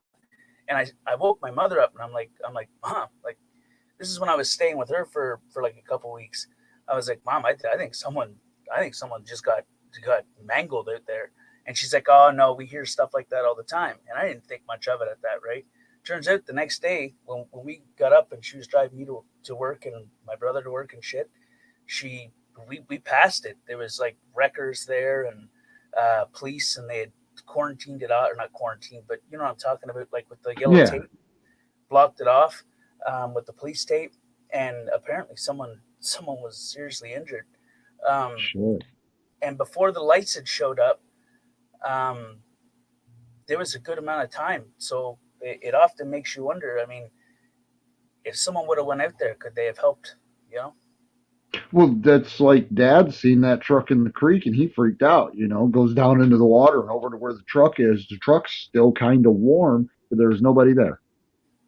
And then that day they towed that out. Well, that's always stuck in my mind about that thing going off down in the creek because if you weren't paying attention, you never. I think the only reason they found out that truck was in the creek was because whoever owned it called the tow service to try to get it towed out, and then the cops got involved because how the fuck did your truck get down there? Right. But that's always stuck in my mind. The guy that I had bought my old hot rod off of, my dad's best friend, he rolled a cement truck right out here in front of the trailer court on the interstate. Almost killed him. I actually posted pictures and video of that on my Facebook page. It's probably been 9 years, 10 years ago now, of when that happened. Because I stood at the end of the trailer court and took pictures and video when they life alerted him out. And it was 2 weeks later I found out it was somebody I actually know who was driving the cement truck. But I've always kept that in mind. So when I heard this, I mean, I freaked out. Like I thought, oh shit, there's a car up there somewhere. And as soon as it got daylight, I jumped in the car, went up, and went across the highway and realized, oh no, there was just a 40-foot set of black marks and a big fat dead raccoon laying in the shoulder. But what I heard clear as day was tires skid on asphalt and a smack sound. Right. And to me, that's a wreck. Like, I know what a wreck sounds like. That's a fucking wreck. And it was, but it wasn't a totaled the car, oh my God. But you know how many people they'd hear that and they'd just go right back to what they were doing? Wouldn't even think about what they heard could potentially be a deadly accident. And that's what I learned. I learned it from the night that I woke my mother up and said that I heard what I heard, and that I was worried that someone could have potentially got harmed or hurt or whatnot. And I learned that night that even if there's a chance, don't let it waste away. Right. Just even if you go there for nothing and nothing at all, it's the matter of there could potentially be someone that is seriously injured, right, and need help, and I learned that night because I often wondered that if I would have just walked out to the road, Yeah. Because Well, apparently nobody's seen the vehicle. It was a cop that was driving by from a totally separate incident that's seen the vehicle there 45 minutes later. that's nuts. So what Well, could have happened in those 45 minutes if I would have been able to pick up my cell phone and been like, hey, listen, there's a wreck, blah, blah, blah, blah, critical condition, send an ambulance, I don't know, a tow truck, something to flip the damn vehicle over. What if I would have took my truck out and well, I mean, I'm not sure I would have been able to pull it over. I wouldn't have wanted to do that. right. I would not without getting the person out and not knowing if their neck or back is injured. That would Right. just, oh my God, could you imagine if there was no injury and then I latched onto it with the winch and pulled the vehicle over and it slammed on its fucking wheels and there was an injury after that? Right. Christ. But at least I could have got someone to go get help, you know? You could have got help to him 45 minutes earlier. Right. You know. I mean, look at me where I was coming around the corner right down the street from my house, and that drunk rolled his fucking van right in front of me, off the interstate. I thought I was looking at two kids on the side of the road playing around with flashlights at 3 o'clock in the morning. So I slowed down, what in the fuck? And then I seen that van up against the fence, and I'm like, oh fuck! I knew exactly what I just saw. And that was that van going roll, roll, roll down the hill. It's eye-opening. Oh, dude, that was why. When the cops showed up on the scene, when the cops and everybody showed up, my car was still sitting in the road. Because, I live off the frontage road right there. And I literally, as soon as I seen that van on the shoulder, I just locked up the brakes, threw the car out in park, and jumped out and ran to it, screaming, "Is everybody alive?" And some drunk dude picked up. Right, like, dude, to honest to God, it blew my fucking mind when I hit the fence right there at the driver's door because the van was up against the fence.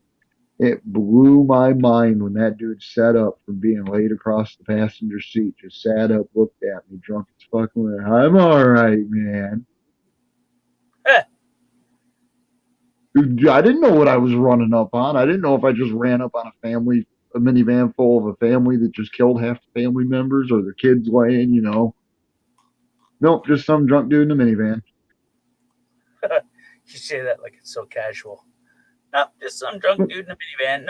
No big deal. Style, bro. Oh, go. Dude, it's Scott County, Iowa. Shit, some drunk dude in a pickup truck turned out to be the chief of police of the city right across the river. Yeah, he resigned instead of getting fired. Right. So he can go get a job somewhere else. Where's Doing QT? 100 mile an hour, drunk off his ass. Do what? I got the link for QT. I finally finished uploading for him, so I have the link so he can download it and re-upload it to his channel. Oh yeah. The seagull video, I straightened it out for him. Oh yeah. Yeah, that's cool as shit. So he can download it and re-upload it to his channel so that his viewers can see it straight up instead of having to tilt their head. Right. And I put it as so when you watch it on a phone, it does the whole screen so you can see it better. Oh, okay. Yeah. You know what's in it? Mm-hmm. Hell yeah. Alrighty, bro. Well, I'm gonna have to jump off here because it's midnight. And I gotta be up at 6:30, 7 o'clock. Yay. Yay. Sounds so enthused, but hey, I get off at 3. Yeah, bro. I appreciate you coming and chilling and whatnot. Yeah, sorry I've been just kind of missing for the past week, but haven't had the money. Like my phone won't get renewed Yeah, on I that. hadn't heard from you. So it had me a bit worried. Maybe you went out, did some static recording, and some tyrant decided they'd pick you up and put you in a bag and be like, hey, let's take him. I found this hippie homeless guy, so we decided to pick him up. Let's pick him up. No. You got a higher chance of long-haired guy in a trench coat, so we just shot him. Oh shit! Do you remember that day we went at you were at the corner store and the dude in there called you the Unabomber? Oh yeah. Turns out she's my neighbor. Oh my god! So I reported her to her corporate office. Turns out she's the manager of that store and my neighbor. Holy cow. Yeah. That's funny.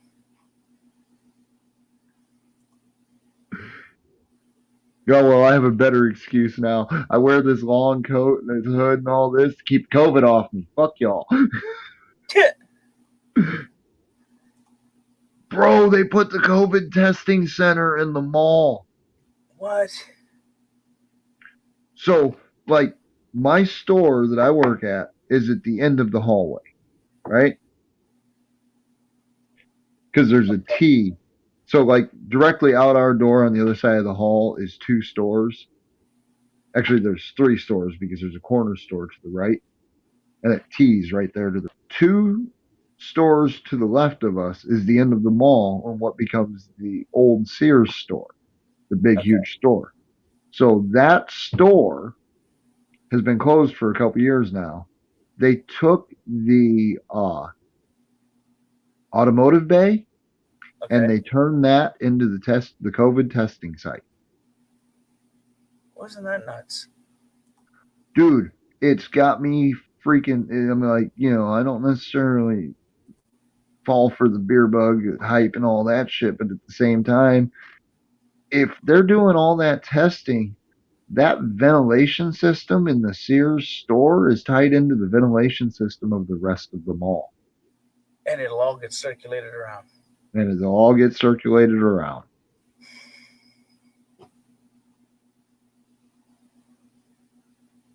Let's just put it this way. The owner of the store, I, and my manager are not happy about this.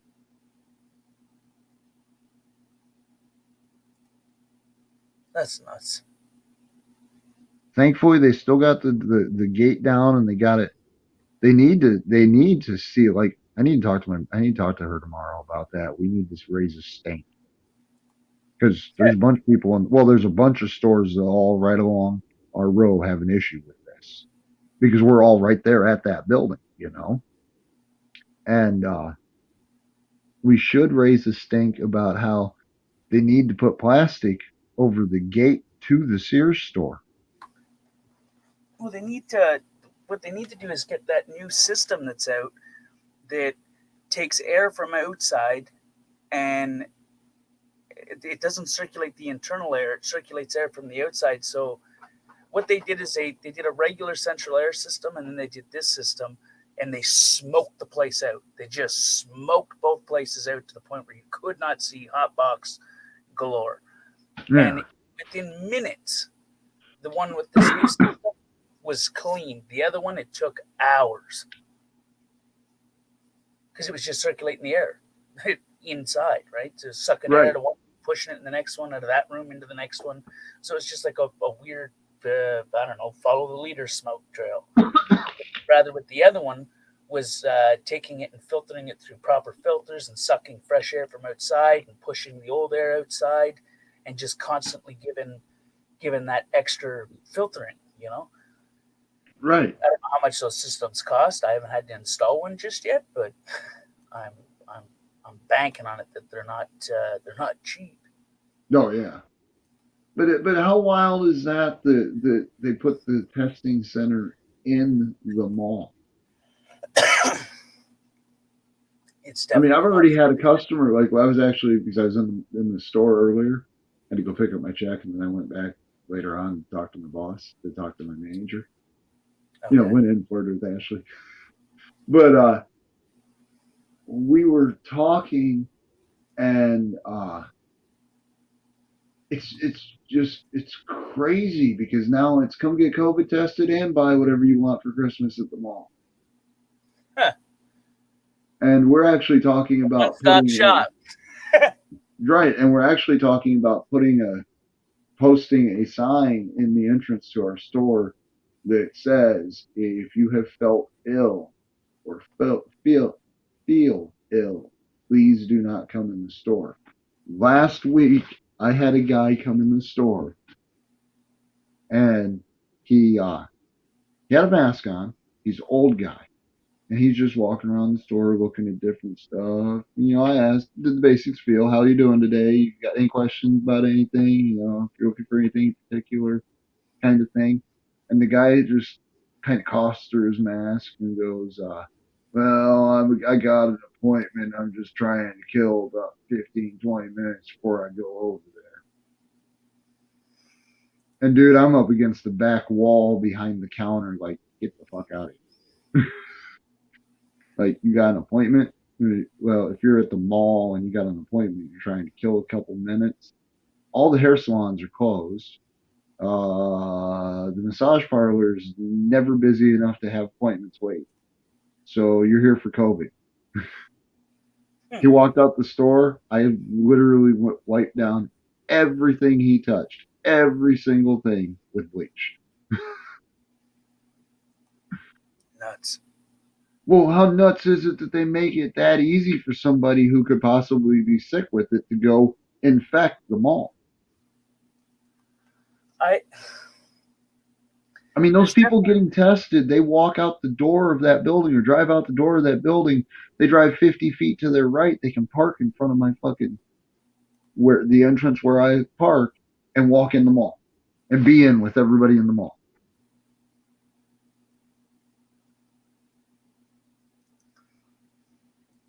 That's what I think. Security ought to be standing there checking people, making sure they didn't just come from the site. Because if you just came from the site, that means you potentially have it. Well, if you potentially have it, you could be a spreader, so please do not enter the facility. Carrier. Carrier, okay. It's called carrier. But, I mean, I don't believe all of the hype about a lot of different things. I know that things can be manipulated and twisted and bent. Right. I'm not saying it's not real. That's not what I'm saying. But I just think that if it is this bad, why would they put a hot zone for people to go in and get tested in the middle of like a rush hour scenario? Yeah, it's never made sense. Since they put the testing in the parking lot, it never made sense. Because you're you're giving them the option to go right from testing to shopping. Right. One-stop shop. Something weird there. Right. And then after, driving past that place as many times as I have, the amount of trash that was at the testing site that was left blowing around and shit. What's that mean the inside of that Sears shop's going to look like? Is it a biological waste hazardous environment? I mean, it's going to be it has to be. If the stuff is real, it has to be a hazardous biological waste environment. Or at least a red area, a red zone. Yeah.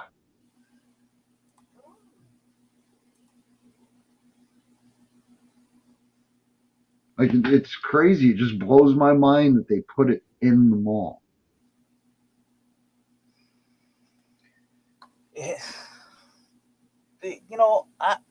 I'll never understand certain stuff. I mean, I don't think I'll ever understand it. It's like playing Russian roulette with a full chamber. Yeah. Yeah, it's like playing Russian roulette with one bullet out. It's just a guarantee. It's that, you know what I'm saying? Yeah. And it's never made sense to me. Well, that's because you use logic. It's the world we're living in, Common sense is no longer common. Max, quit that. Right. Common is no longer common. Common sense is no longer common. What was yesterday is not today. Right. And today is not tomorrow. And I mean, just think about it. Think if you were in a coma for 10 years or 5 years. Shit, let's break it down to 5 years. Let's say you're in a coma for 5 years and you woke up to society now from 5 years ago. You think that you were in some kind of a sci-fi movie. Right. Like outer limits has become reality. It's just Like you open your eyes, look around your room, and all of a sudden you hear. There is a sign up ahead. and I mean, just think of it from this perspective, where it's fear. People are afraid Of everything. of everything, of their own shadow in some cases, and it's very frustrating to see just how afraid society has become, and they don't even realize it. Some of them, Mm-hmm. it's just become a normal thing. Fear has driven them, and I believe that is I believe that is the intended um, objective of that. That's the agenda behind it, is to make people afraid. Fear is the easiest way to control. Right. And this is something that I firmly believe in, is that you have nothing to fear but fear itself. Fear can be paralyzing, mind altering. You know, the person that's in a crowded gymnasium and someone decides that they're going to open, you know, you're always looking behind you to see, well, what's behind you, not realizing that you're running and trampling people. Right. You're not analyzing what's coming in front of you. You're watching something else when you should be watching something else. You know, fear, you'll become impulsive, compulsive, and you'll make rash decisions, and never good ones. And through those rash decisions, you can be easily manipulated. Oh, for sure. And welcome to 2020. Here's your sign. Here's your sign. But I mean, I don't think I'm wrong. I really don't. No, I think you're right. I think you're absolutely hit the nail on the head. It's all about fear porn. That's all the media is fear porn. I mean, as sad as it is, that's all the auditing community is a form of fear porn. A form. I mean, it used to be educational. You know, you could be afraid and learn at the same time, but then learn to deal with those fears. But society now is, I mean, just look at what they're doing with the masks, and people get so bent out of shape and afraid that they're going to catch it, that they're pushing people away, and they're screaming at people, and they're isolating themselves, and they're isolating other people. And then it becomes a switch between, well, you're an anti-masker, you're an anti-vaxxer, you're this or you're that.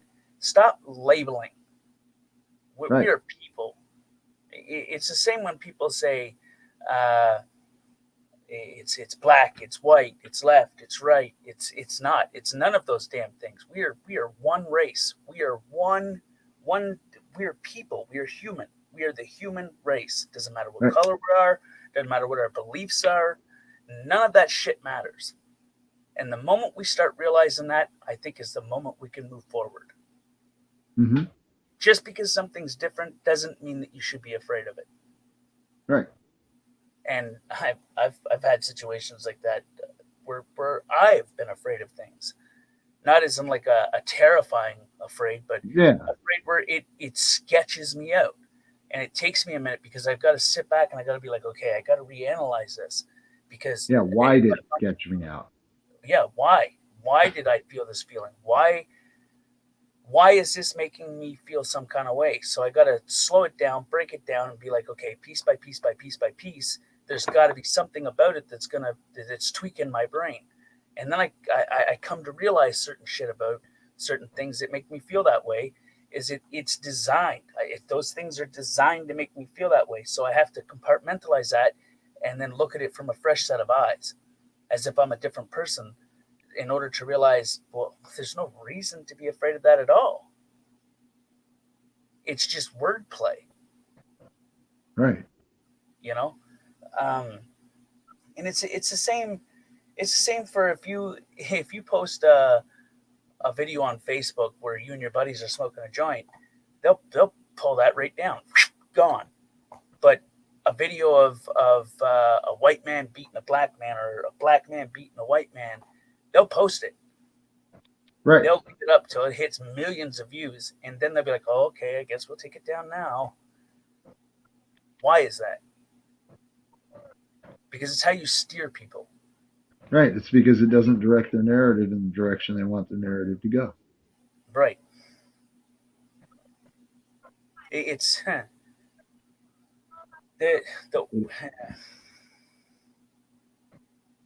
I just don't understand it. I mean, I understand it, but I don't understand it, if that makes sense. Right. I mean, I understand the point. Well, no, I don't understand the point. I understand the tactic behind certain things, but I don't understand the point of it. I understand the underlying ground point of it, where it's okay. This is what we're going to do to shift the narrative, and to make it this way, to break people off, to cause division. And what people aren't understanding is it.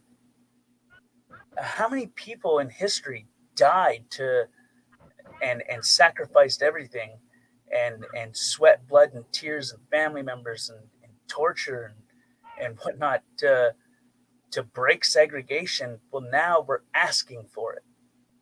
Right. Now people are asking for segregation when their ancestors fought to prevent to get away from that. But Right. the fear is creating people. Or not creating people. The fear is putting people in a mindset where they want to be segregated and they're asking for it when their ancestors fought to get rid of it. You know what I mean? Yeah. It's mind-boggling. It is. And that's why I say that it's not a left versus right, black versus white. It's not that we are all one race. We're human. We are the human race. It doesn't matter. None of that shit matters. What matters is who we are inside and what our intentions are. You can have good intentions and do bad things, and you can do bad things and have good intentions. Right. Vice versa. You know what I mean? Do good things, have bad intentions. Do bad things and have good intentions. But it's the intent. The intent behind everything is what underlines everything. But it seems to be that people's intentions are not matching anything. You know what I mean? Mm-hmm. And I genuinely believe that is because people are allowing fear to conquer. And there is an old saying that I genuinely believe, and that is, you have nothing to fear but fear itself. Fear can be mind altering. It can be paralyzing. Fear can it can make you stand like a deer in the headlights. Right. And it's what people are doing now. They're becoming so afraid of going outside, afraid of going into people, groups, afraid of the opposite sex, afraid of the same sex, afraid of fucking different colors of people, different races, ethnic, that word. And it's why. I mean, don't fear. It is going to be the death of us. I really believe that. Mm-hmm. I think fear is going to. We're going to kill ourselves. We're going to wither ourselves away. We are going to isolate ourselves to such a degree that we're not even going to be accepted by the ones that are closest to us, because we've let that fear overbear us, you know? Right. I mean, think of it this way. And I'm not sticking up for officers. That's not what I'm doing.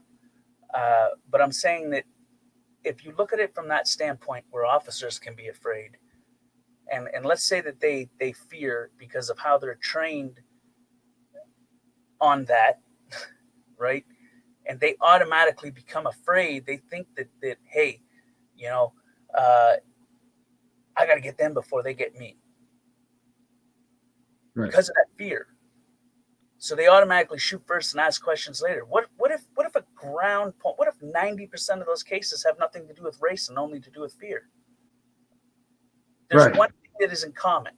There's one thing that is massively in common. I felt fear for my life. Now, some of them, I think that they're just scumbag pieces of shit that think that And they're using that as an excuse. Yeah. and it's not as an excuse. But there are some where if you listen and watch, they genuinely feel afraid. They feel like their life is in danger. You can hear it in their voice, that kind of crackle. And there's a lot of cases like that. But because people are blinded by it being pushed so much, they're desensitized to it, so they're not analyzing it from a fresh set of eyes. They're just thinking, what a tyrant. Well, here, let me do this. Let me put a gun in your hand, and let me tell you for a long time that I'm a piece of shit, and that all I want to do is kill you, and then let's have an altercation where my hands aren't in plain sight. Right. What are you going to do?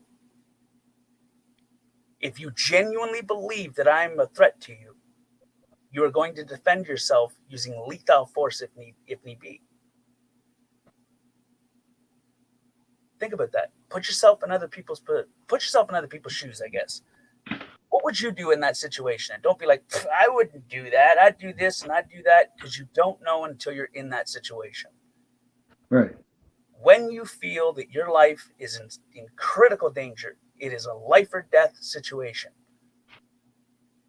what would you do? How would you react? Rather. You know, someone comes inside your house. Now, you know that when someone breaks inside your house and they're acting escalated, you know that that's a threat to you, because you know that if someone violates that, that's a threat. Right. Now, put that same logic to the way society is being taught, whether it be cops or civilian. Just think about that for a brief second. I mean, they're training to fear the opposite color of you, to fear things that you don't necessarily need to, and that creates its own set of tension, its own set of problems. You know what I mean? You're muted. Yeah, I know I was muted. Sorry. You dropped off and then you came back when you were muted. Huh. Oh, really? All I did was mute. I don't know. I look at things from a different point of view. You know. Right. I see the. Well, you're an individual, and we're all individual, and we all have our individual views. To me, that's the. Go ahead. No, I was going to say, to me, that's the biggest issue with society as we see it today, is that people seem to have forgotten that every individual is just that, individual. But it's becoming an occult-like personality disorder. I know. Where they follow blindly. Just because this person says this or that person does this, they immediately gravitate to it and follow it. You know? Well, if this person said, nobody does their own investigations into shit anymore. Right. I don't know if it's just because some people are lazy. I don't know. That's a lot of it is what lazy. the hell it is, but you know, when I was growing up, if my next door neighbor said that the other next door neighbor was a piece of shit, I needed to find that out for myself. Right. I needed to, because I mean, how am I going to penalize someone and do all that malarkey and put that person through hell and, you know, disavow, whatever the hell you want to call it, and not know the truth, because the truth always comes out. And then when you do find out the truth, sometimes in most cases, it's like, well, that person really isn't that bad of a person. What the fuck did that person? Oh, it was a personal grudge? Shit. All right, I followed your personal grudge. I get it. Shit. My bad. You know what I mean? And that's 95% of the time what it is, right? I mean, some person says, hey, man, you don't like that person. I don't like that person. Well, I don't like that person. And if you like that person, then you don't like me. And then it becomes it's the equivalent of making your friends choose who to be friends with. Right. You know? And personally for me, if someone says, hey, this person's a scumbag piece of shit, I'm going to need to see something. And just a snippet. I'm going to need to see something that is just basically going to who are they now? Who are they there? Who are they then? You know, what is it? Is it a pattern? Is it not a pattern? You know, was it a slip of judgment? Was it, you know what I mean? Like I've had plenty of cases like that where I've had friends that have done some horrible shit, and I know that they're good people, but why did they do that horrible shit? You know? Right. So then I got to figure out, well, why did they do that fucking horrible shit? Then I come to realize, okay, well, they were just going through their own little fucking shit, you know, and they acted out. Well, that doesn't make them a bad person. It makes them fucking human, Mm-hmm. you know? That's just it. We're all human, Right. you know? We're not, it boggles my mind sometimes. Yeah. I mean, people can be strange at times, and then in People some can be cases, downright fucked they can up. be down to earth and easygoing and free thinkers, you know? Right. Like when I was growing up, and not even that long ago, and I still go by this, you know, paperwork or it never happened. Yeah. Papers. Give me papers. If I don't see something on paper, you know, it's like I don't know. I had a buddy that tried to accuse one of my buddies of being a fucking woman beating rape hound, you know, and I was like, do you have paperwork to back that up? I mean, obviously you got paperwork, right? Because I mean, why would you go around spreading that shit if you're ruining a man's reputation? If you don't got paperwork to back it up, then what the fuck are you doing? Right. You're shitting on his character, you know. And when they can't produce that, I'll go looking for it. I'll go looking for a little bit more, and it come to realize that it was this guy fucked his old lady, and he got pissed off, so he decided he'd spread that rumor to get people to hate him because he's angry with them and too much of a bitch to go confront him. Right. You know, and so I lost a friend that day. I was like, no, I don't want to be a part of that shit, man. You just tried to fucking destroy this guy's world because of what? Because he fucked your old lady? Deal with it. Well, look at the situation I went through. Go bang him the fuck out. If you don't want like it, don't be a bitch about it. If you fuck your old lady, break his jaw, get it done and over with. You know, shake hands, have a beer, do whatever, you know, but you can't just get pissed off at him. You know, clearly it takes two to tango. You know, I'm not saying go beat your old lady, but fucking break up with her ass if that's a fucking, you know, don't. Yeah. When it benefits other people, they got no problem. Don't blame the messenger, even if his dick was the one in her. Right. But that's how when people don't like someone, or when they've wronged them, or whatever the case may be, I've noticed that it's a regular thing where they try to defame that person and attack that person's character rather than, you know, confronting that person about that problem. Right. You know, sometimes in most cases, people don't even know they have a problem with someone until that person starts defaming them and creating a problem. Then they're like, well, what the fuck? Right. You know? Man, I thought we were cool. I mean, I don't know what the hell's going on here. You know? Well, do you remember that time where you took the last chicken nugget? Well, I'm pissed off about it, and now I'm going to make you pay for it. What the fuck? Dude, that's right there. You just explained exactly what led to me disowning 90% of my friend base. Just locking myself away to where I didn't talk to anybody because I couldn't trust anybody. Because the guy I'd known for 18 years, when we were 18, got pulled over. I was driving his truck. He had a beer, and when asked whose beer it was, because I wasn't taking a DUI for a beer I didn't drink and hadn't drank, I said, it's not mine. It's the owner of the truck. So it's his truck. You ought to ask him. He knows everything's in the truck. Mm-hmm. Well, he used that as a reason to try to get me and another friend put in prison over nothing. Like, he tried to involve us into something that happened that I literally don't even know the people it involved. Like, I've never even met these fucking people.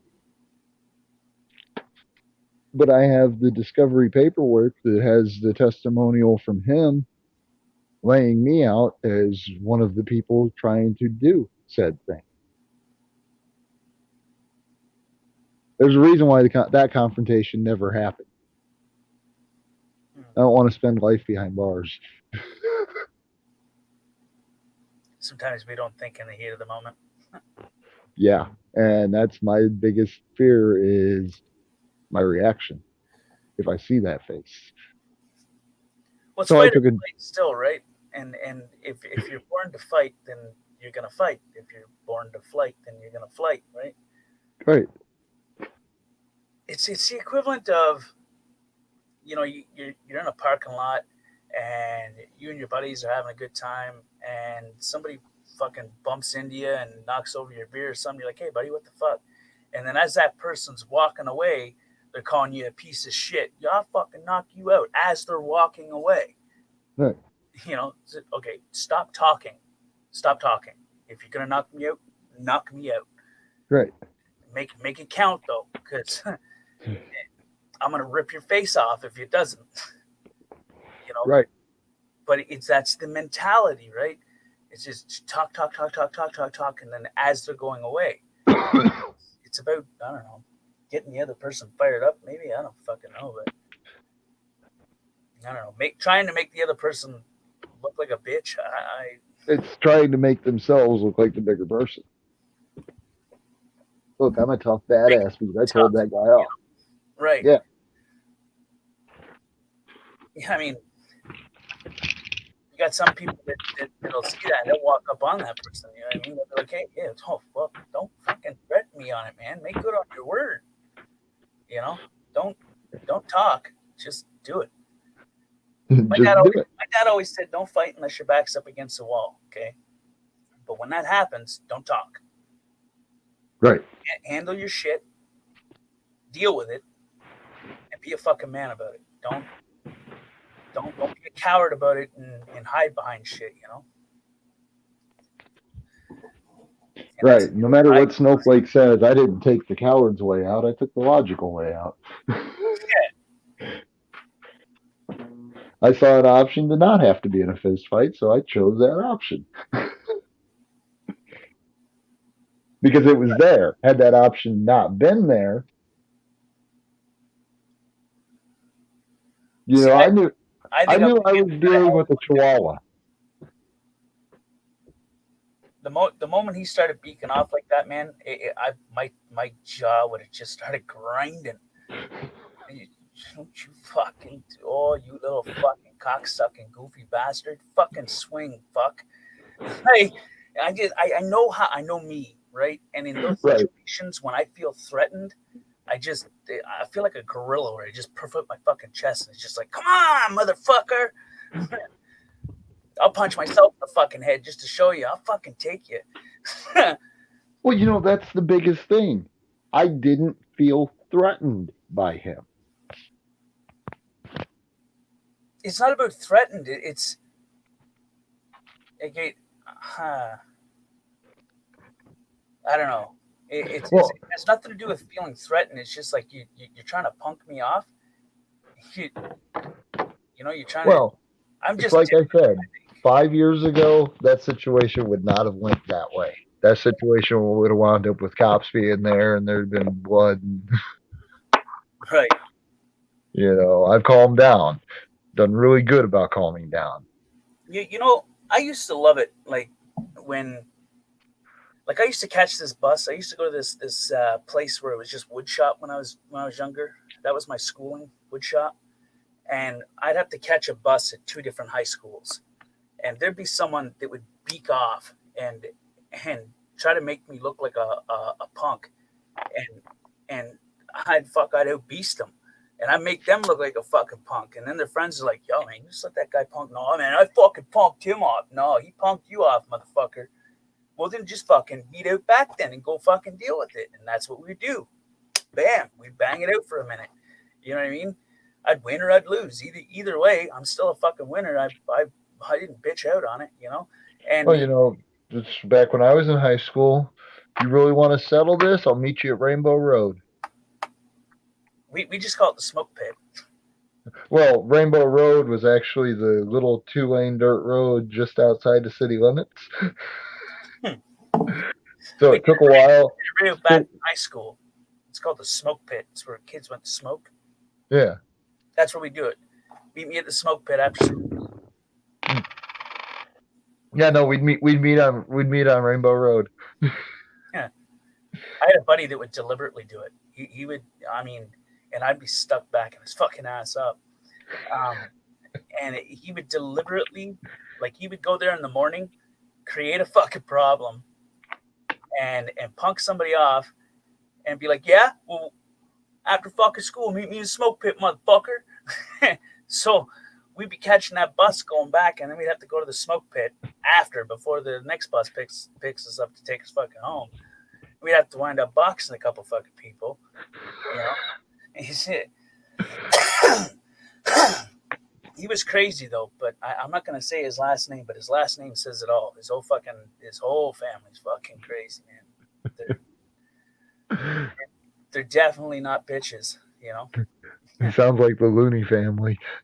Well, they're just. No, I mean, I went to school with one of my good friends. His last name is Looney, and that was the perfect last name that was the best last name that family could ever have.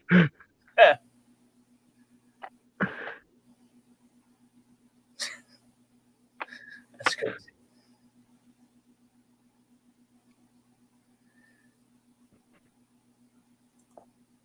Oh shit! All right, well, I'm gonna jump off here, brother, because. All right, bro. Where the hell is QT, man? I got that link for him. Go bitch at him in Johnny 5-0's chat. I bet that's where he's at. What a prick. If you see him, tell him I have the link for him. Okay, yeah, if I run into him, I'll let him know. But like I said, I'm gonna jump off here and crash because I gotta get up early. All right, bro. All right, man. If you get dated tomorrow, fucking, I don't know, we can do a stream or do whatever, you know? All right, man. Yeah, I'll definitely hit you up when I get off work tomorrow. All right, bro. All right, have a good one, man. All right, you too. I appreciate you coming. Yep, no problem. Peace. Peace. Who all do we still have here? It's not showing me how many people are in the chat. Out of curiosity.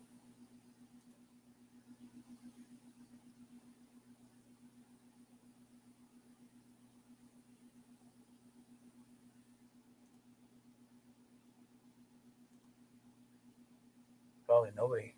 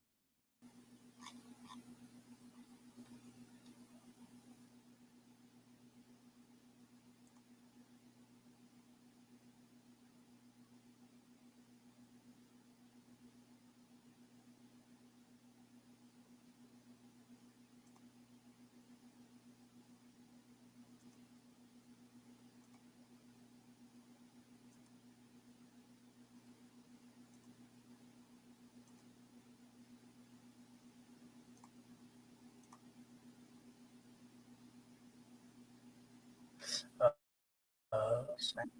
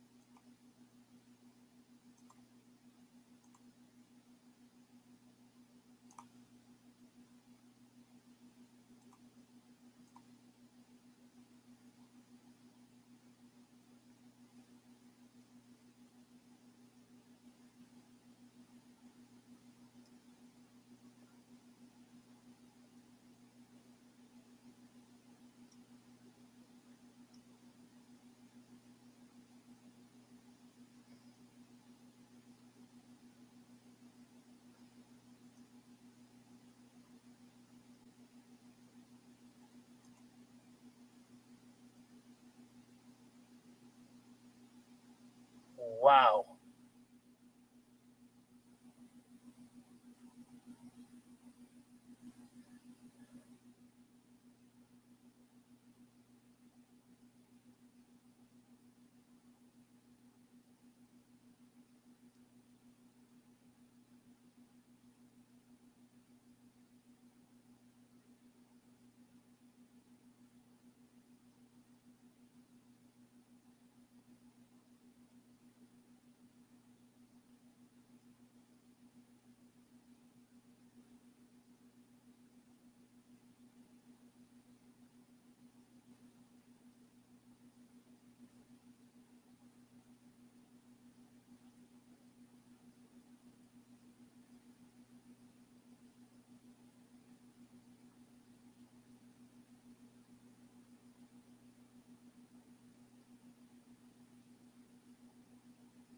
What the fuck is this shit?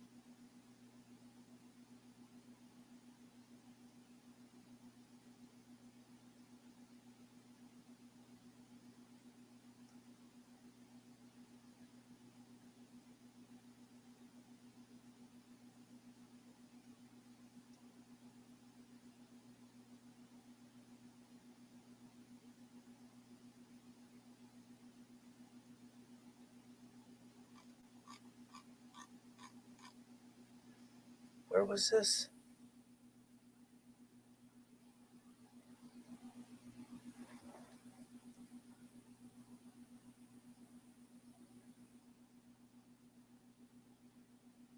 Wisconsin.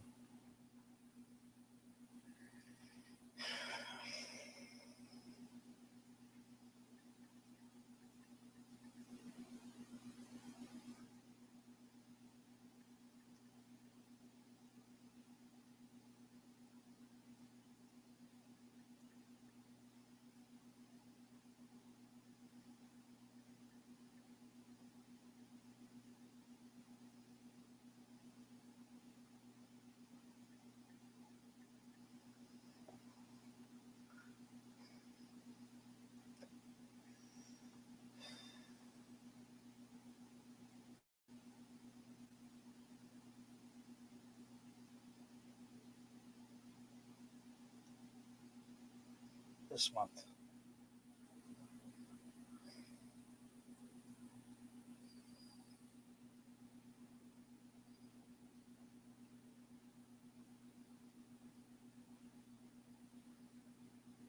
Three weeks ago.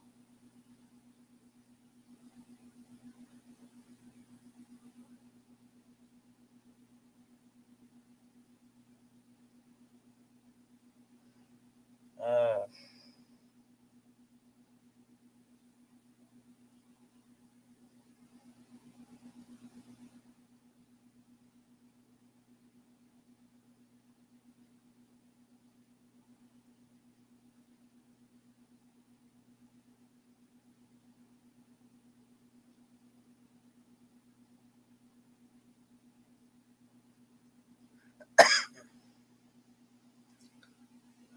well, this is a crock of shit.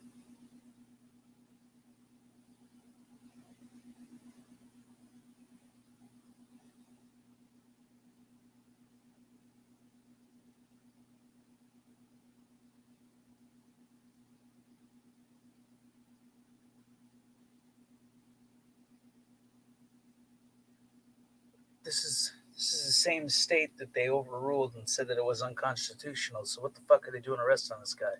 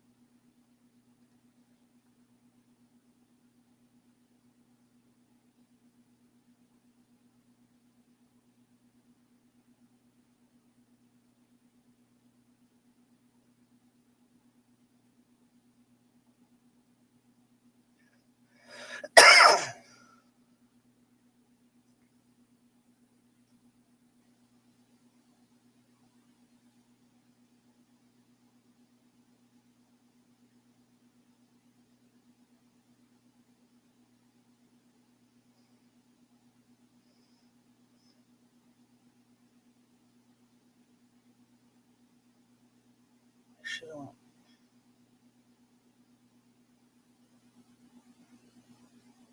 1 week ago.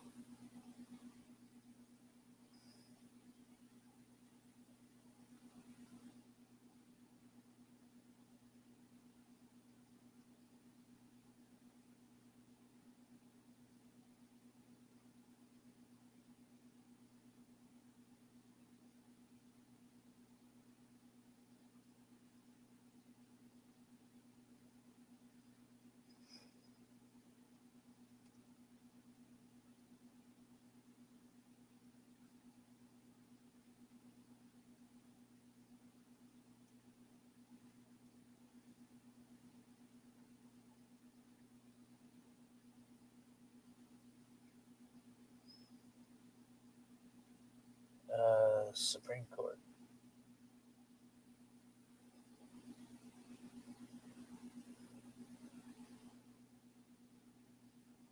This month.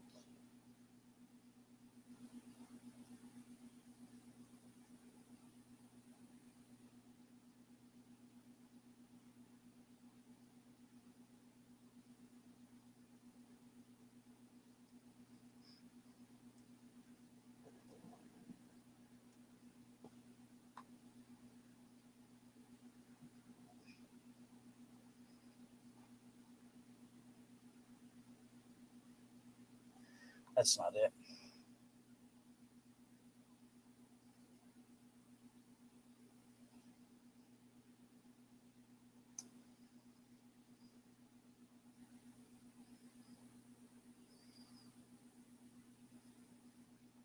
Yeah, Wisconsin saw COVID-19 surge after tossing out governor's plan, which means that's illegal.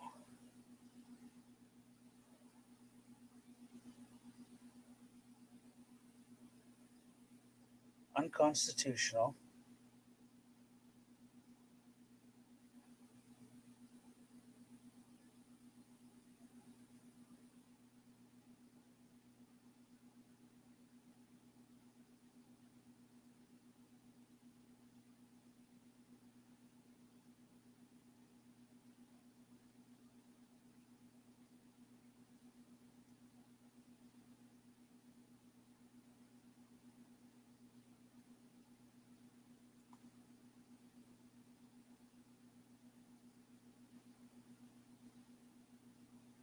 and they ruled against her again.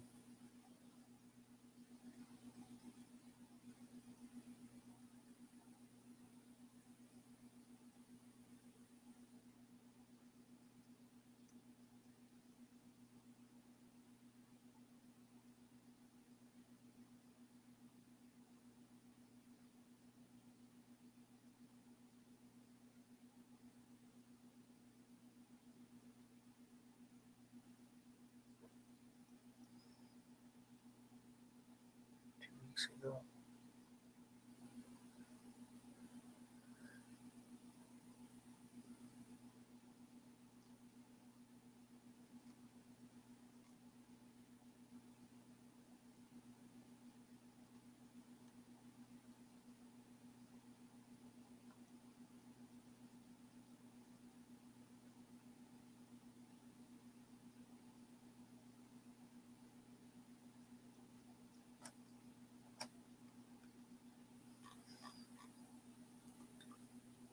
Ain't that about a bitch?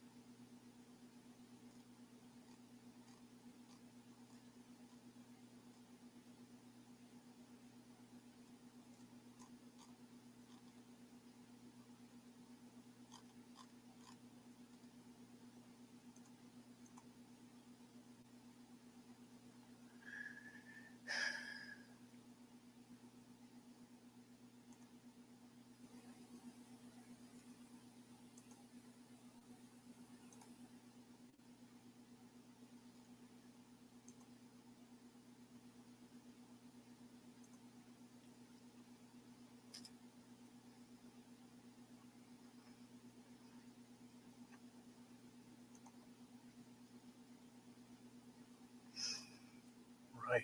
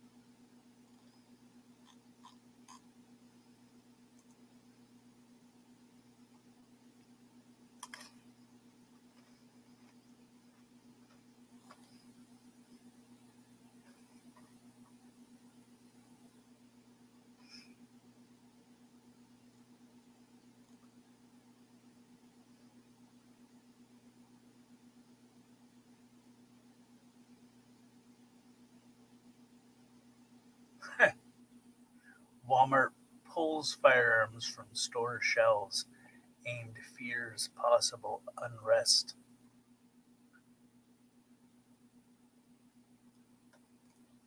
Wouldn't you want firearms?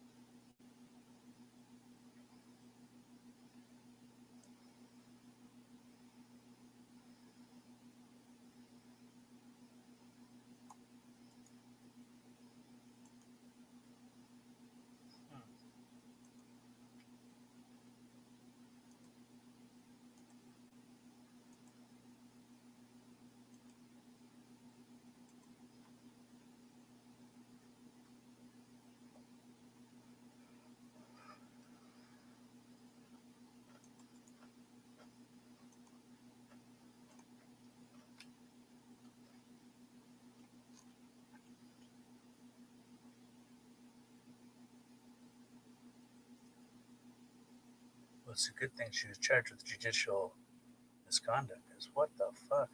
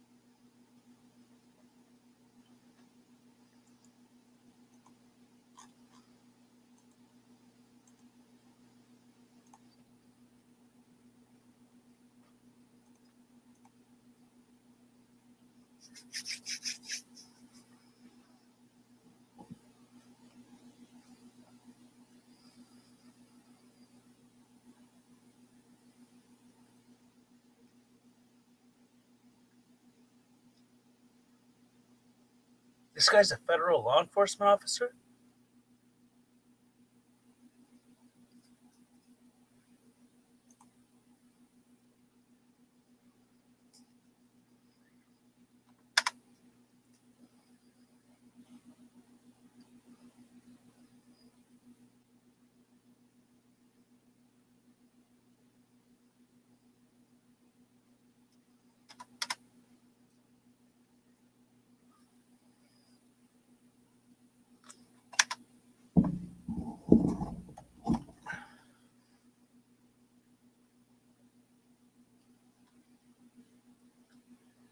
There was no search warrant nor any court order of any sort.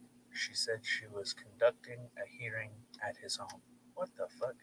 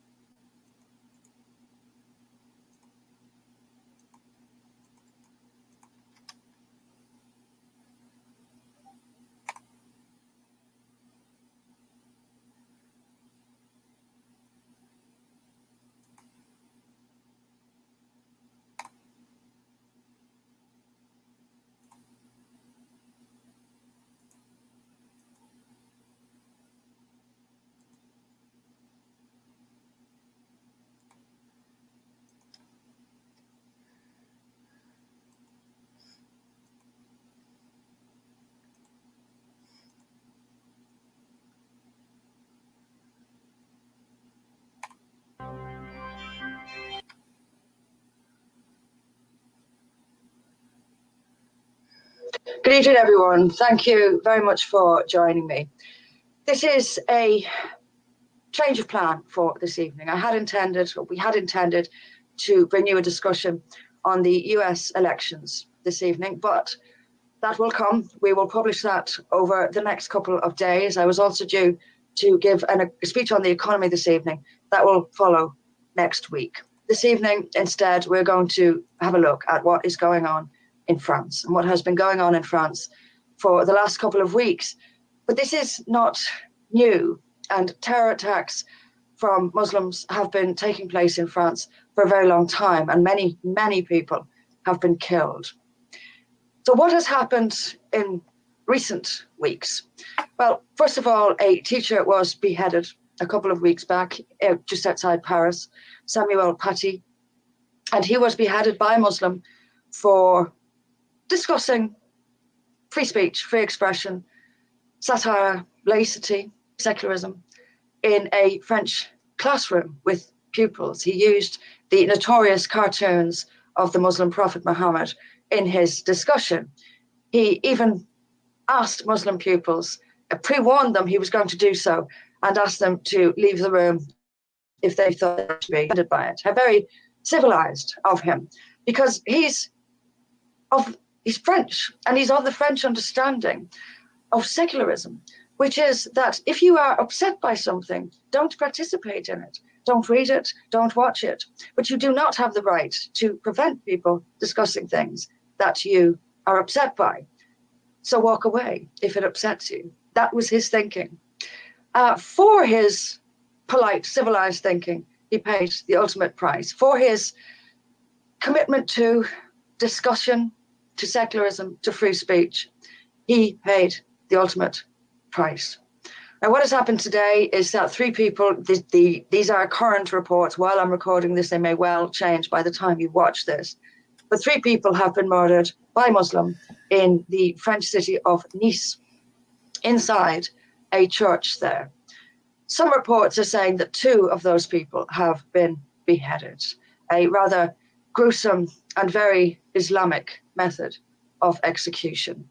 Before I go through the news reports on this, let me just say a few words about my own journey. When I first began learning about Islam, campaigning about Islam, I was a law student. And my first real exposure to Islam was during my time at law school. I had a good friendship with a devout Muslim woman there. She told me a lot about her life. We discussed a lot of things. And in learning about her life is how I learned about Islam, how I learned about Sharia. I also learned that there is an unbridgeable gulf between the two cultures. One example was how she rather matter-of-factly told me about how her sister was on the run from her brothers, and the family did not know where she was. And it was just as well, because she, again, matter-of-factly told me that her brothers would have killed her for leaving her marriage. This is unfathomable to me. The idea that my brother would kill my sister for leaving her marriage is unthinkable. But to her, it was almost normal. She wasn't praising it, but she wasn't necessarily condemning it either. It was an acceptance, I guess, is the only word I can use. And you cannot, these are not minor issues. This is not a matter of dress or food. This is a matter of whether it's okay to kill your sister or not. These are not compatible ideals. They are not compatible values. They are not compatible cultures. And France is finding that out, as if it didn't already know, very, very rapidly and repeatedly. You simply cannot have it that in a society that values freedom of speech in the way that France does, it's intrinsic to its identity, you cannot have a population within that society which not only rejects the idea of free speech, but feels itself entirely justified in killing people as part of their objection to free speech. The two are not compatible. There is no middle ground. It is one or the other. And that gulf is getting wider and wider, not just in France, but all over Europe. And we have exactly the same problems here in the UK. We have censorship, we have violence, we have fear, we have people who are afraid even to think their own thoughts about this religion. And while it is running amok in France, Scotland is making moves to criminalize criticism of Islam. I will get to that very shortly. In the meantime, I want to have a look at some detail about what happened in Nice today. And indeed, it's not the only thing to happen in France today. I will go through some of the mainstream media coverage of this. And the first thing that I want to point out to you is that on the homepage of Sky News, this attack isn't even mentioned. 2 people have been beheaded, according to some reports, 3 murdered by a Muslim in a city in one of our nearest neighbors, and Sky News does not find it interesting enough or relevant enough or important enough to report upon. That is shocking. Across to the BBC, it is the headline. Deadly stabbing in Nice terror attack is the headline. 3 people have been killed in a knife attack in the French city of Nice. Nice Mayor Christian Estrosi said there had been a terrorist attack at the heart of the Notre Dame Basilica. One elderly victim who had come to pray was, quote, virtually beheaded. This is in contrast to some reports which say that 2 people have been beheaded. Mr. Estrosi spoke of Islamofascism. The suspect who was taken away, who is currently in hospital, had repeated Allahu Akbar several times. 2 further attacks took place on Thursday morning, one in France and one in Saudi Arabia. A man was shot dead near Avignon after threatening police with a handgun. He too it doesn't say this here on the BBC, but in other reports, he too was apparently shouting Allahu Akbar. Finally, at least for now, a guard was attacked outside the French consulate in Jeddah, Saudi Arabia. A suspect was arrested and the guard taken to hospital. We'll go back to the BBC report here, and it says, police have not suggested a motive for the attack. However, it follows days of protests in some Muslim majority countries triggered by President Macron's defense of French cartoons that depict Muhammad. There have been calls in some countries for a boycott of French goods. There have been calls across the Middle East for a boycott in French goods. And this is because Emmanuel Macron, the president of France, following the beheading of the teacher in Paris, he defended the right to free expression in France, and he said they will defend their cartoons. I said in my live stream on Monday night that this is one of the strongest things I've heard from a European leader in a long time. I'm not a fan of Emmanuel Macron. I don't believe that he has the stomach to really take action and do what needs to be done in France. However, he has so far stuck by his word. He has so far defended his stance, and he has so far refused to back down on his defense of the right to publish cartoons of Muhammad in France. One suspects, however, that with Marine Le Pen on the horizon, this is Macron stealing or trying to steal her thunder. The difference, of course, between them is, and I sincerely hope that the French people realize this, the difference between them is that Le Pen will do something, Macron won't. However, regardless of the fact that it is highly likely that these are just words from Macron, it is vitally important that other European leaders and other Western leaders stand with him on this issue. They should, Boris Johnson among others, should be making public statements supporting Macron in this, supporting France supporting free expression, condemning not only these butchers, but also condemning the leaders of Turkey and Pakistan, who have, in an Orwellian twist, accused France of not respecting religious freedom. How about that? And they are the ones who are calling for French products to be boycotted. I saw a picture from a store in the Middle East today, and you know the dreadful things we have to stand on in shops now due to the coronavirus. Those are the space, the 2 meters apart things that we're standing on. Those are, in some countries, featuring pictures of the face of Emmanuel Macron. This is how strongly they feel about his defense of free expression in his own country. I shall read on a little bit with some more details about what has gone on in Nice, at least according to the BBC. 2 of those who died were attacked inside the church, the elderly woman and a man who was found with his throat cut. A woman managed to flee to a nearby cafe after being stabbed several times, but died later. It later emerged that a witness had managed to raise the alarm with a special protection system set up by the city. Something that is notable about this report by the BBC is that it isn't mentioning beheadings in the way. Yes, it said someone was virtually beheaded. This, however, as I say, is in contrast with other reports saying that 2 people have been beheaded. And perhaps by the time this goes out, we'll be a little bit clearer on that. BBC goes on, France's Interior Minister appealed to people to avoid the area in the centre of the French Riviera city. Gérald Darmanin said he was convening a crisis meeting at the ministry in Paris. President Emmanuel Macron will visit the scene later today. A minute's silence was held in the National Assembly, where Prime Minister Jean Castex had just been giving details of COVID-19 lockdown measures coming into force on Thursday night.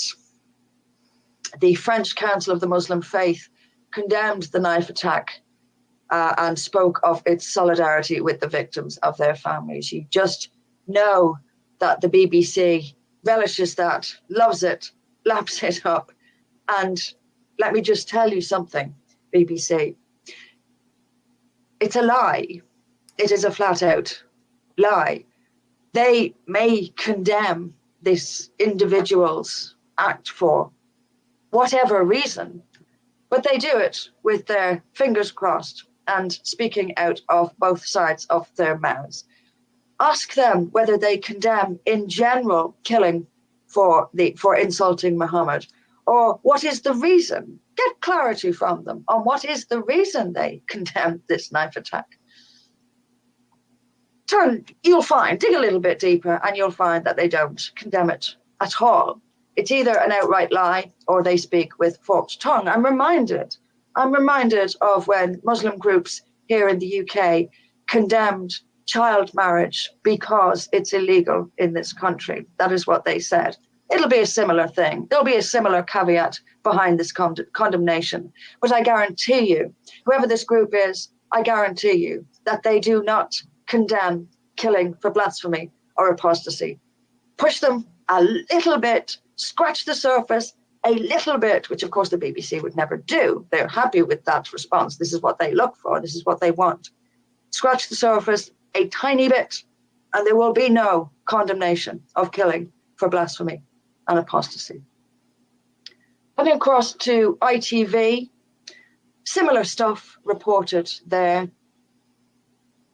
There is a striking, absolutely striking, I will post all of these articles below this video, absolutely striking sentence that appears in the middle of ITV's report. And to be fair, unlike Sky News, which doesn't feature this at all, it is the headline on the BBC's homepage, and it is the headline on ITV's homepage. Tells us similar things to what the BBC have reported. 3 people have died in a terrorist knife attack in the French city of Nice. It comes amid reports of similar attacks in southern France and at the French embassy in Saudi Arabia. According to French media, police shot down a man in the city of Avignon. After he threatened passers-by with a handgun, French radio station Europe 1 said that the man shouted Allahu Akbar. Meanwhile, the French consulate in Saudi Arabia announced that a Saudi man was arrested on Thursday after with a sharp tool. This is the sentence, however, that stands out to me. And it just appears in the middle of the report, no context, no further information. And that sentence is, they added, this is the police, they added that the bomb disposal teams have been carrying out a controlled explosion in the area. And then we go back to, according to Mr. Estrosi, French President Emmanuel Macron will visit Nice later on in the morning. So in the midst of this report is a sentence saying the police have said that bomb disposal teams have been carrying out a controlled explosion in the area. And then it forgets about it. We hear no more about it. Going on, the exact motive of the attack is unclear. But comes as France is under high alert for terrorist acts amid tensions over the publication of caricatures of the Muslim Prophet Muhammad and 2 other recent attacks. So, what are the implications of all of this, and what needs to be done? Well, the implications are that freedom of speech has to be violently fought for. It has to be defended with force if necessary. Now, I'll be unpopular with some for saying that, but force is all we have. We have got to remove people from our society who pose this threat. Europe's future is one of tit-for-tat atrocities. Atrocities by Muslims who are incensed at our culture and our traditions. It is inevitable that there will be counter atrocities if this continues. Now, to be clear, I am predicting, I'm not asking for, I'm not advocating.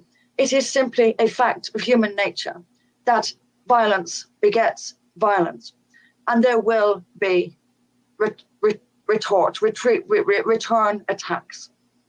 That is inevitable if we carry on in the way that we are. Islam is not compatible with Western society. Individual Muslims, of course, may be fully supportive of freedom of speech, but Islam itself is not. And it's not just freedom of speech. Attitudes towards human life, attitudes towards women, attitudes towards homosexuals or Jews or people of other faiths in general, attitudes towards animals, attitudes in general, attitudes towards life. It is completely incompatible. It's been said that the West loves life and Islam loves death. That's a very apt description. There is no value. Life does not have the same value under Islamic laws, Islamic teachings. And yes, under Islamic teachings, blasphemy and apostasy carry the death penalty. This is not only found in the scripture itself, which, by the way, any one of you can pick up and read the Quran. If you can't bear the idea of reading the Quran, and I understand it's not an easy read other people's descriptions of the Quran. I recommend Robert Spencer. He writes brilliantly about the Quran. I also recommend David Wood. He does videos on YouTube and he covers the Quran and the Hadith excellently in both blasphemy, apostasy, death. Islam must dominate the world, and those who don't like that will be considered enemies of Islam. If you won't bow down to Sharia, you are attacking Islam. They consider that an attack. And for all of the verses in the Quran which pretend to us that Muslims only use violence in response to attacks upon their faith, that may be how it's written in some verses, but let's be clear. attacks upon the faith include refusing to be subjugated to the faith. If you will not bow down to Sharia, that is considered an attack upon Islam, and Islam justifies murdering people in defense against that attack. Again, refusing to live under Sharia is deemed an attack on Islam, for which violence is their justifiable by scripture response. It's not only in the scriptures, it's in the Islamic world. We only need to open our eyes and look around us.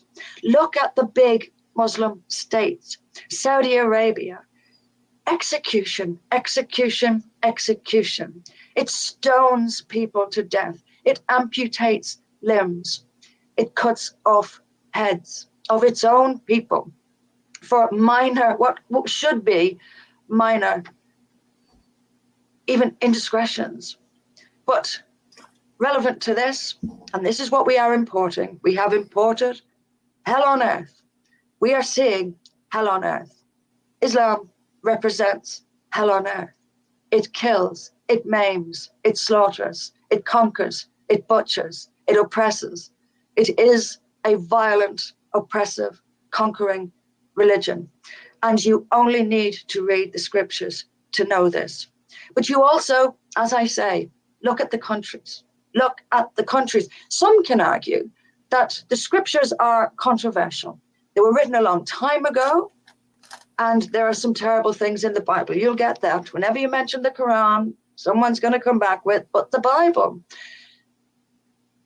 This is a complete non-argument. First of all, the Bible and the Quran are nothing alike. Secondly, it only really matters when things are put into practice.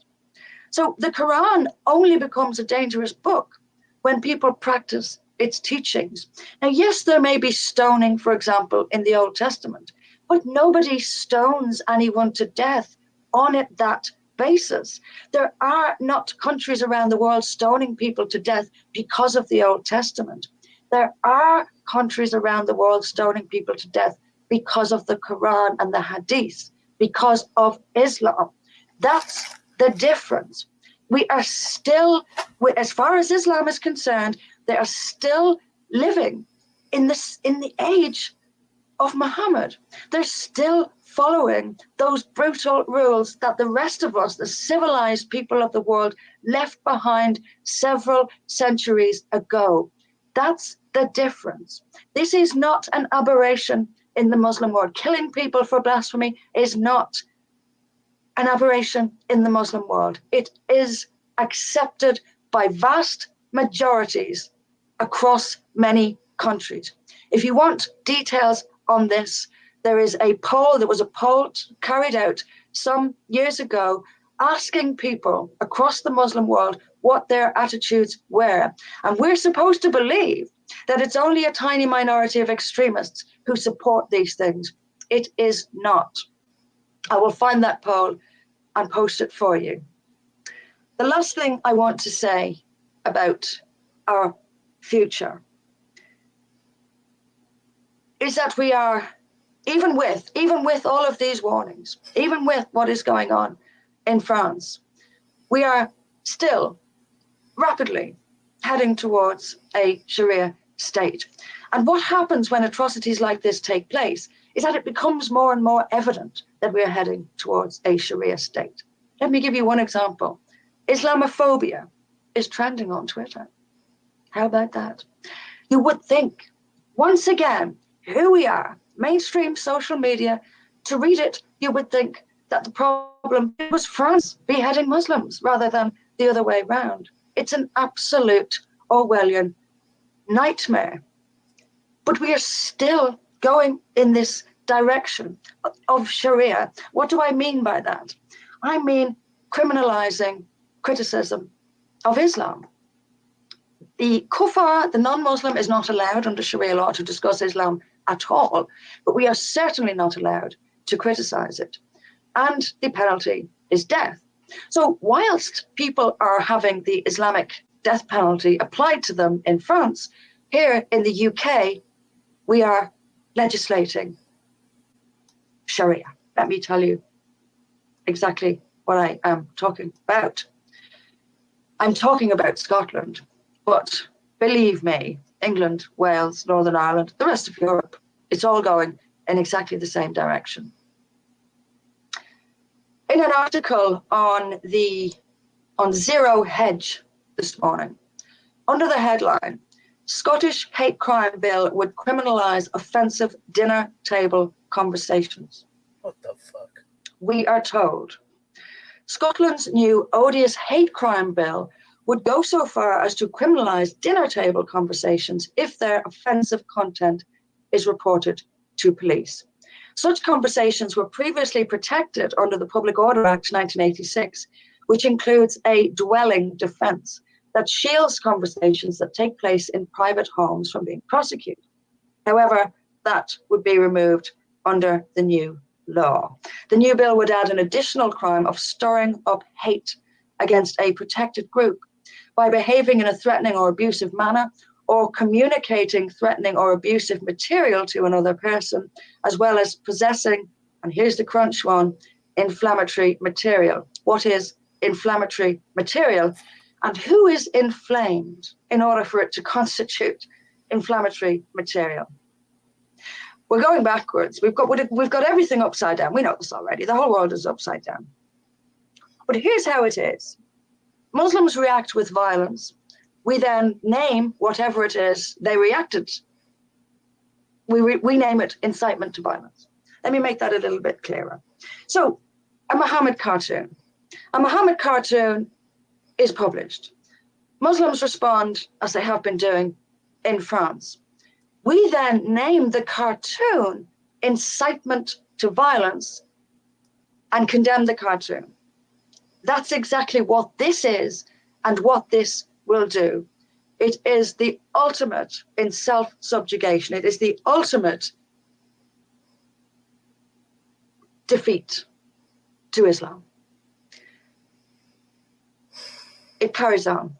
Critics have argued that the vague term stirring up hate could be broadly interpreted, and you know it will be, well, where I'm concerned, it will be, could be broadly interpreted and could lead to people like J.K. Rowling facing criminal charges and up to 7 years in prison for expressing views about transgender issues. It also has dire implications for comedy and freedom of speech, given that anyone could choose to take offense to anything and complain that they have experienced hate.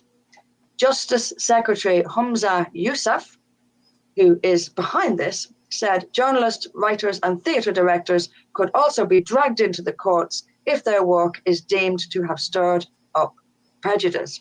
To get an idea of Yousaf's mentality, he previously gave a speech to the Scottish Parliament. This is quite a notorious speech.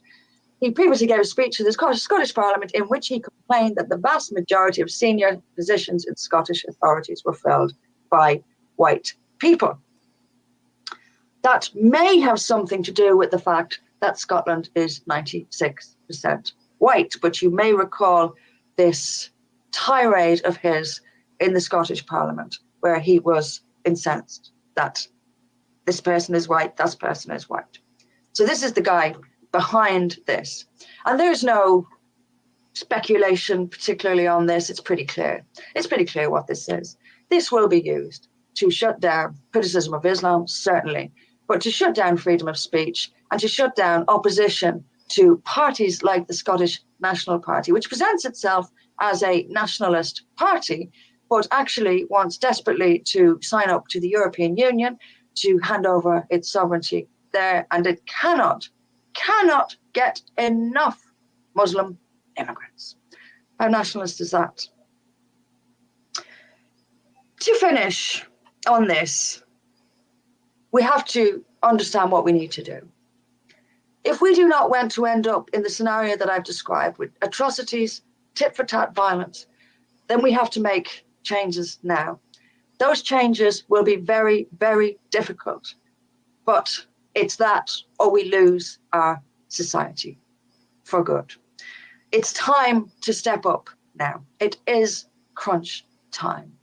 And we need to stop immigration from these countries. It has to stop. immigration, full stop, has to stop at least for a temporary period. But immigration from societies which are incompatible with ours has got to stop now and permanently. That is our first port of call. That is the first and most important thing we have to do, is stop immigration. Then we have to begin deportation. This is not an easy thing, people here. We've had so many years of weakness now that when you suggest deportations, people think you're crazy. No, it is perfectly reasonable, sensible, and sane to remove people from your country when they pose a threat to the life and liberty of your citizens. They must be deported. Thousands must be deported. Am I speaking of deporting a peaceful Muslim who accepts freedom of speech and who integrates into society? No. I am speaking of deporting people who advocate Sharia, who want Sharia, who practice FGM, who practice child marriage, who practice honor violence, who openly state clearly that they reject British values of free speech, democracy, free expression, satire, whatever it may be that is intrinsic to our democracy. If people openly state, openly campaign against our values, they must be removed from our society. Jihadis who are being watched, our security services are watching thousands of jihadis. We have to remove them from our society, and to do so without any concern. And this is going to sound harsh as well, but we are in a harsh situation. This is the real world. It's not fluffy bunny land. There are no rainbows. We have got to get tough. We have got to throw people out of our society. We've simply got to. We've got to jail people who are inciting violence, whether they're doing it on religious grounds or not. So in the mosques around this country, if they're preaching violence towards women or homosexuals or Jews, that's a criminal offense. They should be arrested, deported, and the mosque shut down. It's as simple as that. That's what we have to do. Nothing else will work. And I know, you know, that the current crop of politicians are never going to do that. Macron, and I support him and I stand with him in his verbal defense of French free speech. He's not going to do what needs to be done. No current European leader is going to do what needs to be done. So it's up to us. It's up to the people. If we want our free society, we want freedom at all. If we don't want to be living in a frightened, subdued, Sharia nightmare, then we have got to elect new people. France has got to elect Marine Le Pen. We have got to elect For Britain. We're the only party with the answers to this. Support us, get behind us, forbritain.uk. Read our manifesto. I have been studying, campaigning on Islam for much of my adult life. I know this topic, I know this religion, and I know that for 1400 years it has never changed. It has conquered and slaughtered its way around the world for all of that time. It does that because that is what its scriptures demand. Support For Britain. Stand with France, stand for free expression, and do what needs to be done to save our democracy. Thank you. Well,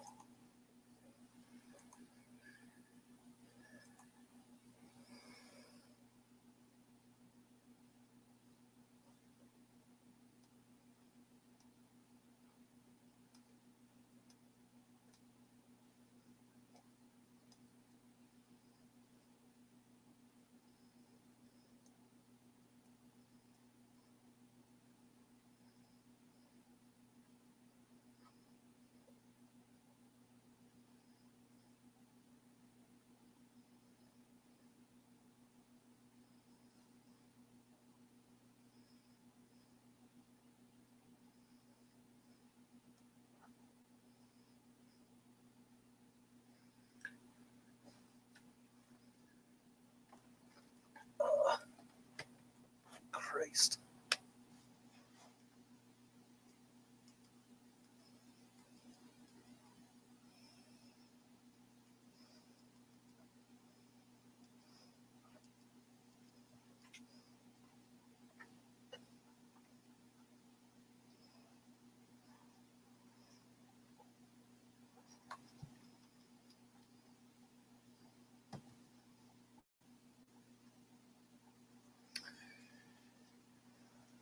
Well,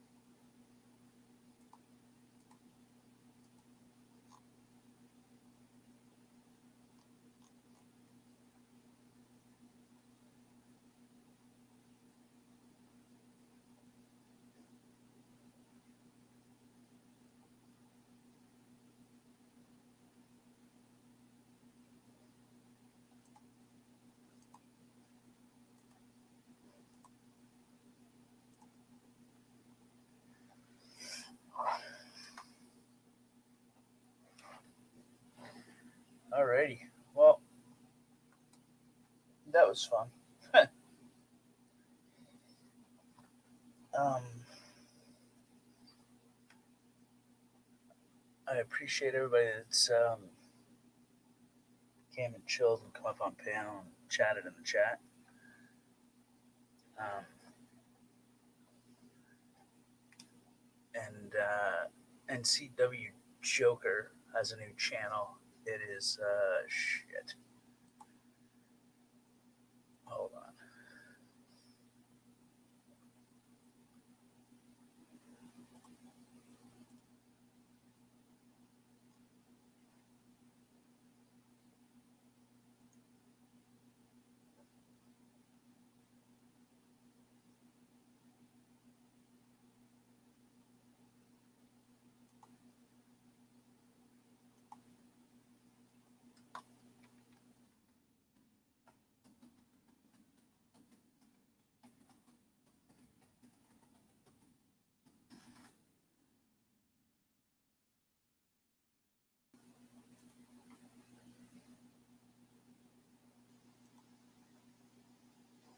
I believe that's it. Where the hell am I? There we go.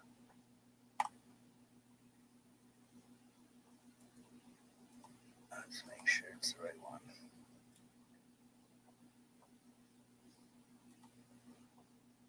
Yeah, that's the right one.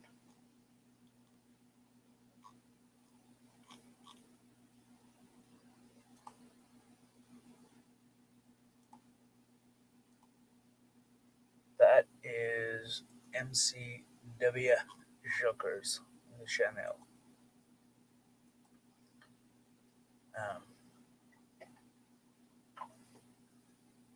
The hell is he saying? Oh yeah. So I appreciate everybody that's come and chilled and